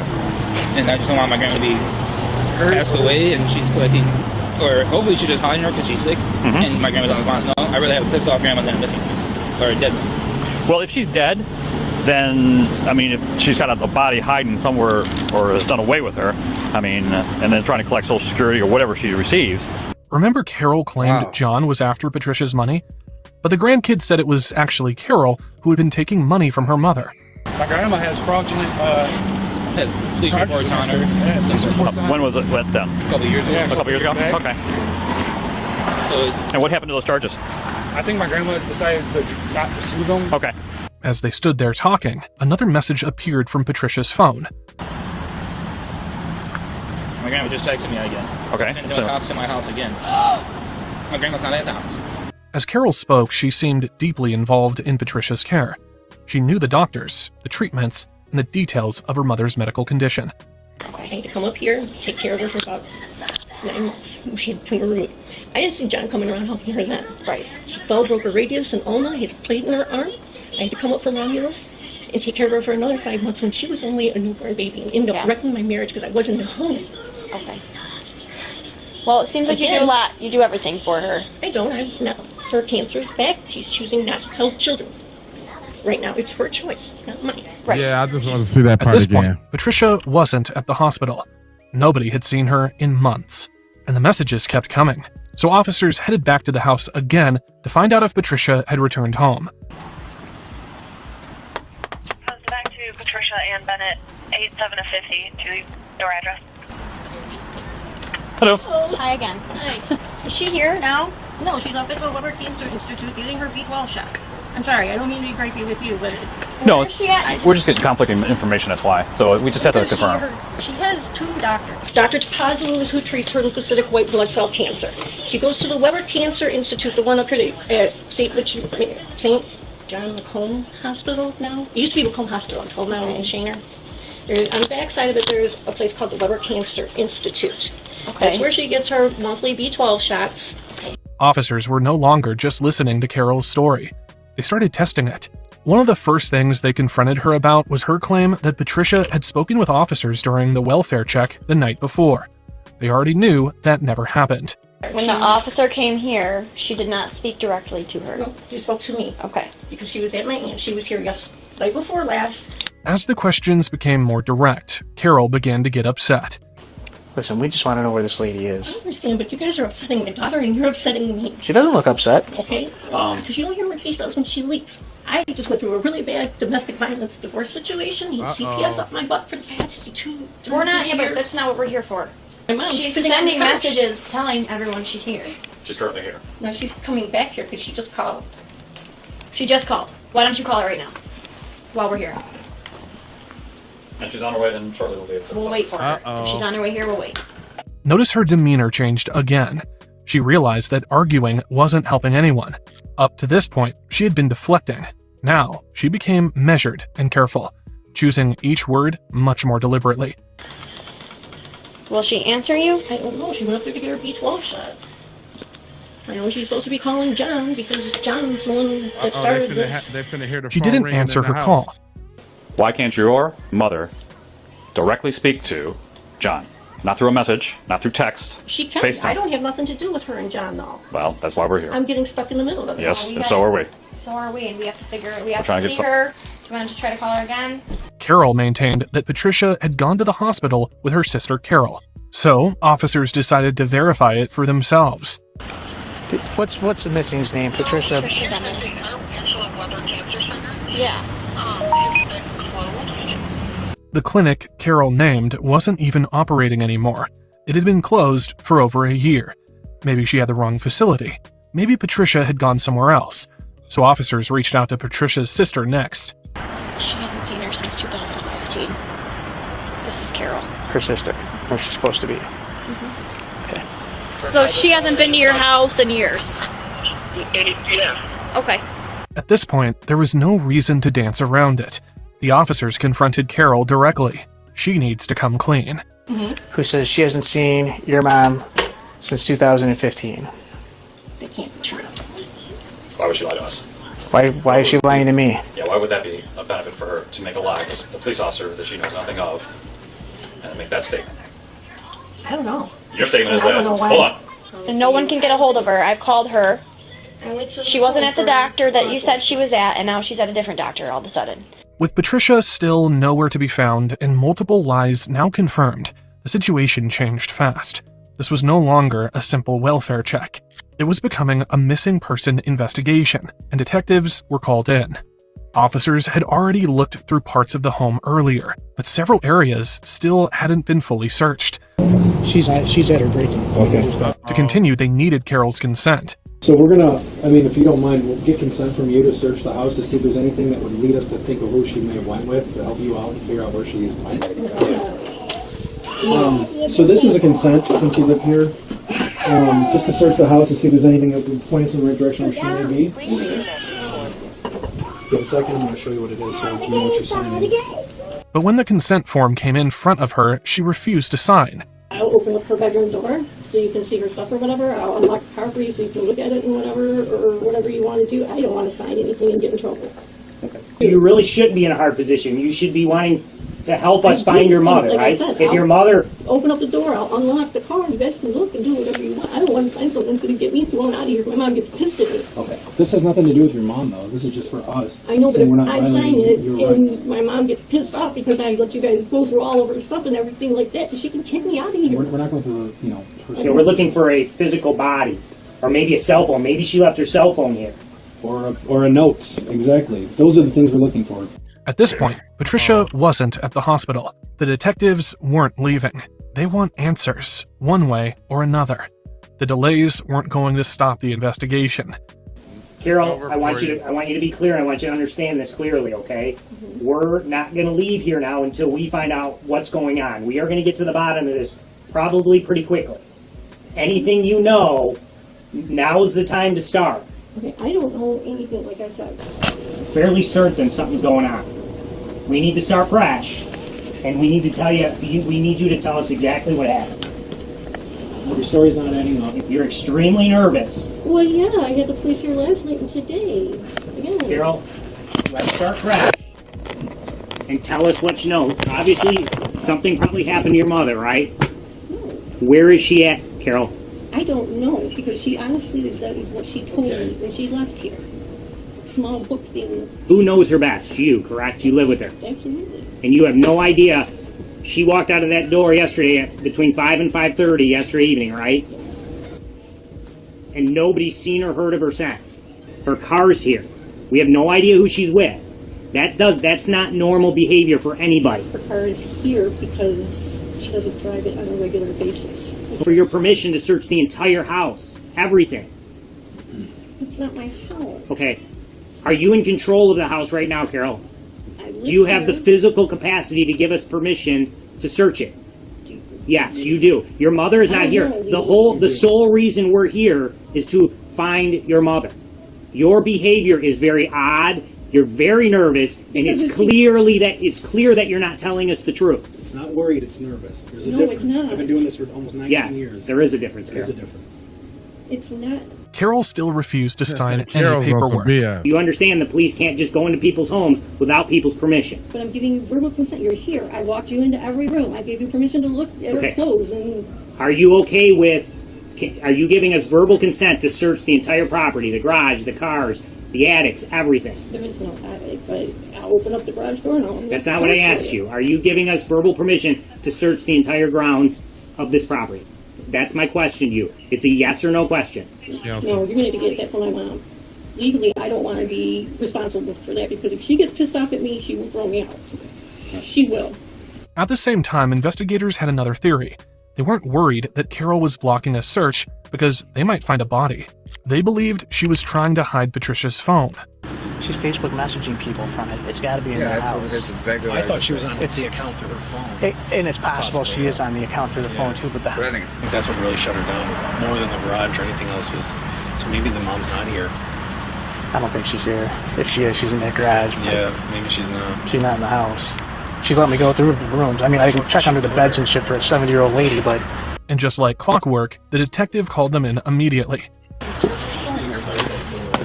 Carol, when we asked you about your mom's cell phone, you said she took it with you? Then why is it right here when I'm calling it? I don't know, because she just handed that to me. Where'd you find it? This discovery changed everything. Investigators now had evidence that Carol had been using Patricia's Facebook account while Patricia herself remained unaccounted for.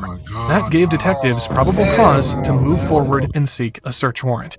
So they stayed at the house, waiting for a judge's approval. Is there anything you want to say? We're going to start looking through everything, and we have access for the whole house now. The judge, he signed the warrant and everything. I know, but is there anything you want to just kind of let us know before we discover something, possibly, if there's anything to discover? Nothing to discover. I don't. Nothing. Once the warrant was signed, the full search finally began. The inside of the house had already been examined, so investigators turned their attention outside. The detectives weren't leaving. They want answers, one way or another. The delays weren't going to stop the investigation. They searched the detached garage. They checked containers. They searched vehicles parked behind the house. Nothing. Then they moved deeper into the garage itself. Boyfriend's here. As detectives worked through the property, someone suddenly arrived on scene. Carol's boyfriend, Ricky. The grandsons had already told investigators about him. I found out that he, my best friend, was still coming around, and so What's his name? His name is Ricky Schilling, Ricky Lee Schilling. Where's the PC Cruiser and where's Ricky? What do you mean? Is he supposed to be here? Yeah, he's always usually here. He's always here. So that's the thing. What are the times he's here with her? Ricky was the other adult living in the home, which meant detectives had plenty of questions for him too. Is he in the PC Cruiser by any chance? Yeah. You're going to sign his consent for his car, or...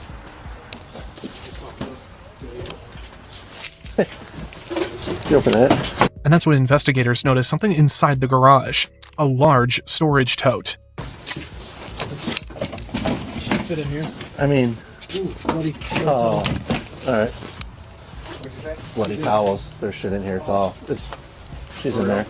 She's in the house. Oh, she's in there. While this was happening, Ricky stood in the driveway watching everything unfold. I don't know. He's looking. He's looking at nothing.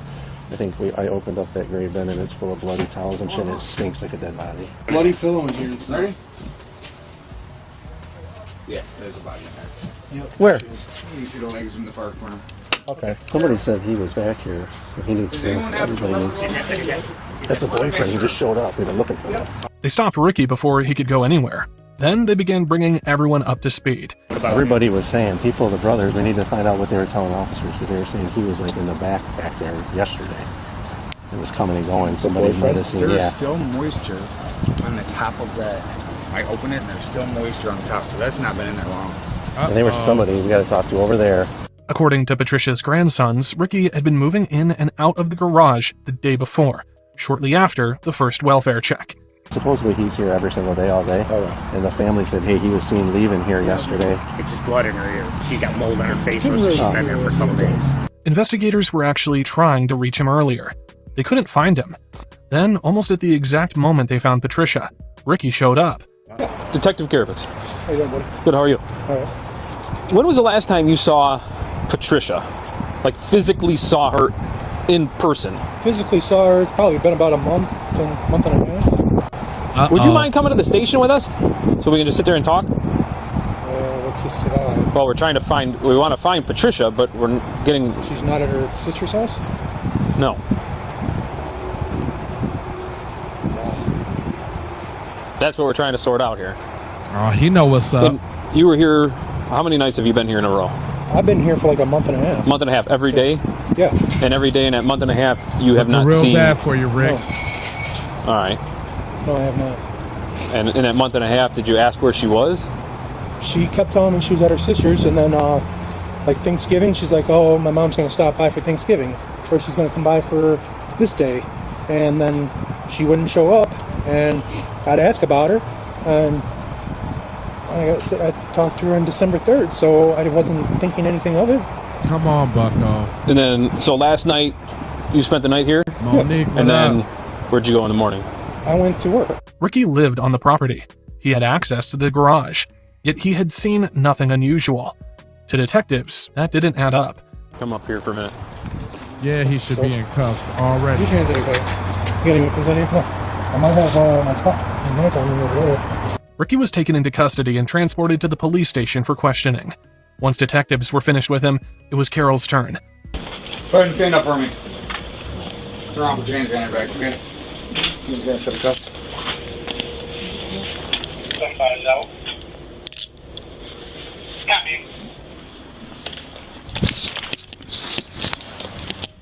After her arrest, Carol sat down with detectives.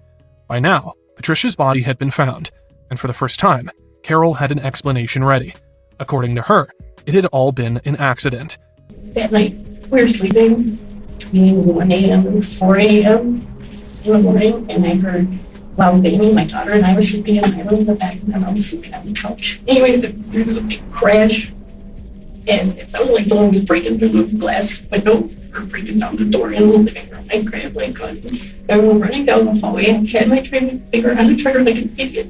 But I was not running, but walking fast down the hallway, and I hit with my right foot. And it went off. Doing the when I shook her shoulder, and then I heard gurgling. And I screamed, Mom, and pulled her on the floor. And I noticed that she had blood coming out of her mouth. I couldn't even hear what she said, but I know it sounded like some bullshit. If the next one's like that, we just gonna go on to the next case, man. Make sure y'all hit that like button, subscribe, drop me some jewels, a couple super chats. We on a late night crime spree. I'm Jay Live. I scour the internet so you don't have to, so all you got to do is sit back. Yiggity. If Patricia's death was truly accidental, how did her body end up inside a storage tote in the garage? So after that happened, obviously we found your mom in a container in the garage. Now, obviously my concern is kind of understand how she got there, but you gotta explain to me, because to me it seems like you're back and everything, that you can do this by yourself. So can you walk me through? I understand. Investigators also had another concern.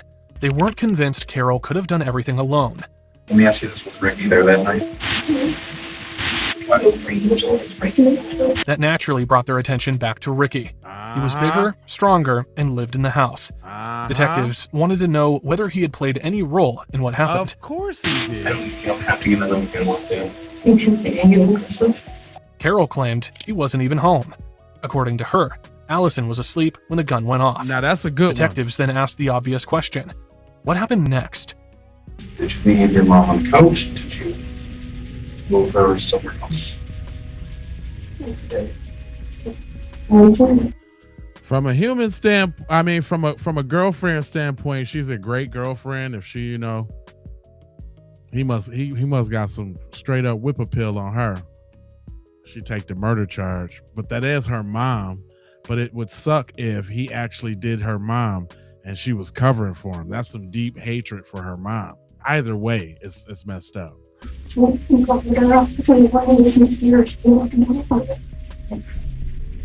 understand that.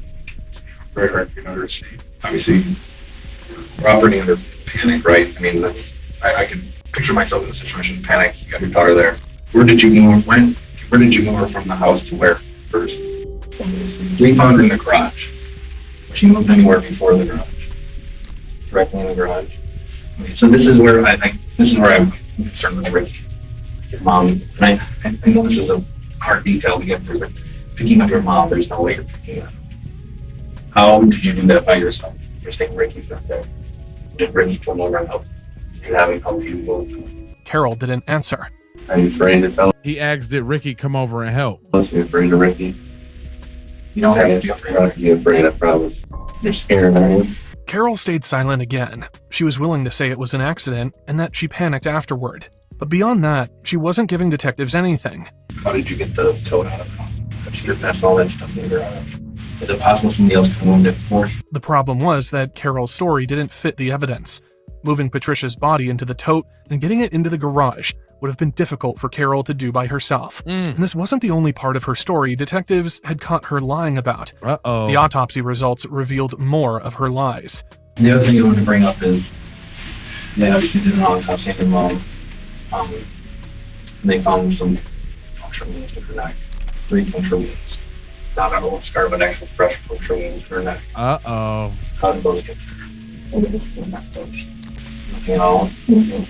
Never was anything after the fact? I'm not saying you were killing her, but like, you know what I'm saying? I'm saying, I don't know, maybe growls in the street, she was suffering or anything like that.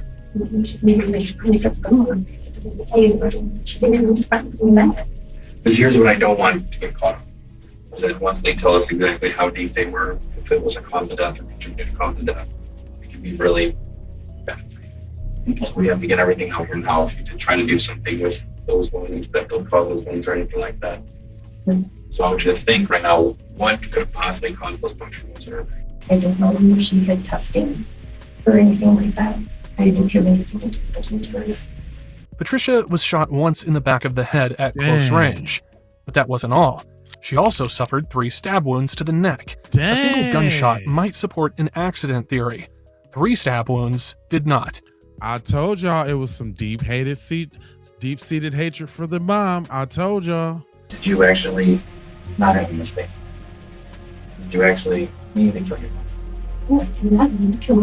Well, I'm not saying that. That's what I'm saying. I'm saying, do you understand where, when these things can't be answered, that's kind of odd.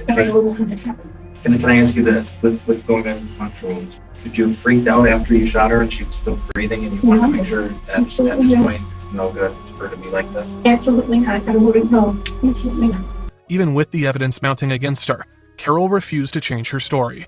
She also continued insisting that Ricky had nothing to do with it, so detectives turned their attention back to him. Carol been acting strange or suspicious to you or different? She's bipolar, so I always said that she was the world's greatest actress because I can't tell when she's being sincere or not.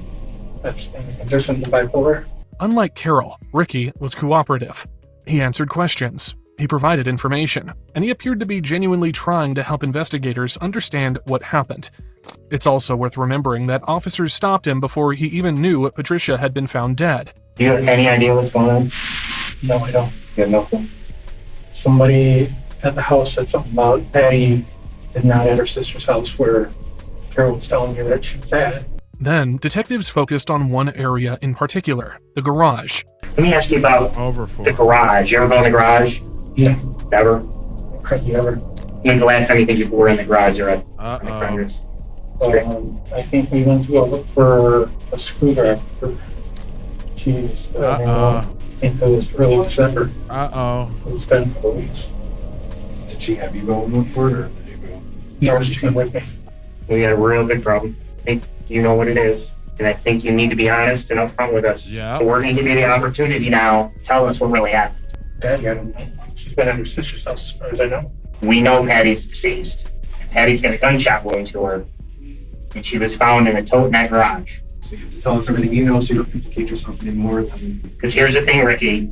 There's investigative tools we have. We're going to find out exactly when she died, where you were when she died.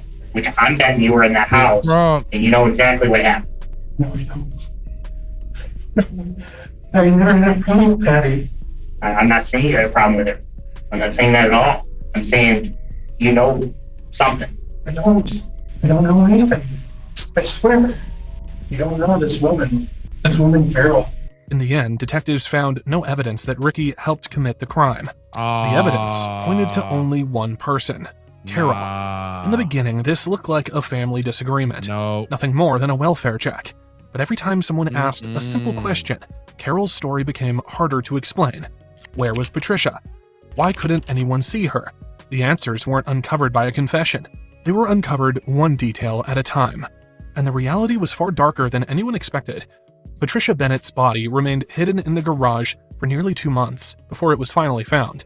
During that time, Carol continued using Patricia's bank accounts and credit cards while convincing family members that she was still alive. Carol never fully confessed to killing her mother, but by the time the investigation was over, the evidence spoke for itself. She was charged with first-degree murder, larceny, and felony firearm violations. Facing the possibility of spending the rest of her life in prison, she eventually accepted a plea deal and was sentenced to 20 years. 20 years for killing your mama. Or her aunt. Was that her aunt? That was her mom, right? Yeah, because she kept saying that at my sister's house or something. Man, that's wickedly wild. Hey, y'all, man, I had a super chat goal, man, so I could do a whole nother hour of streaming. I was only planning on going 4. Do y'all want some more? Can you sprinkle me? Cause I got another one. I got a couple more in case I was going. Can I get a little sprinkle? Y'all want to sprinkle me up a little bit, man? I'm over here working, man. I'm over here working. I got these little streams going on. Trying to do some late night. This is my 3rd stream for the day. I did 2 earlier. And I said I was gonna do some late night stream with lava. Y'all like that little background music? That's the little background music. Like I'm trying to cover up the music in the things I'll be playing, so I can try to get some ad revenue. You know.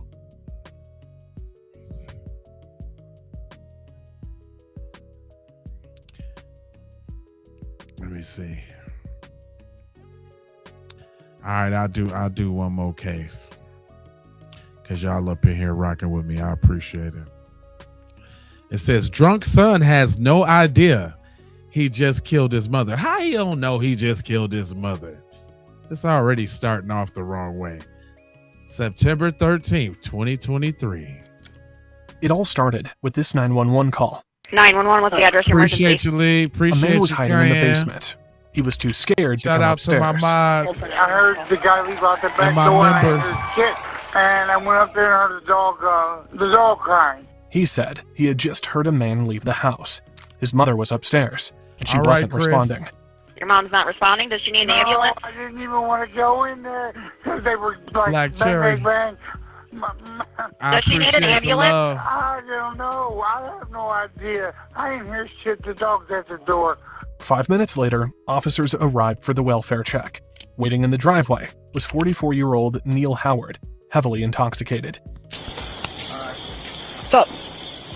I hear the dog whining from the basement. Mom tells me she's Got back through, Amber. that she's got a date on the way. Okay. And she works like 3 jobs.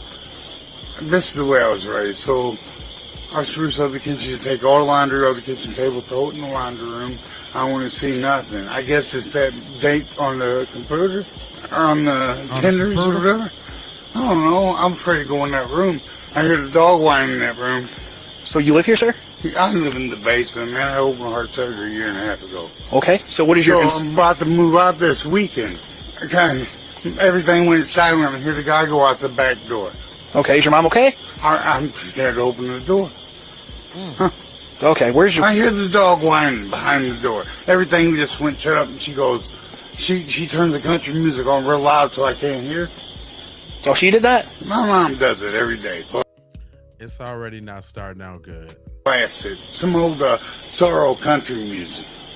Okay. She misses her husband or whatever, but she's bringing guys into the house. Yeah. So unfortunately, she can't do that. Yeah, she had a 5-year thing to where she wasn't allowed to do it. When that 5 years was up, she started doing it. Well, she's allowed to have... What I'm trying to convey to you is she's allowed to have people in the house because it's her house. Right. We can certainly check on her, though, and make sure she's okay if you live there.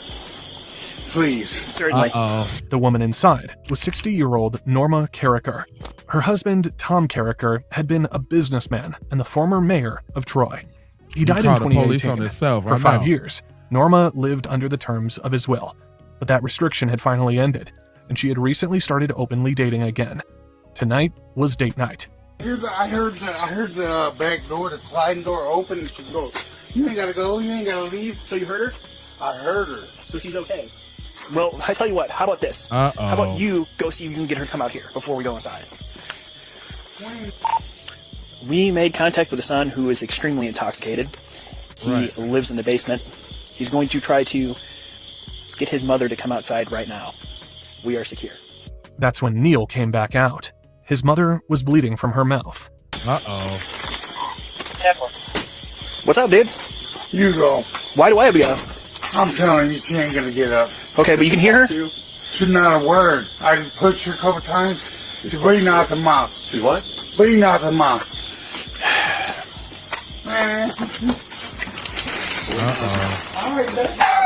Police department! Police department! Rhonda, appreciate you. Norma was lying face down on her bed. Police department! Police department! She wasn't responding. You said she's got blood coming out of her mouth? I said, she's not. You tried to say, call her name. I woke, try to wake her up. A pillow was covering her head. When an officer pulled it away, he saw bruising around her face and fresh blood on the bed. It was then the officer realized this was attempted murder. Oh shit. She's... Hey, pop him, detain him. You're fine. That's okay. Stand up for me real quick. Stand up for me. Stand up. Where'd that guy go? Stand up. He went out the back door. For right now, that's your being detained. 146, can you roll out here? Listen, you're just being detained. He went out As the Neil back was door. detained, officers began life-saving measures. Have female bleeding out the face. Not conscious. Not breathing. Start me some other units, please. She said a male went out the back. She appears to be choking. Somebody strangled her. I'll be starting CPR. I'm putting him in my car. I'm gonna go look. Walk with me. Walk with me. The bungee cord was wrapped tightly around Norma's neck. Her hand was trapped between the cord and her throat, as if she had been trying to pull it away. Someone had tried to strangle her. Officers took off the cord and noticed she was still warm to the touch. We're gonna need some other units to clear the house. This looks like a homicide. While this was happening, Neil was being detained. Troy, just for your 43, I have the male subject to call and detain. I'm gonna place him in my car. I'm gonna go look see if there's another male. I heard the back door slide open. That's fine. You're gonna find that thing on the drink. That's fine. in there. Just They were relax. having You're fine. You're fine. Was there any cars here when you showed up? I never see him. She told me never come up the stairs. Okay, hang tight. Hey, I do LT, want to see what's blurred Come too. here real quick. She's still warm to the touch. Somebody strangled her. This is homicide, man. So we have not cleared the rest of the house yet. Okay. I'm gonna keep working on her. The son's intoxicated. He said somebody ran out the back. No description. We have him detained in the car. He's in the car? We have him detained. We need some other units to clear the house. This looks like a homicide.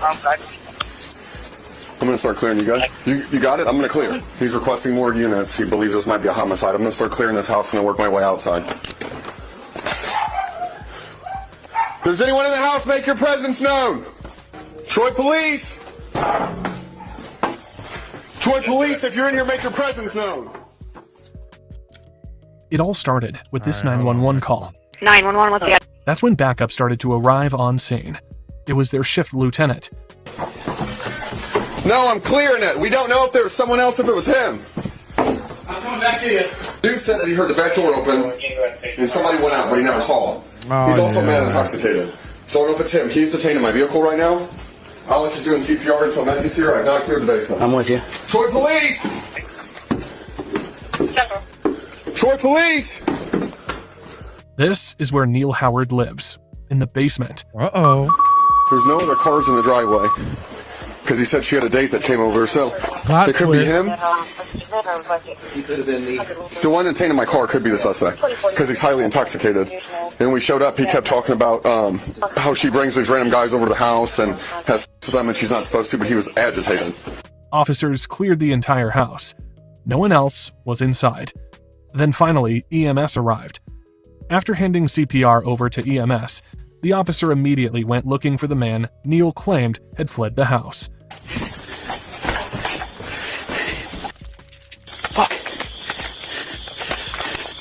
But outside, there was no sign of anyone. If a suspect had run, they were already gone. Then the lieutenant was quickly brought up to speed. The way Neil acted initially confused everybody. Officers couldn't rule anything out. Neil was highly intoxicated. He could be confused. Or he could be involved. It's time for a background check on Neil Howard. Neil had a long history with the police, including domestic violence calls and even a child abuse case. Despite that history, he had never been convicted. Then I looked, she had like a bungee cord wrapped around her neck. Okay. But she's still warm to touch. So it just I almost wonder if he didn't do it and then called us with the story. That's what I'm thinking, because he, right here, was still making it seem like he's going back and forth with her, because that's the reason why we didn't immediately come in here. Yeah. I asked him if he just happened to see who ran out of the house, and he's stating that he was not allowed to come upstairs when these dates are taking place. This was what Neil said. I'm not supposed to go up the stairs. You're not supposed to go up the stairs? I gotta sit there with earplugs in and be quiet. That's how we were raised. Okay, I'm just asking. Raised a little different than I guess. Raised differently, they had to wear earplugs and stuff. Dude, she's still like warm up. So what's happening? I think it's probably gonna be him. EMS had done everything they could, but they couldn't save her. Norma Carricker was pronounced dead. So we're at Norma Carricker's house with a homicide. As the homicide investigation began, detectives started finding cracks in Neil's account. Uh-oh. At the... yes. So did you see that there's puddles of water there? I have not. When you first step out? I have not. And there's no... Footprints? Okay. If you're going to strangle her in that room, why would you run all the way through the house and then come to the sliding door to come out? Yes, I think he did it. You see what I'm saying? Yeah. I don't see anything wet. But I feel like you would not miss that if you came out that door. And that's exactly what he did.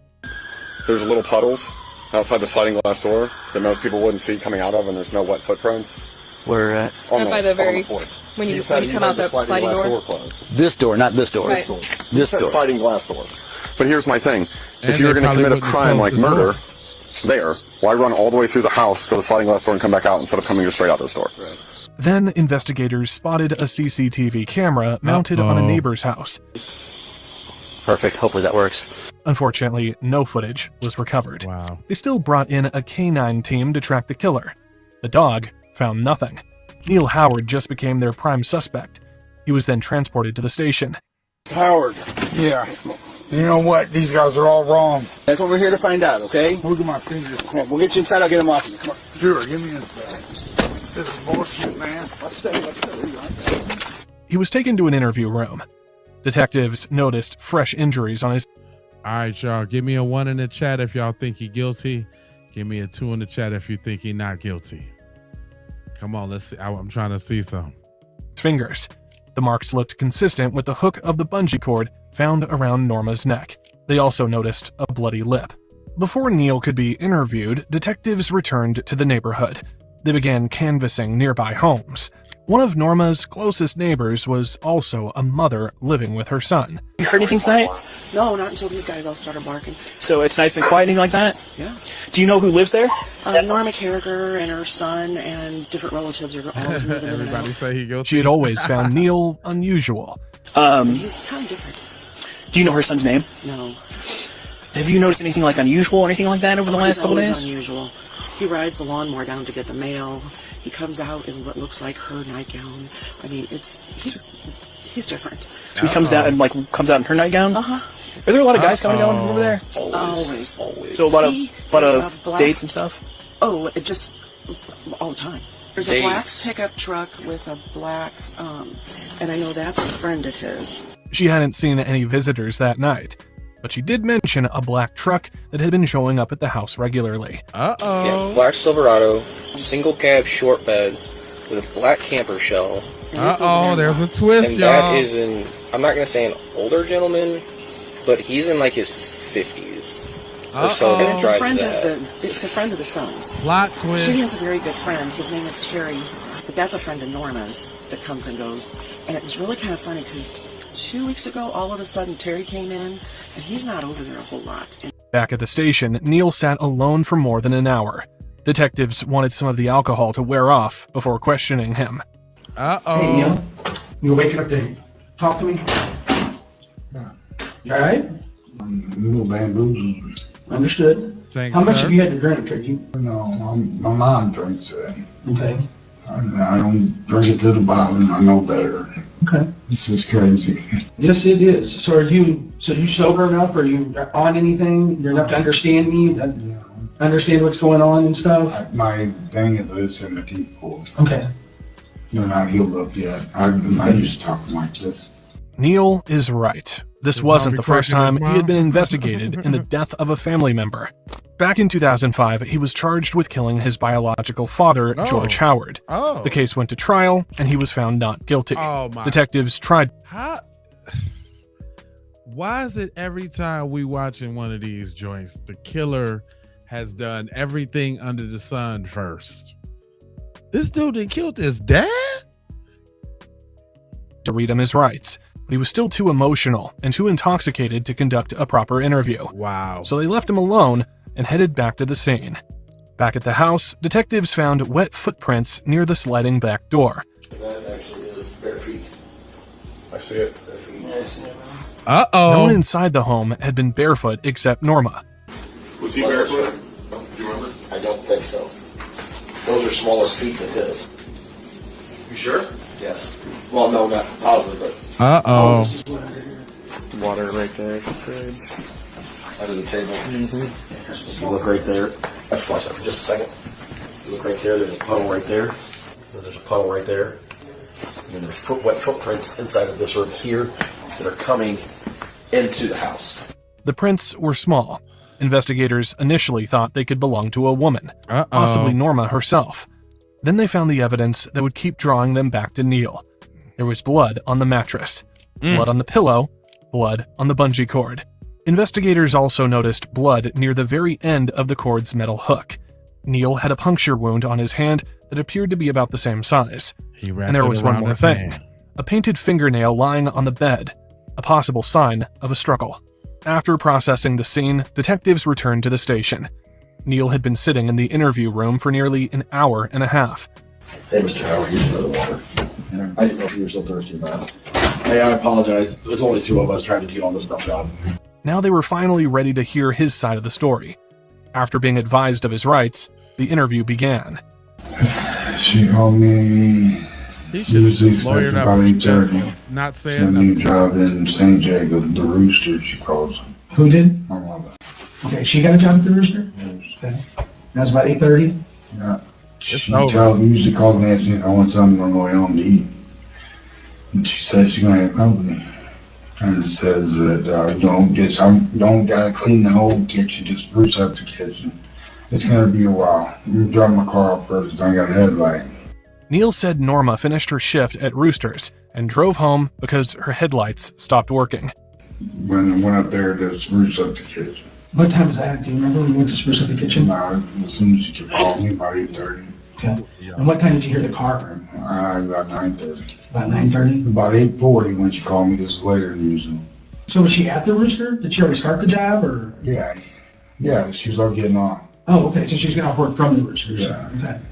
After dropping her car off, she rode with her date to the timeout bar. She had the candle melt thing there, and I wiped off the Kool-Aid off the counter, put the thing and the dog on the counter. The red liquid found on the kitchen counter, Neil said it wasn't blood. It was Kool-Aid he had spilled while mixing drinks with vodka. After Kool-Aid cleaning up, he went downstairs.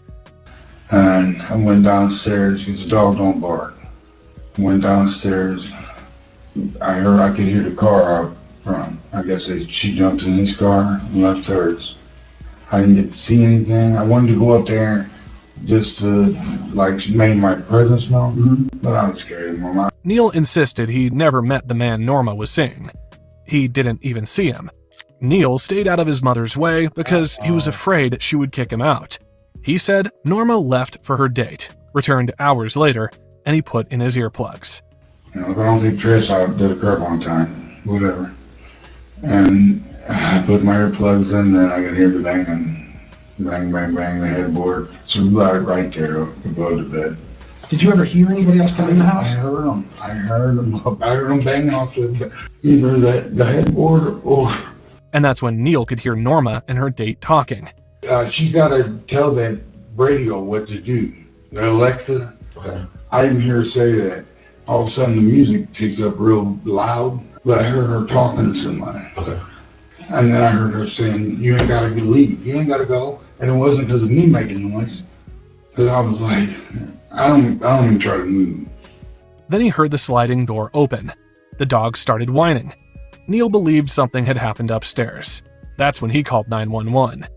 I'm being trapped, man. Wow, I don't have to be. I'm sorry you feel that way, Neil. I'll tell you what my sister's number is. You can call her. His sister Jenny received the news, and she headed straight to the house. So we're gonna let the coroner come out and talk to you too. Okay. Okay, kind of explain a little bit about. Is my mom deceased? Yes, ma'am. Okay. Yes, ma'am. Is my brother in jail? He's being talked to right now. About because he lives here too. Yeah. So we'll definitely need to get some information from you guys and have you come up to the police department and talk to the detectives about what's going on. Okay. Back at the station, Neil sat alone for more than an hour. Hold on. That was hold up. Is that the last one? Oh, you know what? There's not an extra one after that, y'all. That's crazy. But no worries. And I wanted to see the end of that one.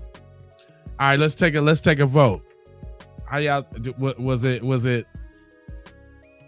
Neil or was it this fictitious mom's date? I want to see who wins. Was it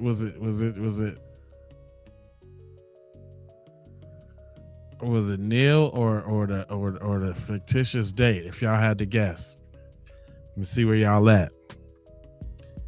I got another joint though. Teen killer is about to get a reality check. This is 19-year-old Christopher Matthews. Back in August of 2020, Christopher was arrested in connection with the murder of 20-year-old drug dealer Tanner Banderit. According to the arrest report, Christopher picked up Tanner from his home so he could purchase some cocaine. While they were driving, Christopher shot and killed Tanner. He then dumped the body on the side of the road, took his victim's cocaine, and drove away. There's always two sides. Yeah. And you know exactly why you're here. So tell us your side, man. What do you think you're here? Why do I think I'm here? Yeah. Because my car was in a crime scene. And what kind of crime scene was that? What do you think? Rochelle, welcome. It's stated on your paper. Uh-huh. So. Okay. I guess you guys are investigating a murder of Tanner? Yeah. How do you know Tanner anyways? Friends of friends. And Chris, I'm gonna let you know now, just so you understand this. We know Tanner was involved with drugs. We know you and are involved in drugs as well a little bit. We do not care about any of that. Whatever you tell us about the drugs, I can tell you now, I'm not a drug cop and I don't care about those things. And neither does my partner, okay? So during this interview, we just would like you to be as honest as you can about everything. Because I know that in the back of your mind you're thinking, I say the same thing, Cheyenne. Give me some on the drugs, you know what I mean? It's not the case. We do not care about drugs at all. Okay? Does that make sense to you? Okay. So tell us about your relationship with Tanner. So, real quick, y'all. to start, I know that little scene has to be really small on the portrait view. So if you want to check out the landscape view, especially if you watch it on a TV, you want it to fill up the screen. And plus, if you want to interact with the full chat, you can see it really big on the landscape view. How do you get to the landscape view? Whatever channel you is, press on the channel and then go to the channel. And usually the landscape one has drastically less views than the landscape one has drastically less views than the portrait one, but it's usually like the second one down, I think. So it'd be like the portrait one first and then the landscape one. That's if y'all just want to see it real big and enjoy yourself, you know what I'm saying? Or read like the text or anything like that. But I'm gonna keep it rocking. I ran away from my dad's house. This is my side of the story. Yeah, tell me. And then I started doing a lot of cocaine, and I met him through all of the people that I was hanging out with. Wow. And he was the dude up in Frederick. That's all I knew him as. Okay. And then I'd take him to go pick up stuff here and there, but that's all I really knew him as. And when you would take him to go pick up stuff, would he give you a little bit on the side for kind of chauffeuring him around sort of thing? I mean, he'd pay me money or product. Okay. What was it usually? Mainly product. Mainly product. Because I was addicted then. Yeah. So. Okay. Still addicted. Yeah. Keep talking to us about it, man. So what since then? Since you keep were talking to us about it. I don't know. I lost connection with him. I finished all of my legal troubles when I turned 18, and then I just remember seeing him at Starbucks one time with Alicia, and then after that I didn't really hear from him, see from him.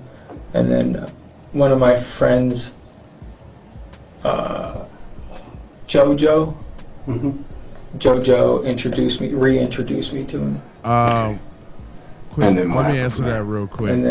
So there's 3 channels. There's shout out to the J Lava channel. Shout out to the Keep It P podcast. Shout out to the Keep It P podcast Raw. It's 3 channels. You can be on either one of them. It doesn't really matter.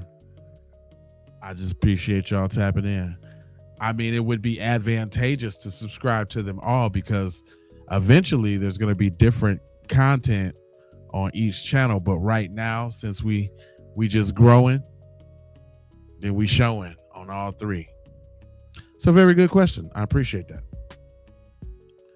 Right now, this is my second installment on the late night crime tip with Jay Lava.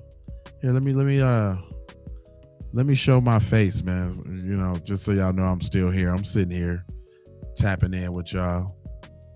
You know what I'm saying? Yeah, I put the big chat up. I mean, you can see it on the portrait one too. It's probably just small. I don't know if you got bad eyes. My eyes getting bad. I'm getting old. I'm an old man. My eyes getting bad. So I need to see the text real big. Straight up. But yeah, man, I appreciate y'all rocking with me. I do, social commentary in the daytime. Like right now, we real heavy on the Nolan Wells case and other things, which is stuff people that ask me about in the chat, but I ain't talking about that right now. We talking about this crime. It's a whole different thing. So Of course, if you want to send a super chat, I'm going to answer your question. But beyond that, this ain't political or nothing. This is just us chopping up these crimes. I mean, I might have to get on some folks, but as y'all notice, we done watch, a little black crime. We done watch a little white crime, a little Mexican crime, all type of crime. Crime is crime. So that's what we doing at nighttime. I appreciate y'all rolling with me. Let's get back to it. Now make sure y'all switch over if y'all want to see it big. And I just hung out with JoJo and Tanner, like not a lot, but we'd go run them to the plug's house or whatever. To what? To the distributors. Oh, okay, gotcha. Yeah, I was just kind of the driver. I liked my car. It's a nice car. It is nice. He sells you some drugs, you drive him around. Yeah. And that was kind of thing. So. Yeah, that was about it. So you didn't. There's 3 on YouTube. It's Jaylava, Jaylava. Then it's Keep It P Podcast. And then it's Keep It P Podcast Raw. We on Keep It P Podcast Facebook. We on FBA Jaylava on TikTok. We on Keep It P Podcast on Twitch. He's like, yes, sir. I got the big stream. Cayenne. That's why I put it out there, because I know, you get to see it really big. It's gonna be super big. You can see the chat effortlessly. That's how my mans watch it. Actually, when I looked at the analytics, I see that most of y'all actually watch this program on a super big TV. If it ain't your phone, it's just between the phone and the TV, a few tablets, but mostly the phone and the TV. But yeah, if you want to see us real big, I just tapped in so y'all know I'm sitting here watching it with you. I'm really at work, y'all. I'm really doing this. So we gonna let this little case ride out, cause I do got to stream in the morning. I got a whole bunch of news and information to get to tomorrow. Hang out, you guys weren't like boys hanging out. No, we weren't like kicking it. We weren't drinking. We weren't kicking back beers. I wasn't partying. I don't like to party anymore. Like if I party with a small group of people. I don't like to go out and like. Hey, even if you on the phone, you can still watch the landscape and turn your phone to the side and see it real big. You know what I'm saying? If you ain't got no big super duper big screen type phone, you know what I'm saying? Hey, what chat on the phone, watching it on TV? That's how you do it. That's the real way. I got a big 75-inch right here on the wall, so I be kind of like looking at myself while I'm streaming, just to make sure everything right. And like if I need to, sometimes y'all see me look to the left, and that's why. But hold on, I want to get to little Poindexter here, because this boy sound like he White Mike or something. Like he been selling everything in the hood to everybody. We know Tanner was involved with drugs. We know you are involved in drugs as well a little bit. We do not care about any of that. Whatever you tell us about the drugs, I can tell you now, I'm not a drug cop, and I don't care about those things. Yeah. And neither does my partner, okay? So during this interview, we just would like you to be as honest as you can about everything, because I know that in the back of your mind you're thinking, oh man, they're going to try to give me some on the drugs, you know what I mean? It's not the case. We do not care about drugs at all, okay? Does that make sense to you? Okay. So tell us about your relationship with Tanner. So, to start, I ran away from my dad's house. This is my side of the story. Yeah, tell us. And then I started doing a lot of cocaine, and I met him through all of the people that I was hanging out with. All right. And he was the dude up in Frederick. That's all I knew him as. Okay. And then I'd take him to go pick up stuff here and there, but that's all I really knew him as. And when you would take him to go pick up stuff, would he give you a little bit on the side for kind of chauffeuring him around sort of thing? I mean, he'd pay me money or product. Okay. What was it usually? Mainly product. Mainly product. Because I was addicted then. Yeah. So. Okay. still addicted. Yeah, keep talking to us about it. So what, since then, you were... I don't know, I lost connection with him. I finished all of my legal troubles when I turned 18, and then I just remember seeing him at Starbucks one time with Alicia, and then after that I didn't really hear from him, see from him, and then one of my friends, Jojo, Jojo reintroduced me to him. Okay. Now don't Jojo. And then what happened from there? And then I just hung out with JoJo and Tanner, like not a lot, but we'd go run them to the plug's house. Like Cherry, that's right. To the distributors. Oh, okay, gotcha. Yeah, I was just kind of the driver. They liked my car. It's a nice car. It is nice. He sells you some drugs, you drive him around, yeah, and that was kind of thing. So Southern California. So you didn't hang out. You guys weren't like boys hanging out. No, we weren't like, dropping names. Like, kicking it. We weren't drinking. We weren't kicking back beers. I wasn't partying. I don't like to party anymore. Like if I party with a small group of people. I don't like to go out and because most people go out and they drink and they drive. Sure. I'm completely against drinking and driving. So when you're partying, you like to be where you're at and not move, kind of thing. Yeah. That makes sense. How long have you been addicted to cocaine? How long have you been off and on? Cocaine. 2 years. 2 years.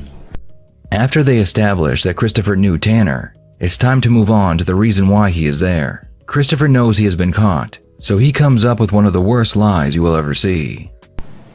Christopher and Tanner. Tanner and Christopher. He's like, tell me more about your cocaine. You do cocaine, huh? How much? So let's fast forward. You said that you know that you're here because somebody borrowed your car.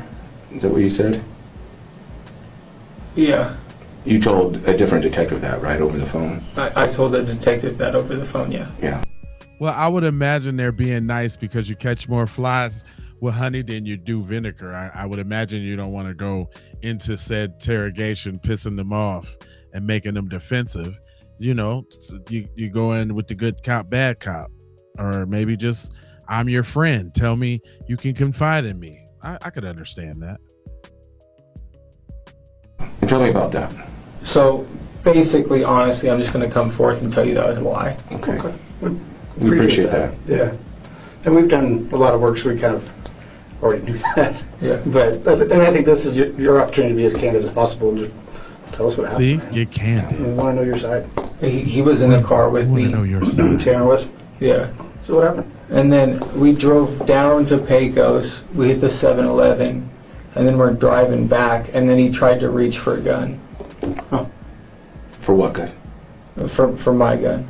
He tried to reach for your gun? Yeah. That sounds like in Vegas. My gun was in the center console. Just sitting there? Yeah. Is it the gun that's in the car now? No. That's a different gun. Okay.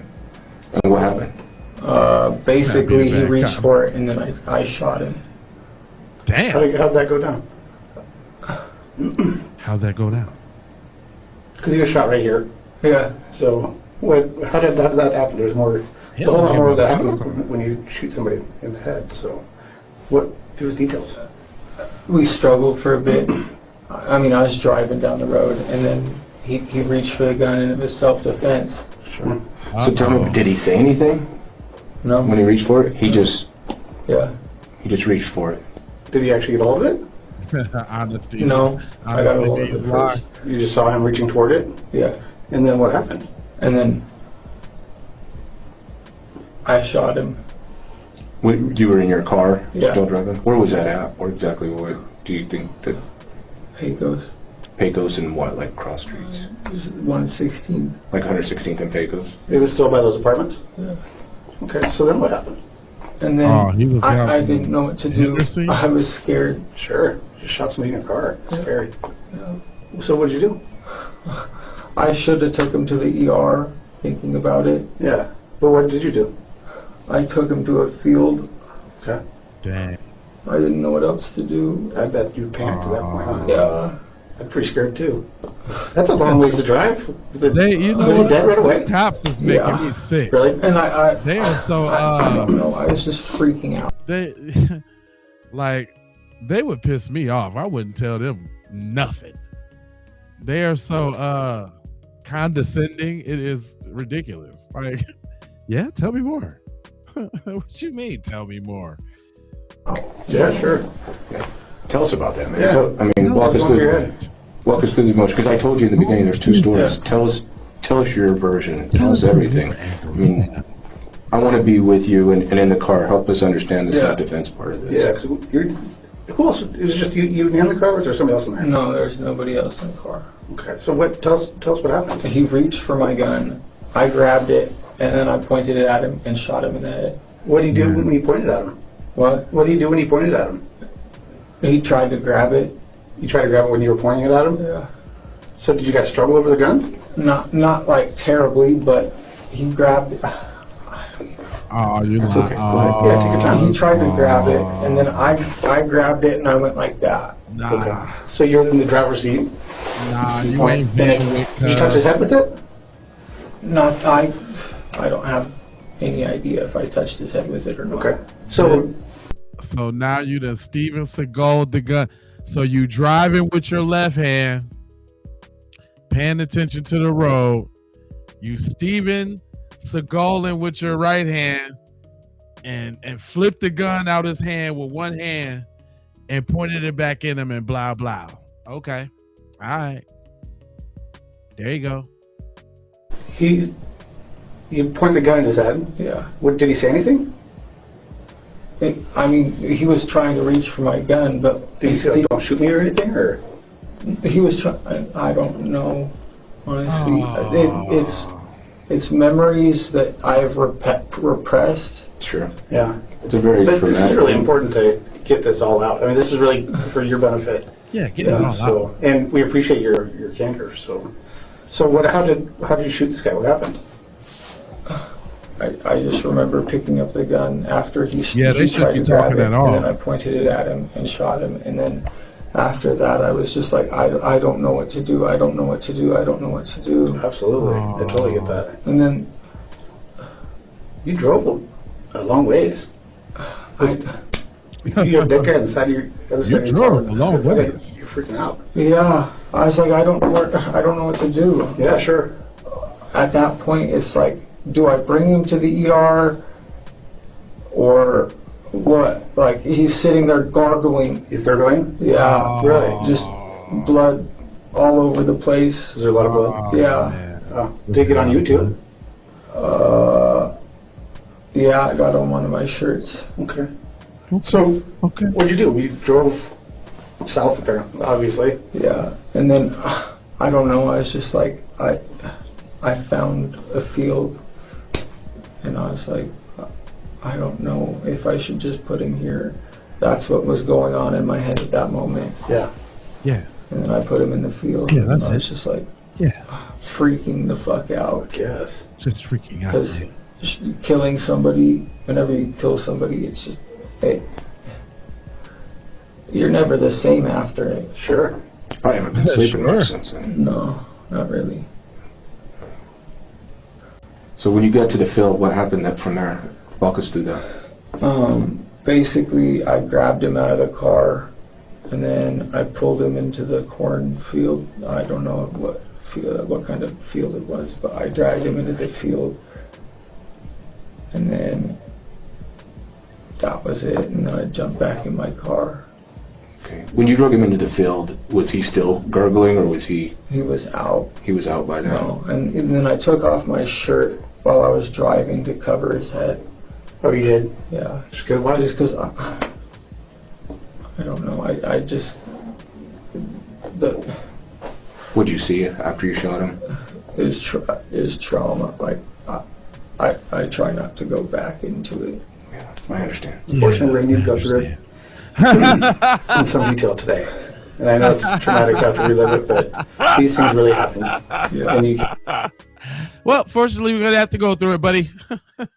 Suck it up, Buttercup. It's time to go. can't take it back, right? I mean, it's something that went bad, but You have to own your part of it. It is what it is, right? Yeah. Like, there's nothing we can do to make that go away. This is something that happened. Yeah. And so we just put the whole story out of what happened, and then, because we want to know, we weren't there. Like, we knew that you shot this guy, but we didn't really know the context of how that happened. Like, we didn't know if you were just like cold-blooded execute this guy, or if there was some. I wouldn't do that unless my life was in danger. Yeah. Sure. So you drive up to the cornfield and stop, obviously.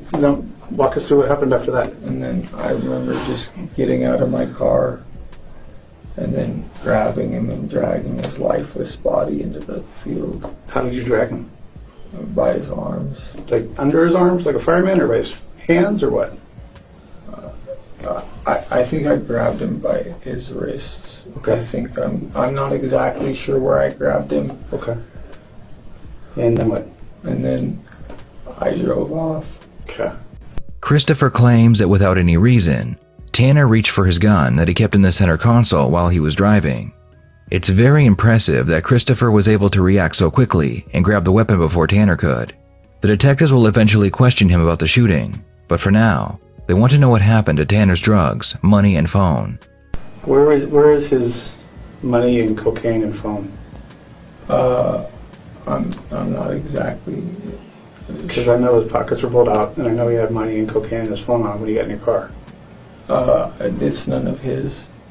What's that? It's none of his. None of it's his? None of the money or cocaine is his. That's in your car now? No. Okay. So that night though, when you drove him into the field, what did he have on him? He had his ID and money and coke. And did you took that out of his pockets? Of course he did. I probably should have left it. But that's okay. I mean, we're just trying to walk through this whole process. I know little things might not seem important, but they are. Oh, wow. So when you took that out of his, it was in his pockets? Yeah. And then what'd you do with it from there? From there, just took it with you? Yeah. I took it with me. Got rid of it. How much coke do you have on? Like an ounce? Yeah, how much coke? Look. How much money? How much coke? He didn't have any cash on him. He didn't have money? No. I thought he was carrying around like $5,000. No. Because he's like a flashy guy, right? Doesn't he flash money a lot? I don't. That's just I guess his told. house just got raided the day before, or the day of. His did? Yeah. Okay. So then you take his phone and his ID. Was it in a wallet or how was it? No, his phone was still in my car. Oh, it was just in your car. Yeah, and then I took out his ID. I don't know, and then the coke. Okay. And then you left. You said he had money too. The money was mine. Oh, okay. Yeah. Because you were going to buy a coke. I was going to buy the coke from him. Had you already given him money? You just took it back? Is that what happened? Yeah. Okay. How much was that?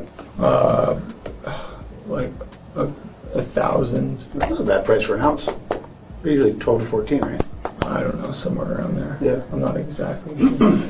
Did he always say an ounce for about 12, or how much did he? I was working my way up to ounces. Okay. So I finally had the 1,000, and I was just like, okay, I got it. And he was going to hook you up with the 1,000. Or I'm not sure if it was 1,000 or 12. Okay. But I just remember having the money, and the money was straight, and then I handed it to him, and then he reached for the gun. Okay.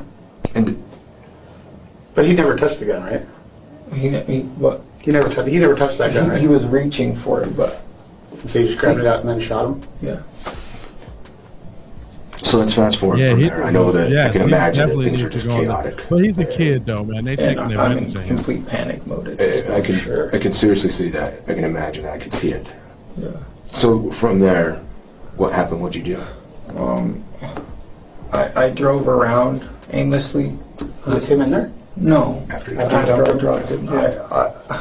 I didn't know what to do. Yeah, sure. Definitely stick a fork in because he's done. And then I went to Tara's house. Did you go straight to her house, or did you go home first change? I think I went home first to change. Okay. You're still panicking. I'm still panicking, but like it was like a weird panic, and it was like I'm freaking the fuck out, They love mentally. that freaking out, huh? And then from there, it's just, I just kind of went into survive mode. Is that a fair way to put it? Yeah. And like, I don't know, sometimes whenever I'm like, I try to turn shit into humor. Because if I turn it into humor. Every time the criminals, now usually it's the ladies that say, I was just freaking out, you know, I'm freaking out. I was freaking out. I don't, you know, is that the overlay for the underlay for the setup for the crazy play? I hope that it'll get my head out of that and like, but. How'd you do it on that one? I don't even remember. Yeah. I think I just started trying to like turn humorous brain on to get rid of trauma. Yeah, that makes sense. But how'd you learn how to do that? I don't know. I just feel like I've always thought that like laughter and like humor is better than, you know, sitting in complete terror and just. Yeah, that makes sense. And that's how you were feeling up until then? Yeah, I was freaking out. And then I showered and like I started to collect myself a little bit after I showered, but I'm still like trembling. After listening to Christopher's story of how he disposed of the body, the detectives decide it's time to go back to the shooting. They want to know why and how the shooting occurred. Carpet. Okay. But did you try to pull the carpet out or you just steam cleaned it? I just steam cleaned it. Okay. Was there still a lot of blood? Yeah, and there was like chunks of brain matter. And wow. Where was that at? Where was the brain matter? Just inside the car. Was it in the back, the front? All over. All over. Yeah, where was he sitting when you had shot him? The passenger seat. In the front or the back? The front. In the front. Okay. And this is going to be hard, but I kind of want you to walk me through this just so we can follow this, okay? You're doing really good. You are. Yeah. And if you need some water, take a drink. Do you need some more? Is it gone? Sorry. Okay, we'll get some. They ain't spit, boy. I tell you that. They ain't spit. You're doing a good job. I bet you he is. He done all your work for you. So, We'll get some. Excuse my reach. No, you're fine.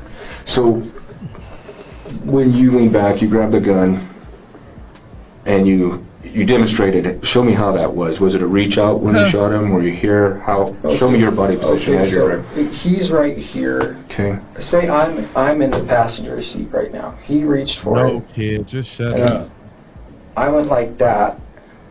You're in the passenger seat? No. Okay, so Tanner's in the passenger seat. I'm Tanner right now. Okay. He goes for the gun, and then I'm driving, and then I grab the gun from the center console because I saw him reaching for it. And Lee.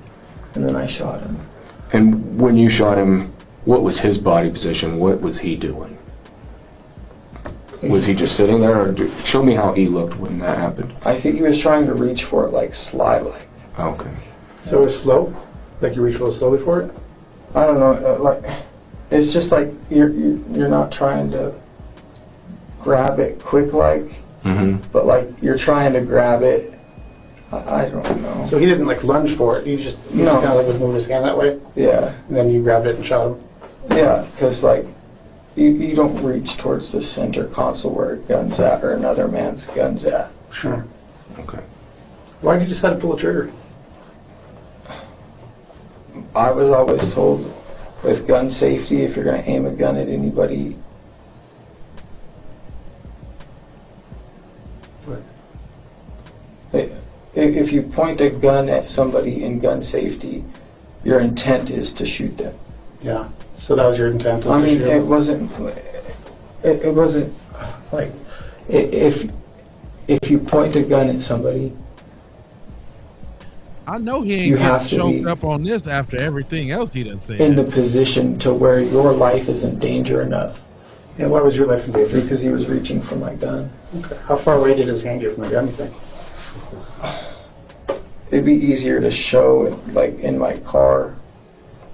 Oh, no, it's over for you. I don't know, maybe like 4 inches from the gun. Okay. His hand was about 4 inches from the gun? Yeah. Going kind of slow towards it? Yeah. It's over for you, bucko. So, and just kind of going back to it. So he's sitting in the passenger seat. Yeah. You grab the gun first. Walk us slowly through that. What happens from there? What does he do? Walk slowly. He reached for the gun first. So after he does that. Yeah. But you get the gun first, and then what happens from that? And then I pointed the gun at him. And when you did that, what did he do? I don't know. Did he turn away from you, or? And then what happened? It all happened. I think I hit right here, so he must have been looking away from you. Yeah, it all happened in the blink of an eye, honestly. It was very quick. Yeah, and I just remember gunshot, blood splatter, and then gargle. Was there an argument or anything? Did he say?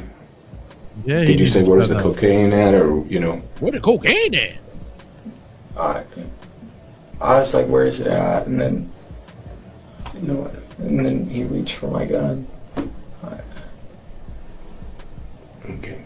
So was there an argument, or just maybe even like a going back and forth a little bit about the money and the cocaine? Kinda, not really. Basically, he was. I don't know necessarily where he was at with his life in that moment, and his entire house just got raided. Oh, they definitely trying to get a definitive I'm not on sure the powder. He was in a spot where he was like, you know what, I'm gonna take this dude's shit because I'm in a position to where I'm not okay. So I'm not sure if that's what I don't know, but we didn't really exchange words. He and I never really exchanged words ever. Now you're not making sense, bro. You gave him the money? Am I correct on that? Yeah, I gave him the money and I was like, dude, where's my shit? And then he reached for the gun. Okay. That's where I was getting at. That's what I was wondering. Okay. And then that's when everything else took place.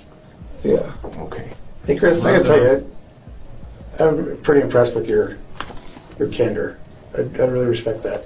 I know things went bad, but you volunteered to come talk to us, and you did it on your own, so I appreciate that. I respect that. And a lot of people don't have the ability to stand up like that, so, I mean, I'm not going to sit here and bullshit you. Yeah, I mean, we didn't threaten you or promise you anything, so it's nice that you just take it upon yourself to be honest. I think that's cool. And it feels good, right? I mean, that's just human nature. Yeah. You've been holding this back for so long. It's a very traumatic thing that happened to you. It sucks. It does feel good to have it suck. off your chest? It feels good to actually release the entire story. Yeah, sure. Yes, So, exactly. I'm afraid to go to jail. I'm afraid to go to prison. If you guys call it murder, if you guys call it self-defense, either way, I'm doing time for it. Why'd you bring a gun in the first place? Why did I bring a gun? Yeah. Because I always had a gun on me. What did you? I mean, do you think he was gonna? No, I just usually had a gun on me when I did my deals. Okay. Were you nervous about Tanner? Was I nervous about him? Yeah. Not really. Didn't you have an issue with him before? No. I thought he tried to rob you or something. No. He ripped you off before, right? No. Not that I remember. Because we were, and this is why we're asking, because this is stuff we've learned. Okay. And it might not be accurate. It's good that we're talking about it. But from what I understand, there was a point, even a couple of years ago, I think they said a couple of years ago, that he ripped you off. No. And then Aaron had to get involved, and it was like, pay my brother back. No. He ripped That you didn't off, happen? man. No. That didn't happen with him. Okay. Before they end the interrogation, the detectives have one more question for Christopher. If he had control of the gun, then the threat was gone. So how can Christopher justify claiming self-defense? Uh-oh. How is he threatening you when you have a gun pointed at his head? How was he threatening me? Yeah, how were He you was getting threatening me injured? by grabbing my gun. But once you had a gun at his head and he's looking away from you, why'd you pull the trigger? Because he's not a threat to you at that point, right? What do you mean? He was grabbing my gun in the first place. But he didn't have it in his hands, or he didn't touch it, and you have him at gunpoint now, right? Right, and he's looking away from you. It's over for you, kid. Correct me if I'm wrong. Why do you feel threatened at that point? Yeah, why'd you pull the trigger? These are just some things we need to know. Gun safety. How's that gun safety when you shoot somebody in the head? Okay. What do you mean? So let's rewind. You said that Fell apart. you felt threatened when he was grabbing your gun. Yeah. And I understand that. Yeah. But you grab your gun. Okay. What do you mean? Yeah. Am I right? I grabbed my gun before he could have my gun in his possession. So then from there, you have your gun. Yeah. He doesn't have another gun. No. He doesn't have a didn't knife. struggle for it, right? Because he didn't touch it. Uh-oh. He was reaching for it, though. No, but once you have it in your hand, yeah, then he's no longer a threat, right? Because he can't get your gun. Uh-oh.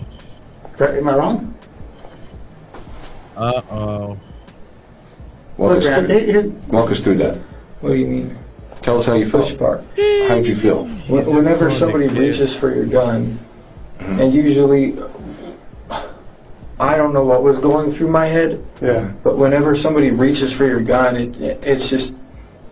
it's right there. Sure. So then you grab it, though, and let's just go slow through this process. We realize it happens like this. We do. Yeah.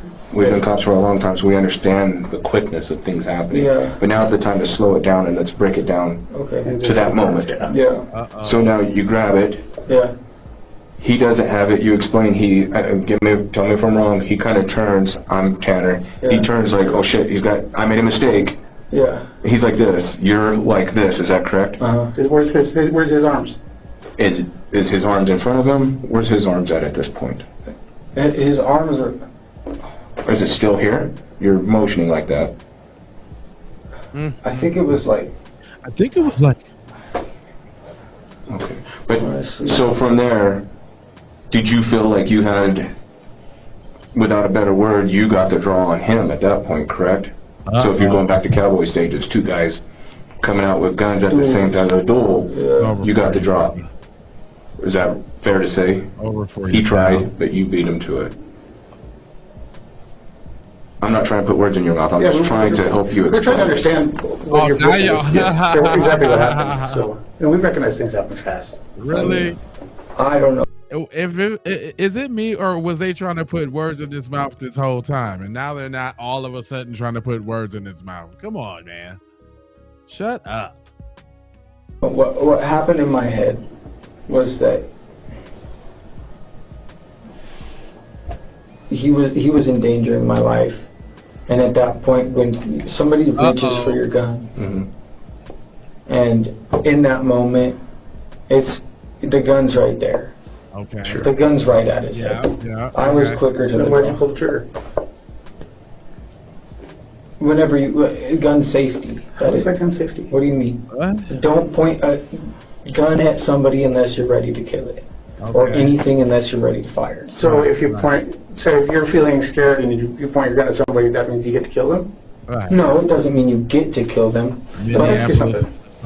If I'm a police officer, right? Yes. So say you did a burglary, and I see you coming out, and I point my gun at you. Yeah. Right? Yeah. Do I get to shoot you? No, you don't get to. Then why did you? don't have to. Why did you get to shoot him? You're right. You don't have to. Right at that point. And that's what would be the position that I would have to shoot somebody. What I've always been told is don't aim a gun at anything unless you're ready to kill it. Okay, and I understand that. Or like. So you're ready to kill him when you point your gun at him? For the fact that he was reaching for my gun. So this is we're just going to be straight, and this is our hang up with this a little bit, and help us understand this. Okay. You have the gun pointed at his head, right? Yeah. He's looking away from you. He's looking away from you. He's not assaulting you. He doesn't have another gun. He doesn't have a weapon. Explain to me why at that point, that particular moment, that spot right there. Let's pause. It's vision. This is a VCR DVD player, and you have to hit pause. You're like this. He's like that. His hands are here. Why did you feel threatened right then at that point? It's over for you, bud. For the circumstances of the previous of his behavior. Okay, but he didn't try to come back and take the gun, right? It wasn't a struggle or fight over it. No, there was no struggle or fight. Okay. Did he even threaten you? What do you mean threaten me? Did he say, I'm going to kill you, I'm going to kick your ass? Things like that? I asked him where my shit was at, and then he reached for the gun. Could he have been reaching for your cocaine? Right. He was reaching for the gun. That's what I saw. That's what I saw. So he was slowly moving his hand towards where your gun was. Which is right by the gun you holder. decided that you get to kill him because of that. Because he's reaching for my gun. Okay. So, but there's no other weapons. There's no assaultive behavior. Yeah, he doesn't actually reach for your gun once you have it in your hands, right? No, but at that point, you know, like... Did he say anything when you pointed the gun at him? No. It was just that quick. Yeah. Okay. Thinking back now that we've paused it and we've slowed it down, would you have done anything different? Would I have done anything different? Yeah. I would have probably never had a gun on me in the first place. Sure. But you did. I mean, that's usually how I would always sell. That's how people always taught me how to sell. And out of 100 times of doing it, nothing's ever happened. Yeah, but and then just one time, this guy does this. Yeah. But now that it's all done, and now that we've slowed it down and we did the DVD-R thing pausing, you know what I mean? Like, would you have done anything different? I wish I didn't pull the trigger. You know. Do you think you should have pulled the trigger? What do you mean? I mean, do you think that was a good decision? For reaching for my gun, that made sense to me in that moment in time. In hindsight, what do you think? In hindsight, no. You think that was not a good thing to do? Heat of the moment when somebody reaches for your gun, near your gun. Yeah. But when you think about it logically, okay, that's fair. It makes sense. It does. And we appreciate everything. I don't want you to feel like we're trying to push you into something saying. I don't want you to feel like he's trying to push you into something. Yeah, whatever. He just did the whole case for him real quick. Like, that case is over. He said everything. They made sure they asked that boy everything. They played him like a fiddle diddle dooski. Hey man, I'm over here working, man. This is a 5-hour stream, man. 5.5 we rolling up on. I like to end on like close to an hour. So I'll say I probably got like 34 minutes. That might be enough for another little story. Should I do another story? I say, should I do another story? Yeah, this dude, he told everything. Like, what's wrong with you, brother? Little brother. Yeah, all they had to do is they ain't even got to do the paperwork. All they gotta do is play the tape back. Uh-oh, y'all some riders. I swear, man. I appreciate that. Do I gotta make a true crime t-shirt? Give me some ideas for a true crime t-shirt. I'm gonna make us a true crime t-shirt for strictly this crime stuff. Give me an idea. I'm gonna put it in a store. Do a whole store, nothing but true crime, based off what y'all say. All right, I got another one for you. April 4th. Killer doesn't realize entire murder was caught on camera. Brandon pull into the dog park parking lot. It was a quiet morning, their routine start. But before they even step out of the car, something on the gravel road stops them cold. 911. I appreciate we have a dead body on the road. South Fork Park. Yes. Okay, was the person struck by a vehicle? No, we were driving. It's a park. We were driving on a gravel road, and it's a female person that's laying in the road. It's a young woman in her early 20s. There's blood around her, a lot of it. Her head was completely smashed. Hard to even process what they're looking at. Okay, and you've checked for a pulse? There's really no need to. At first glance, it looks like a hit and run. Tire tracks ran straight across her body, crushing her skull. No doubt she was run over. Investigators arrive and process the scene. Nearby, they find a bong, a makeup bag, and a tablet. It belonged to Darian Sather. She was just 21 years old. They run her name through the system. She has a record of drug-related charges for which she spent some time in jail. Dang, I was gonna say, cause I'm like 21. Boy, she looked like Bette Midler's little sister. 21. Boy, she looked like she got a whole 401k and a Roth IRA. And going for a root canal on Thursday right after Pilates. What are you talking about? 21. Them drugs is kicking her tail. Them drugs is beating her down to the floor. I'm sorry that happened to her. I ain't trying to disrespect the dead or nothing like that, but I'm just saying, girl, you was out there for real, for real. She looked like Dolly Parton's older sister. She ain't 21. She ain't never been 21. She went from 20 to 47 instantly. I'm not even playing with you.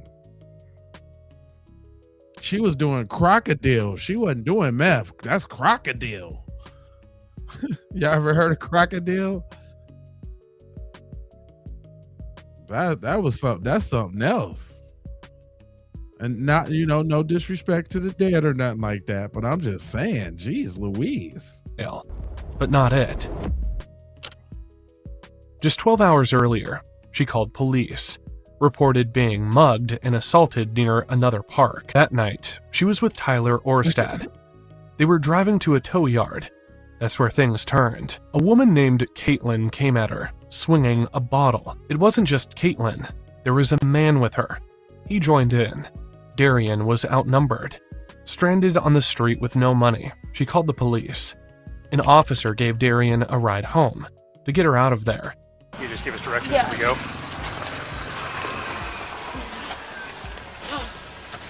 During the ride, the officer listens, watches. Something feels off. He knows she's holding something back. So he asks her straight. So this didn't have anything to do with drugs or anything, did it? Couldn't have been drugs. Of course it wasn't drugs. Drugs? What drugs? No, it didn't. But I think it had to do with something that happened like 3 or 4 years ago. She doesn't. Crocodile. Crocodile is a drug that like kind of eats your flesh a little bit. Go look it up. I'm not just making it up. It's called crocodile. It's like, it's crazy. I watch a lot of documentaries. So yeah, you got to go look that up. Crocodile. Look it up. Fully say it, but it's clear enough. She and Tyler were there to score drugs. I don't think he's going to be able to get into the tow yard because everything's closed. I don't think he was ever going to the tow yard. I know, that's what I'm saying, though. Darian says she scared Kate. A root canal is a dental procedure.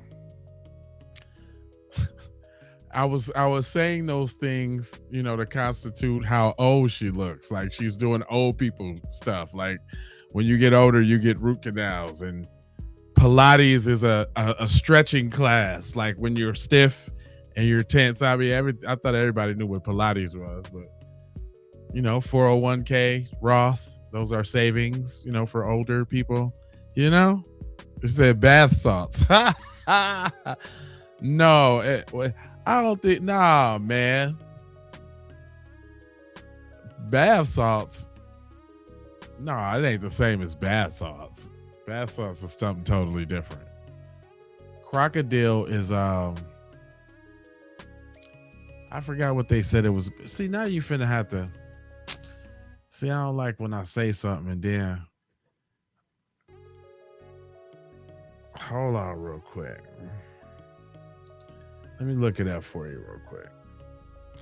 That's the kind of stuff I do because it's gonna bother me if I do not. All right, so here we go, class. Crocodile, spelled Krocodil,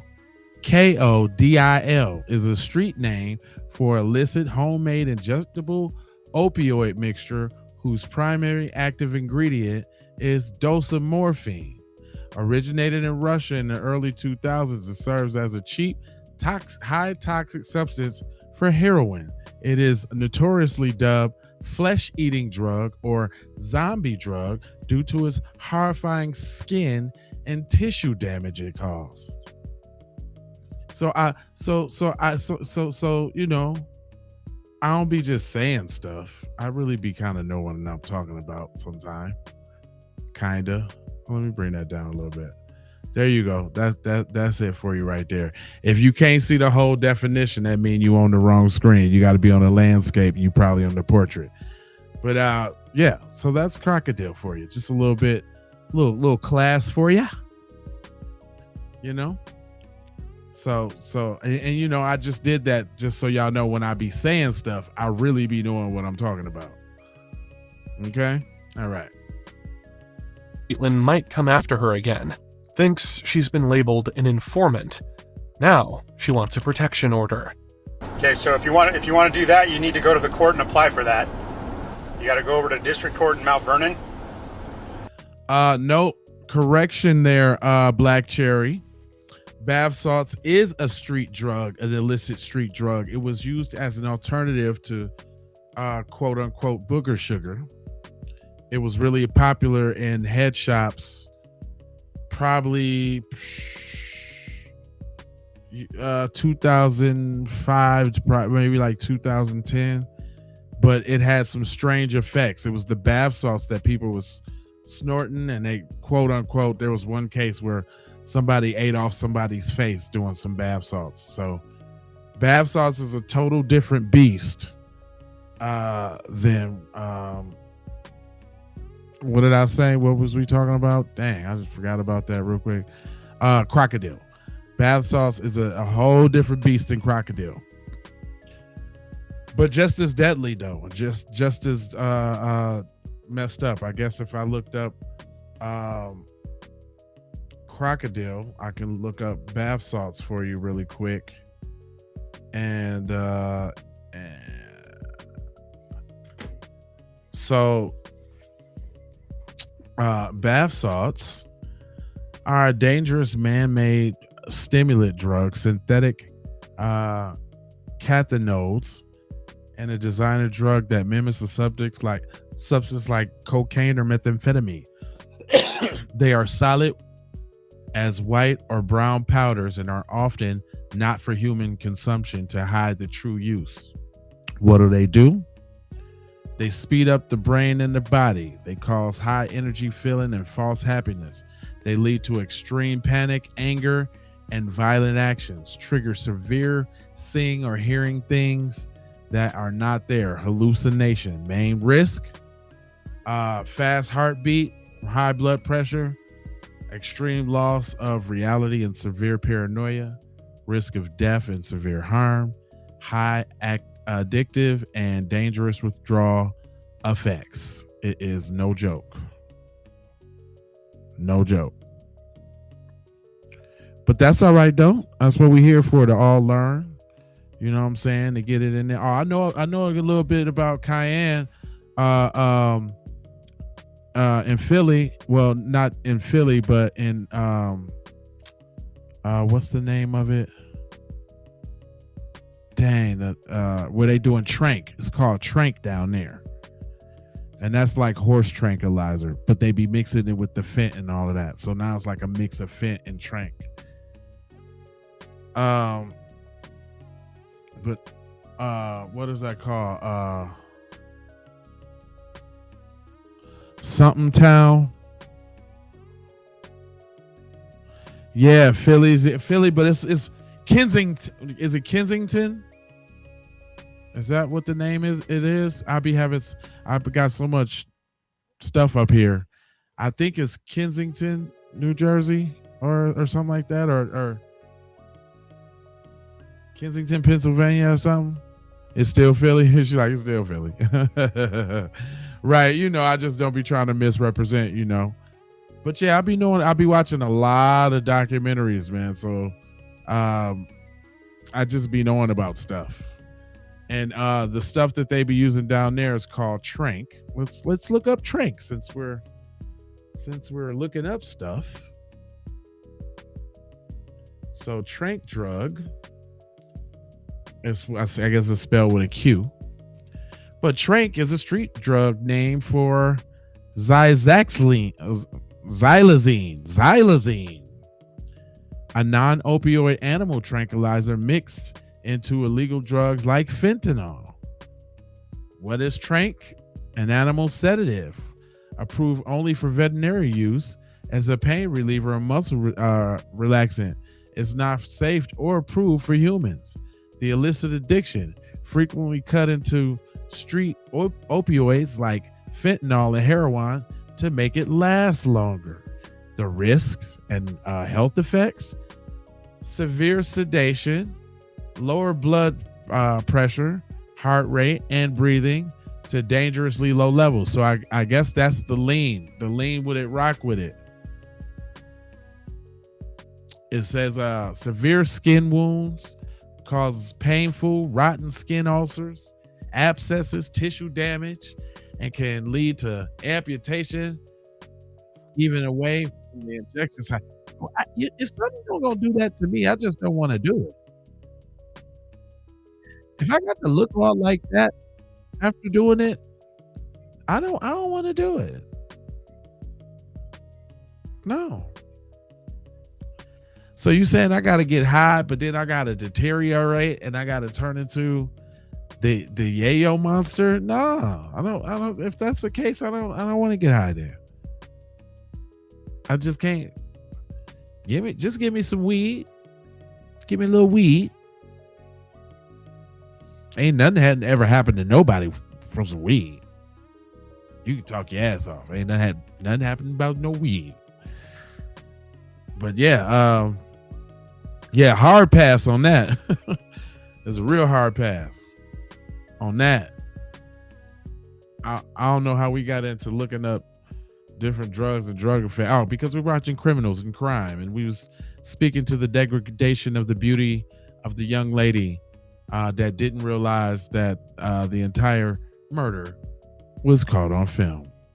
Let's finish out. After I finish this out, then we can rock out. And go in and tell him you go into the office and tell him you want to apply for a protection order. And that's after all this the corona stuff is done, right? Yeah. But when it comes to pressing charges, she hesitates, says she might, then... The first name? And Caitlin, you said? Yeah. Is she white, Hispanic? Yeah, she's white. Okay. What about him? He's Hispanic. All right. And so you don't want to take any action, you just want to get the order? Yeah. Okay. So you remember how to do that? 12 hours later, she's dead, which means after the officer dropped her at her aunt's place, she left again.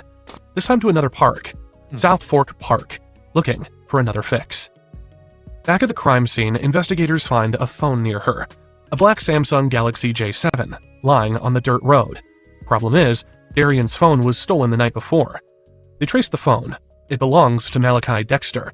Deputies get into action, and that same day, 5 arrests were made. Caitlin, Joseph, Malachi, and 2 others. Turns out Joseph and Caitlin had a solid alibi. Malachi, on the other hand, different story. He confesses, says he was there that morning with Darian Sather and Tyler Orstad for a drug deal. Tyler Orstad was the 4th arrest of the day. He was found at his grandfather's house. And I was like, dude, what do we do? Like, how do we report this? And we just didn't know what to do. We were high and we were paranoid, scared. What were you high on? Crystal meth. April 5th, detectives bring them back to the park, walk them through it, step by step. Tyler says they got there around 6 to 7 in the morning. They see a white truck and 3 men standing outside. As Malachi pulls in, those men get back into the truck. Then Malachi explains what happened next. just go ahead and we're going to start here. Just tell me about what happened when you first pulled in. Tell me and what you were doing. When we were coming here to buy drugs from the people, and we first pulled in the parking lot, and we came down the road. We saw their truck parked over here, right by the corner, and we came down, turned around, and pulled up behind them. Okay. So we turned around right before we didn't go past these signs or nothing. So I turned around right here. Yeah. So in other words, you just this big gravel area here, right in front of this grass. This is where you turned around. Yeah. Okay. We came back down this way, and drove up where we were behind their car. I didn't pull up next to their car. I pulled up right behind their truck, and they backed up and reversed until they were right next to my car. So you said you drove down here, and where were they parked? They were parked right up there, past right where the roundabout turns. Okay. And I was parked right up here, and they backed up to where they were up on this hill right next to my car. Okay. And their car was, there was barely enough space for her to get out of my passenger side back seat and go around to their side. Okay. So when she got out of the vehicle on the back passenger seat and went around in front of their car to their passenger side. So she walked around the. Oh, I can tell you why it's happening. That's a very good question, Amber. Amber said, sad, just impossibly sad. I'm not sure why crime is so high. It's got to be the drugs, right? Or what do you think about is causing it? Well, I would definitely say that drugs has a lot to do with it, and if you're ready, I can bust it down. But the opioid epidemic is a detriment to white privilege. Now, hear me out when I say this, right? Because you got to have the privilege for it to be a detriment, and here's why. In the medical industry, it was built off doing the work on black people with no anesthesia or nothing, because they felt like black people didn't feel pain like everybody else, right? So translate that into the medical field, in the medical industry. When the dominant society goes to the doctor and they, have pains, doctors are more sympathetic to their pain, whereas the fundamentals of medicine was that we are stronger and we don't feel the same, so our ailments and our pains are ignored. So what in turn that happens is when y'all go, when dominant society goes to the doctor and they have a toothache, they getting Vicodins, they getting Percocet, they getting the good stuff, while they sending black people off with them Tylenol 3s and just be cool. So what happens is, and it's actually unintentional. It's really sneaky that they did this to their folks, but they know that you're gonna take a couple of them pills and you're gonna start. It's not only is it gonna take away your pain, but you're gonna feel good too. And then what they don't tell you about opioids is once you do them a couple times, you're chemically dependent. And once that prescription run out, then you got to look for it on the street. And then on the street, there's a whole plethora of illicit drugs that so-called somewhat take the pain away from opioids, but they're usually opioids. Like there's various amounts of pills, there's heroin, there's lean, you know what I'm saying? Crocodile. Them tranks, like they like the ones that have you sedated. So like crocodile would be an alternative. So with trank would be an alternative, right? These type of things. So unfortunately, instead of having the drug, no, I wouldn't even say unfortunately. I would just say similarly to the black community where crack was pushed into the community, covertly prescription drugs was pushed into the dominant society's community. And then in result of that, we have what's called the so-called opioid epidemic, but it wasn't no damn epidemic when it was crack. Everybody had to go to jail. It was the war on drugs. But all of a sudden, now we're supposed to be sympathetic because it's a disease now. And you got, remember when the Biden administration was giving people free bubbles and tourniquets and needles to get down with? Big difference. So, and I speak, you know, from inside the shoes of the dominant society. Unfortunately, due to privilege and having access, it created a large dependency. Oh, there's another couple ones that I forgot, and this is in addition to that. This the Cliff Notes. Check this out. This the Cliff Notes. Not only was that the opioid addiction so popularized and had so much and so sympathetic, but there was also worse alternatives that were able to thrive in head shops like Kratom, like 7-0, and all of this stuff. Like you could go to the gas station. You could go to the gas station and get something that'll make you feel like that woompty woompty woomp for the dirt. And from what I hear, the stuff they was going to the gas station to get was way worse. But I mean, they put in that position because once them perks, once them Vikes, once them oxys, once them whatever's run out, you got that itch and you got that scratch and you on the flow and you sick and you snotting and you throwing up and you diarrhea and you sweating and you got to get that thing. I'm trying to tell you now. And when you got and see that though the opioid is, I mean, let's look at the difference in the quality of users if we're going to talk about opioids and crack, right?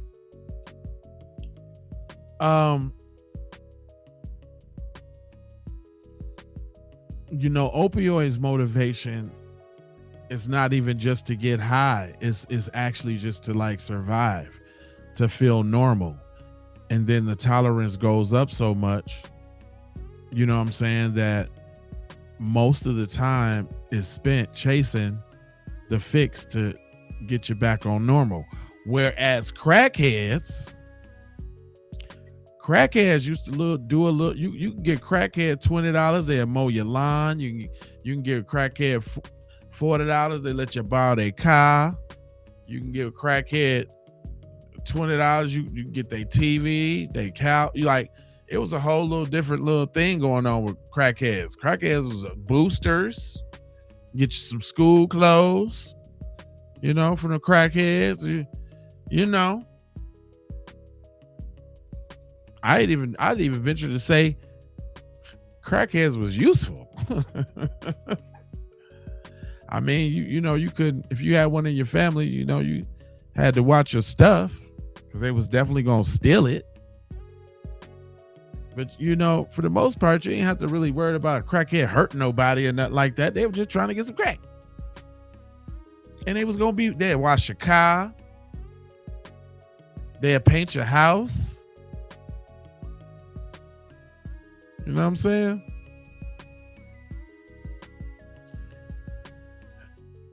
Just random thoughts, you know, since we on the subject. You know what I mean? But I don't, you know, you'd be surprised what you know about in these streets, because I knew some crackheads that had way more money and was doing way more than I could have ever imagined on doing at the time, and they was doing crack. Now, whether they still got it or not, you know, I don't know, because I ain't, you know, but I know some people who was balling out. Matter of fact, a couple of people I was copping from. I don't know how you selling it and blowing back at the same time.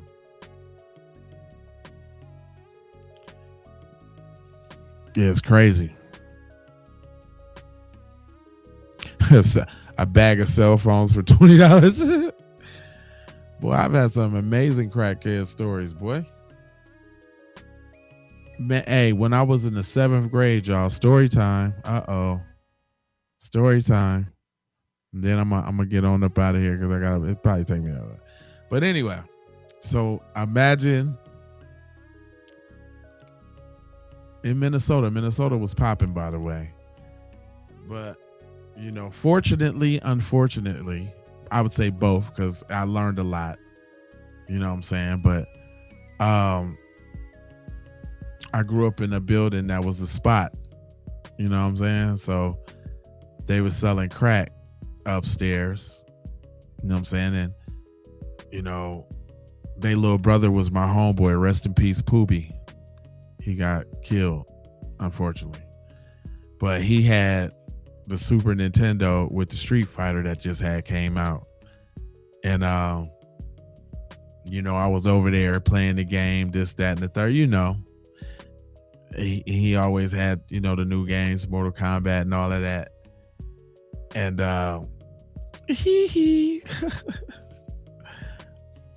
so my best friend, who I'm gonna just not name right now, his dad had found some bunk weed on the side of the road. So he bagged up garbage bags of that stuff and put it in the back of his pickup and brought it to the crib. And it was some really gnarly weed. But it wasn't like weed was like super fire green back in the day like that anyway. It was kind of bricky brown anyway. It had seasoning, but this was some bunk weed, basically. But leave it up to me and my homeboy. We was experimenting with the weed to try to make it fire. So we spraying all type of household products on it. We was smoking the bunk weed too.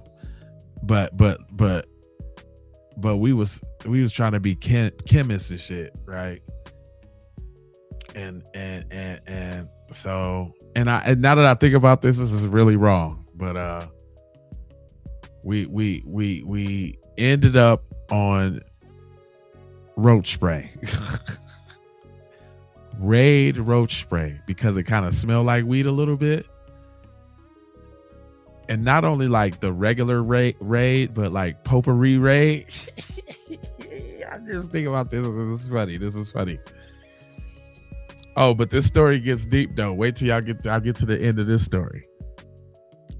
So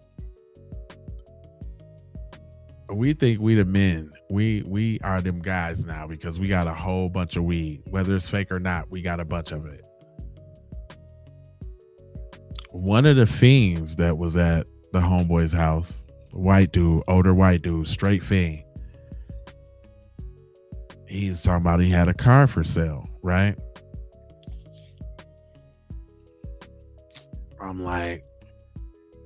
I was like, I got weed. I was like, how much you want for it? He was like, 2 ounces. And me, I'm Tony Montana at this point. Mind you, I'm in the 6th, 7th grade, y'all. Mind you. I grew up pretty fast. But mind you, listen. He say he'll take 2 zips for it. So I'm like, okay. Whatever's clever, we decide on. We gonna give him 2 ounces of potpourri bow. That's what we called it, potpourri bow. They used to call weed bow. So it's potpourri bow. We probably didn't call it that in front of nobody. Let us tell it was real. But okay, so I made the deal, and then it had to be a Sunday, I remember. Just the way it had all played down, because next day was school, and I remember I couldn't wait to go to school. But that Sunday, he took me out to his crib. Now I'm in Minneapolis. He took us out to the suburbs, which is Brooklyn Park. So it's a little drive, man. I've never been out there on a bus or nothing like that. Like it was totally foreign, but I knew where I was going and I knew how to get back home. So here I go, my little young, barely seeing over the steering wheel face ass, out here to go get this car. I go out there to get the car, and it's a 280 Turbo ZX. I'm finna show it to y'all. It was a gold 280. Let me put it in 280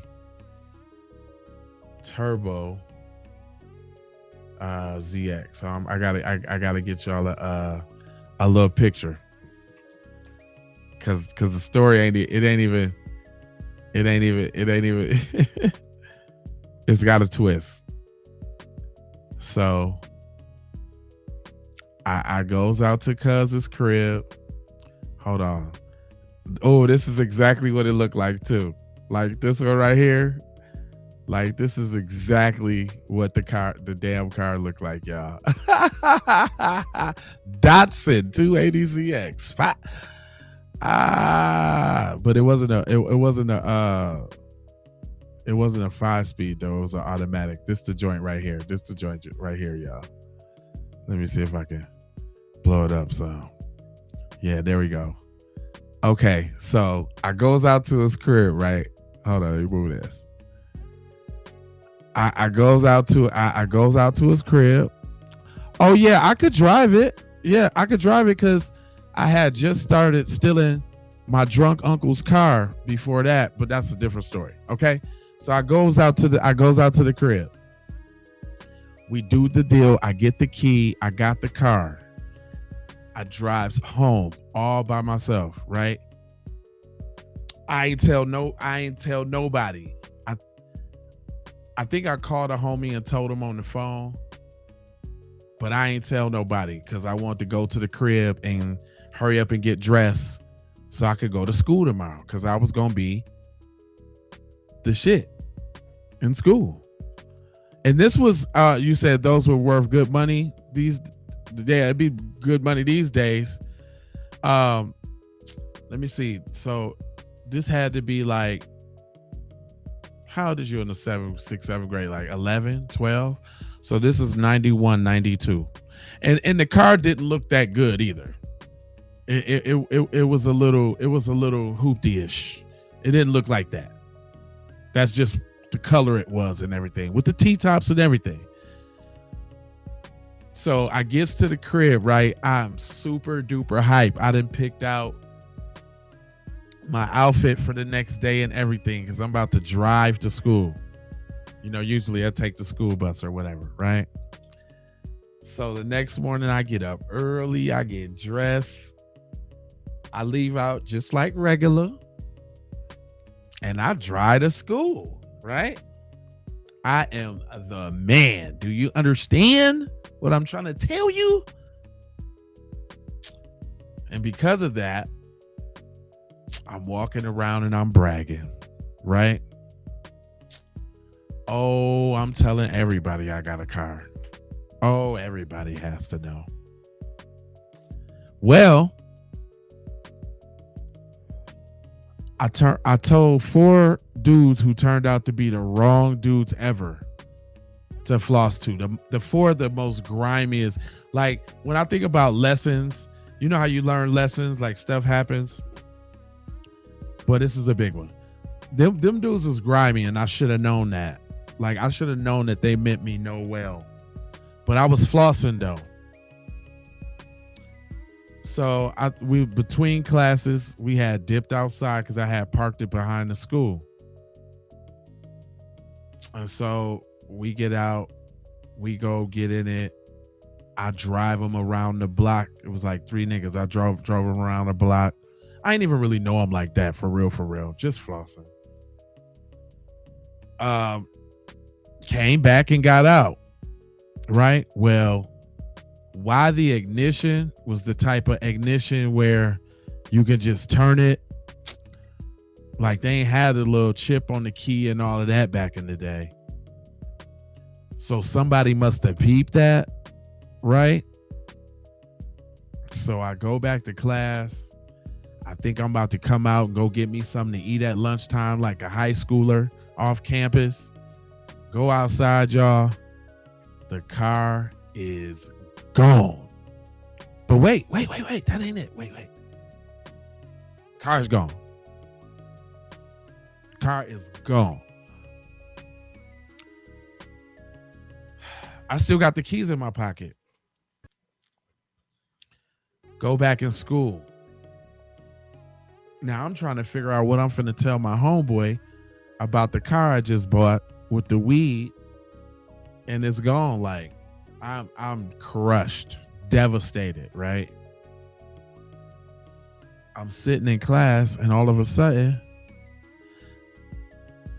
I can't remember if it was the intercom. I think it was the intercom over the phone, or over the loudspeaker. Justin Starks, please come to the office. What? Okay. So I go to the office, man. Guess who it is? It's my dad. Dun, dun, dun. Oh my God, bro. Oh, hell no, man. What the? This dude show up. And let me tell y'all, my dad is a big, black, tall, 6'2" dude from Memphis, Tennessee. Vietnam vet. Never really played no games. And I know he, like I was a little safe. Look, I was a little safe because I was at school, so he couldn't really get me. But I don't. And now that I look back at it, I really didn't get in trouble for it. So I don't know if he was amazed or whatever, because I usually get in trouble for doing something out of pocket, but I didn't get in trouble for that. But he came up there and pulled me to the side like, give me the motherfucking keys. I was like, what keys? He was like, they already told me they seen your ass driving this morning. Give me them keys. I'm like, God damn, I can't win for losing. So I had to get him the keys. He didn't ask where the car was or anything like that, which is weird. Now that I'm playing it back in this way, he didn't ask where the car was or nothing like that. He just said, give me the keys. And he left. So the dudes, they done took the car. Obviously, they done stole the car.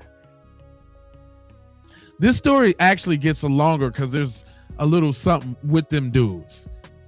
And it became a problem with one of them dudes after that for a while. I might have to tell this story another day, but I'm gonna finish this one. So long story short is, now I'm the buster, goofball. I'm everything in the world. And these are still my homies to the day, so they got over it. But I'm the buster goofball that got the car stolen. Fam, I ain't never seen that car again until one day we was all walking home through the alley right off the main street. I don't know what we was walking through the alley for. It's probably like a week, about a week and a half later, maybe. Walking. Oh, what do you know? There go the car in the back of somebody we knew house. Unable to start, broke down. They just left the joint there.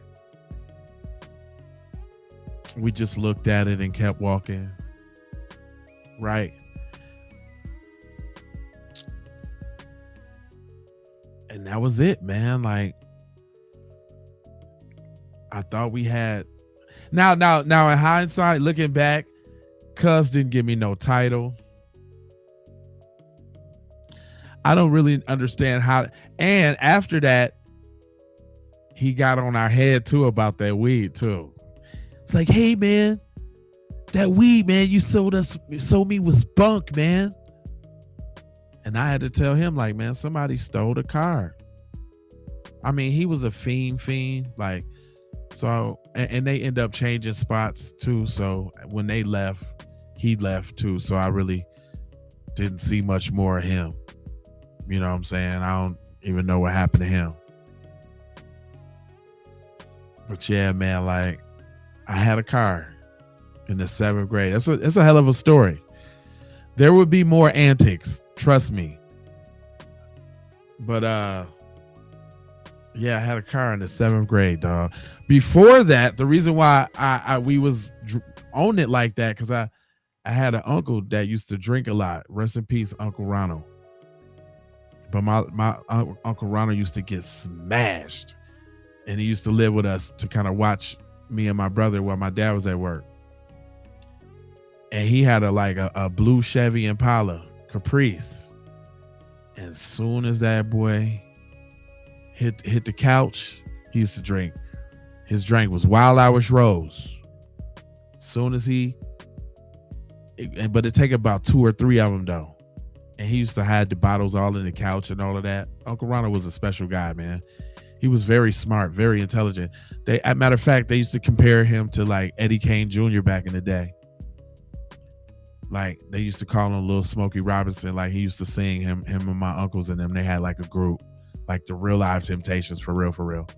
But as soon as he would go to sleep, me and my homeboy Haas again, who I stayed up to the antics with, I stole a phone book and got in the car and dipped. I didn't even know how to drive. Cause I seen it done. I knew you put it in gear and all of that. I knew you put your foot on the pedal. I didn't know how to drive, but I took the car. And my first time out driving, the first time I took the car, right, it's me sitting on the phone book driving. My homeboy, who's way bigger than me, who could have been driving, who could have looked like almost an adult driving. Then my other boy, homeboy Den, in the back seat. So we out on my first drive, and I got both of my feet on the pedal, and we came up to a stop sign, but it was somebody in front of us. And tell me why I bumped the back of their bumper, y'all. Like, it wasn't really hard, it wasn't really tough, but I ain't stopping enough, and I bumped the back of the bumper. Man, why my nigga Den jumped out the back of the car so fast? I mean, skirted, skedaddle. Me, I'm all flustered. So I hit the corner, drive off. I guess it was a hit and run, I guess. Whatever.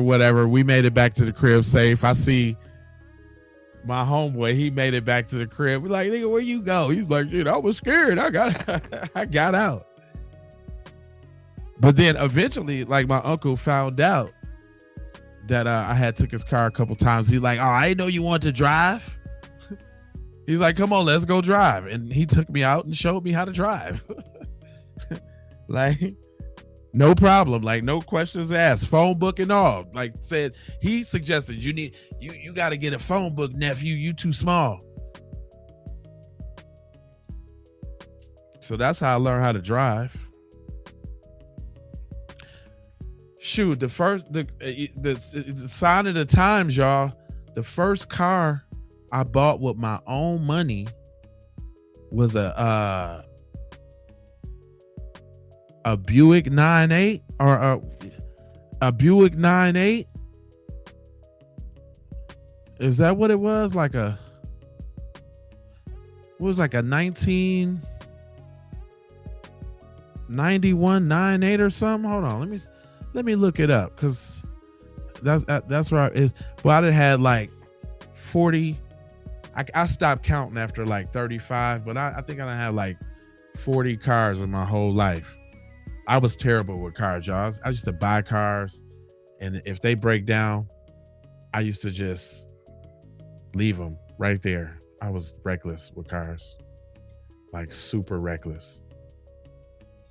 It was 1991 Buick. What was it? The Sabre Century Roadmaster.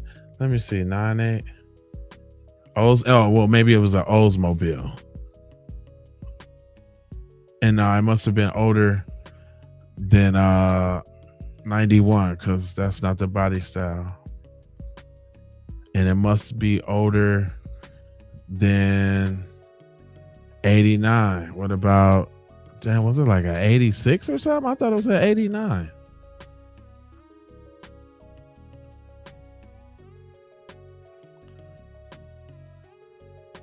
Anyway, it looked kind of like a, dang, I can't even think. It kind of looked like a,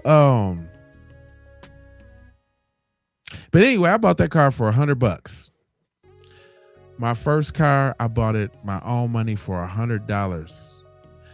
And my first time going out driving with it, I got a ticket in it. They didn't tow the car though. First time I went out driving, I got a ticket. I was trying to take some girl home, trying to impress her. She was at my crib chilling, and I tried to take her to the crib and got bumped. Got my first ticket before I even had license or anything. I couldn't have been no more than 17 or 18. I started driving late. I didn't get my first car legitly. So I was probably like late 18, early 19. But shit, I've been driving ever since. Okay, there we go at 6 hours. But I appreciate y'all rocking with me, man. I'll just be chopping it up with y'all. Most of y'all must be at work. Y'all ain't got, what y'all doing up so damn late? I know it's 3:00 over here. What time? Y'all done rock with me into the wee hours of the morning. Who on the West Coast with me? Because if you ain't on the West Coast, you're out of pocket. If you're on the East Coast, it's 6 a.m, fam. You better be at work on an overnight shift. Cutlass, there you go. Cutlass 9.8. Is that what it is? Let me see. It was a. Let me see. Hold on. Let me see.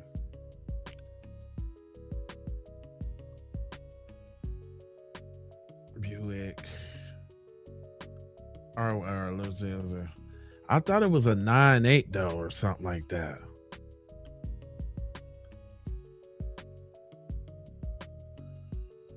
I was gonna build a Cutlass. Was it Cutlass Supreme Sierra? No. Cutlass Supreme Cutlass. It was a long one, so it must be older than that because it is the new bubbly body styles. It must be like older than that.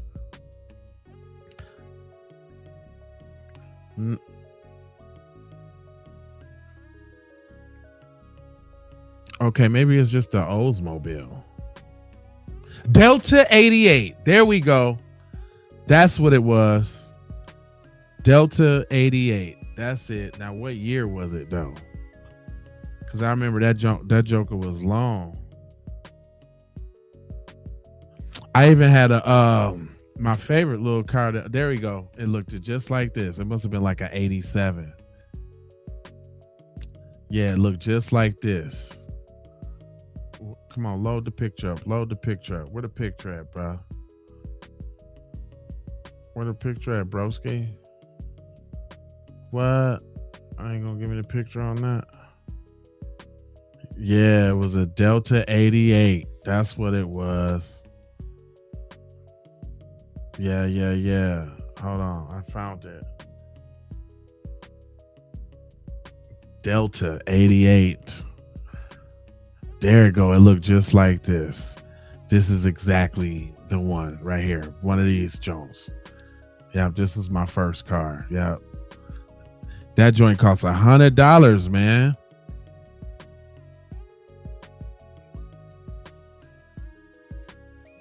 Yeah, that joint went long right there. It was a little dustier than that. It wasn't as clean as that. And funny story about that, man. My dad had this partner, man, that fixed cars. And I remember, now that I'm thinking about it, it was probably like a fuel pump because it wasn't getting like no gas to it. But I took it to him. Yeah, my boy Charlie, man. My boy Charlie fix cars, man. He'll get you right now. He won't charge you a little nothing. My boy Charlie. Boy, I took that car over there and never seen the car again. Never seen the car again. took it to Charlie, never seen it again. I forgot even how I got that car. I must have got it out the classifieds. Cause that's how we used to shop for cars back then. Looking in the want ads, the classifieds. Then you would actually have to go all the way out to the car and test drive it and all of that. That is crazy. It wasn't none of the online, none of that crap. You didn't even get to see the picture of the joint. You had to ride out there to see what it looked like. The only time you get to see a picture was when you look at the dealer cars. The dealer cars had them little bitty little something, and most of the time they didn't either, but then they, oh yes they did. They had the little squares with the colors on there. Yeah, it was Ford Probe. Yeah, after that, I had got a Ford Escort Pony, red with the D's on it. Boy, I put every accessory in the world on my red Ford Escort. I wish I had a picture of that car.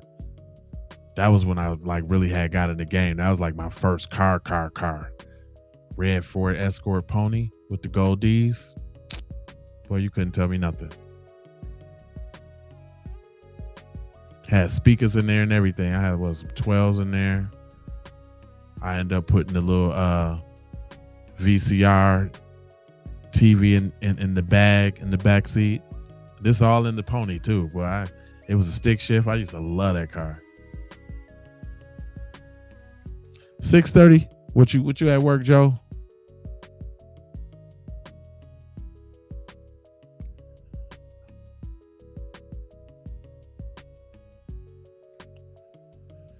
Yeah, I'm not even necessarily tired, but I'm gonna make myself go to sleep because I got a long day ahead of me tomorrow.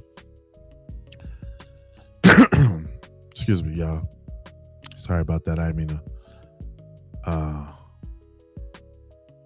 blow your ears out. I forgot that we was over there I don't know. I was over there streaming on TikTok, but I guess they don't let you go past 6 hours. It looked like it stopped. That's crazy. I made this beat so long ago, but I never put it out, so that's why I'm able to play it on the show. Hey, I got another Keep It P podcast beat too. You know what I'm saying? Like when we want to exorcise the demons, when we want to get them folks up out of here, we can play this to do a roll call. I got a new roll call beat.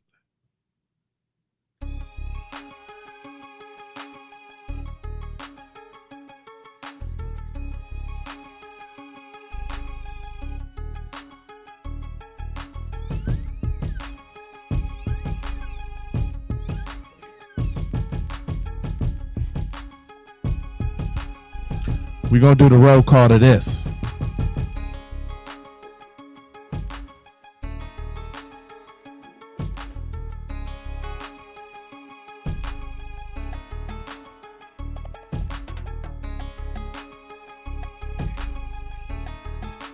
This is going to be the roll call beat, y'all.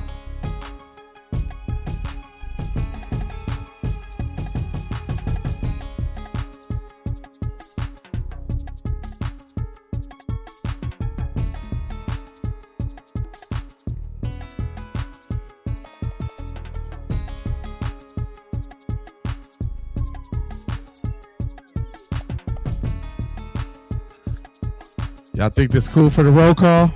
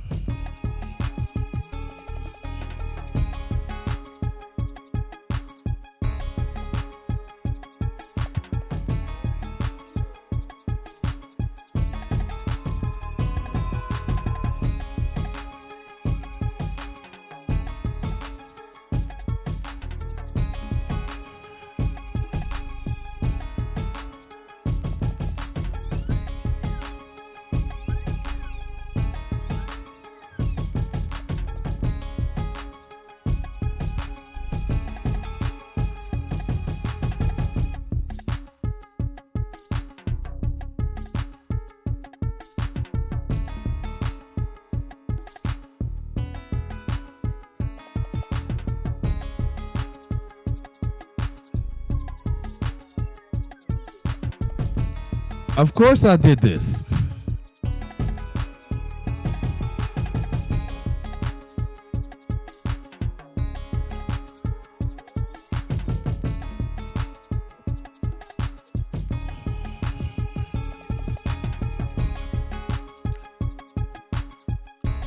I do a lot of music.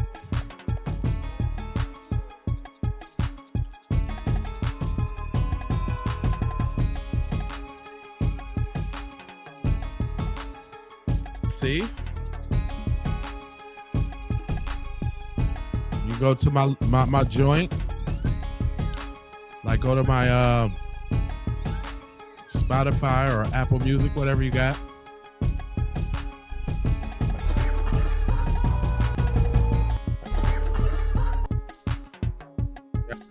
I got some stuff, albums, singles. I got a bunch of albums. Got a bunch of those.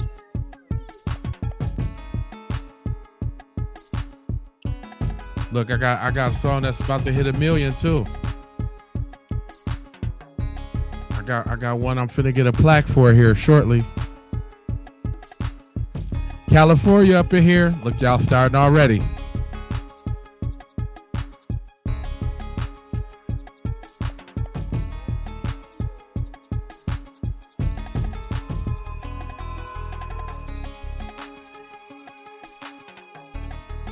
Yeah, this is gonna be our new so what I'm talking about, thanks Amber, that's for sure. So look, we do a roll call when we get too many dweebs in the chat, you know, white supremacists talking crap. We usually do a roll call and we play some music. And we put the beat on and play some music. They can't stand, you know, unity and joy, so we just give it to them.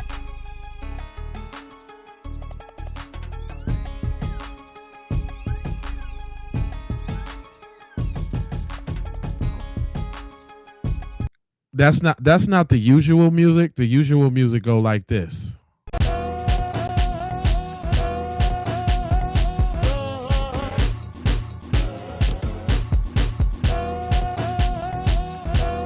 It's the regular music.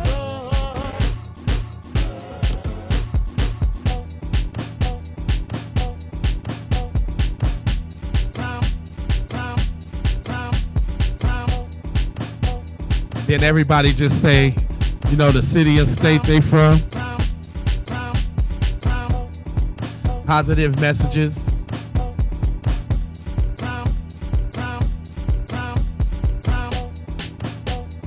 Oh no, that's not saying that you are. That's just how we get them out. That's just how we get them out the we get them out the chat. We play this stuff to get them out the chat.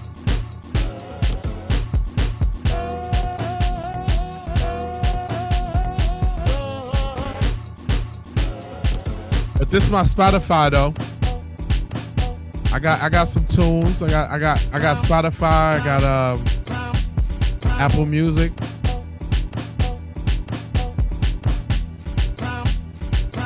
It's my Apple Music. I got a bunch of albums that y'all go listen to.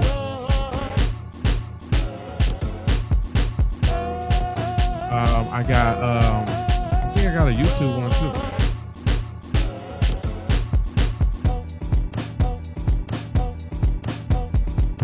Oh yeah, if you go to the J Lava channel and you go to releases, it'll show you all my albums. All my albums and songs. It's a bunch. It's a bunch for y'all to go listen to and check me out.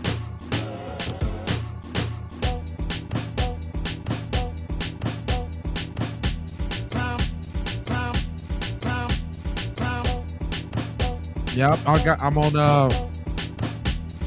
YouTube, Spotify, Apple Music, Amazon, all that. Yeah, this is our good vibes music.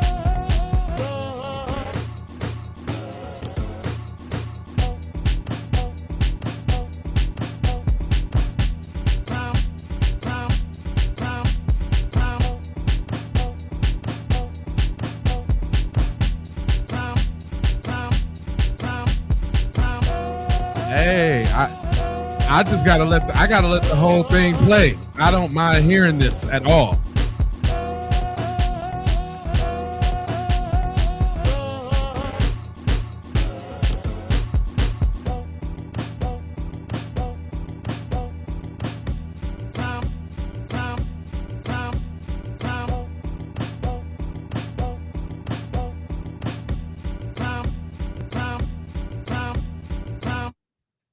So yeah, that's how we exorcise demons, as we call it. Matter of fact, all of y'all that's still sticking around, I know y'all really like me. So when y'all come back and watch the thing again, if y'all on the portrait where you got the chat below and the stuff up above, then you on the portrait. You got to get on the landscape so you can see it on the side to side of the game. That's the best way to support the channel. That's the best way to support the channel. Since y'all know now, make sure y'all subscribe, hit all them bells for notifications. Boop-de bam bam. And we gonna do this again this week on the crime side of the game. We're gonna go ahead and kick it one time. Plus, might have some story times or something like that. You know what I'm saying? We got Ontario in the building. That's what's up. That's what's up. Yeah, I like doing this. I like it's funny. I call this free in my mind when I'm not speaking about social issues or something like that. But crime is good. I like crime. Crime is exciting. I'm also going to find some other things to watch too. I'm going to see if we can watch movies. I've been trying to figure out if that's going to mess my channel up or something like that. Cuz I see a lot of movies posted on YouTube already, and I would imagine that they are or aren't. It don't matter. We'll have to figure it out. We'll have to figure it out because if they take the revenue, they take the revenue. That's cool as long as we have fun. You know what I'm saying? I know my peoples look out for me. Again, shout out to all my members. Shout out to all my mods. Y'all are awesome. I appreciate y'all. And for my people though, just on the other side, ain't it kind of nice to have a cool chat without nobody talking this and that? You know what I'm saying? Where we all just chill. That's how it's gonna be when it's members only. So if y'all want, y'all should go ahead and get on the member side of the game. For me, they got a little special right now for the first month. But come on and jump on the member side because soon we're going to be doing members only streams, and it's just going to be us having a great time. So I appreciate y'all all the time. This is never a problem for me oh, I got the Discord. I know you can do it in the Discord. Okay. They got movie room. Okay. All right. They also got it on the Facebook group too, where we can all watch whatever movie we want on Facebook too, all together too. So go follow the Keep It P podcast Facebook and go follow the J Lava Facebook too. That way, even if y'all have stories or something like that, or y'all want to tap in with me, especially all my mods and my members, y'all definitely need to be on my friends or follow on the J Lava so we can do the messenger thing, so y'all can send me little briefings or I can text y'all. You know what I'm saying? If I'm doing a pop-up live, but as y'all see, my schedule is usually anywhere from 3 to 5 the first live, and then I try to do the second live, and then if I ain't too tired, I ain't got no other things to do, then we'll do the late night joint. So but you can count on, I want it to be 3. I need it to be like 11, 12 o'clock, 3 o'clock, and 5 o'clock, something like that. But I'm gonna figure it out because I told you I'm trying to go towards this goal. I can't tell y'all what the goal is yet, but I'm just working towards it. So, and as y'all see, I'm trying to improve the broadcast as well. So whatever I could do, whether it's new lighting or something, or new sound effects, or a better mic or something, I don't know, I'll make sure that we get that done. Also, I told y'all that we was going to start opening up the lines this week. So tomorrow on the stream, I'm gonna open up. I'm gonna put the link in the chat. That's another reason why my mods, y'all need to get with me so I can give y'all all the links and stuff to the stores and blah blah blah, so y'all can be spamming the chat with that. But also like spamming the chat with the link when it's time to bring somebody up on stage, because it'd be a lot of people talking. You don't do Facebook no more? Okay. Well, I got Facebook, I got Instagram, I got X, I got TikTok, I got Snapchat. You can get up with me some type of way. Matter of fact, they even got ways that you can send messages on YouTube now. I don't know if y'all noticed that new feature, but now you can send messages to each other. We got like a YouTube inbox. I don't know if y'all knew that, but that's another way that we can all keep up. Maybe I'll figure out how to send all my mods a little notification in a YouTube message, and then we'll figure it out from there. Yep. I ain't gonna leave the responsibility all on y'all. I'll try to figure it out as well too. But I do got the Discord. Let me set that up a little bit more so we can all we need something that the family can have. That's the reason why I got so many channels too. Because when I first started, they kept blocking my channels and giving me strikes and blah blah blah. So I had to develop new channels, and then I was like, man, why not just stream on all three of them? Because I can. So I do it, and it works. Yeah. I don't want to hold you, but I'm emoji fold you and scold you about being on code, and I got 4 words for you. 4 words for you. These are the 4 words I got for you. I need you to go ahead and subscribe for the vibes, like for the spike in the algorithm. I moved the chat. My bad. Like for the spike in the algorithm. Comment your vomit and share if you care about getting Black empowerment everywhere. Please do that on the platforms that we are on, Jones. And just to bring it all the way home, I would have showed y'all shirts, but I ain't got the shirts for the crime yet. So I'm gonna do some crime shirts. Y'all didn't even give me. I looked in the comments. I didn't see y'all say, yeah, I'm on Twitch too. Yeah, we on Twitch. Yeah, we streaming on that right now. We streaming on Twitch, TikTok, and Facebook, as well as the 3 YouTube channels. So, but love, peace, blessings, and aloha. I'm out the Doha for sure. You already know.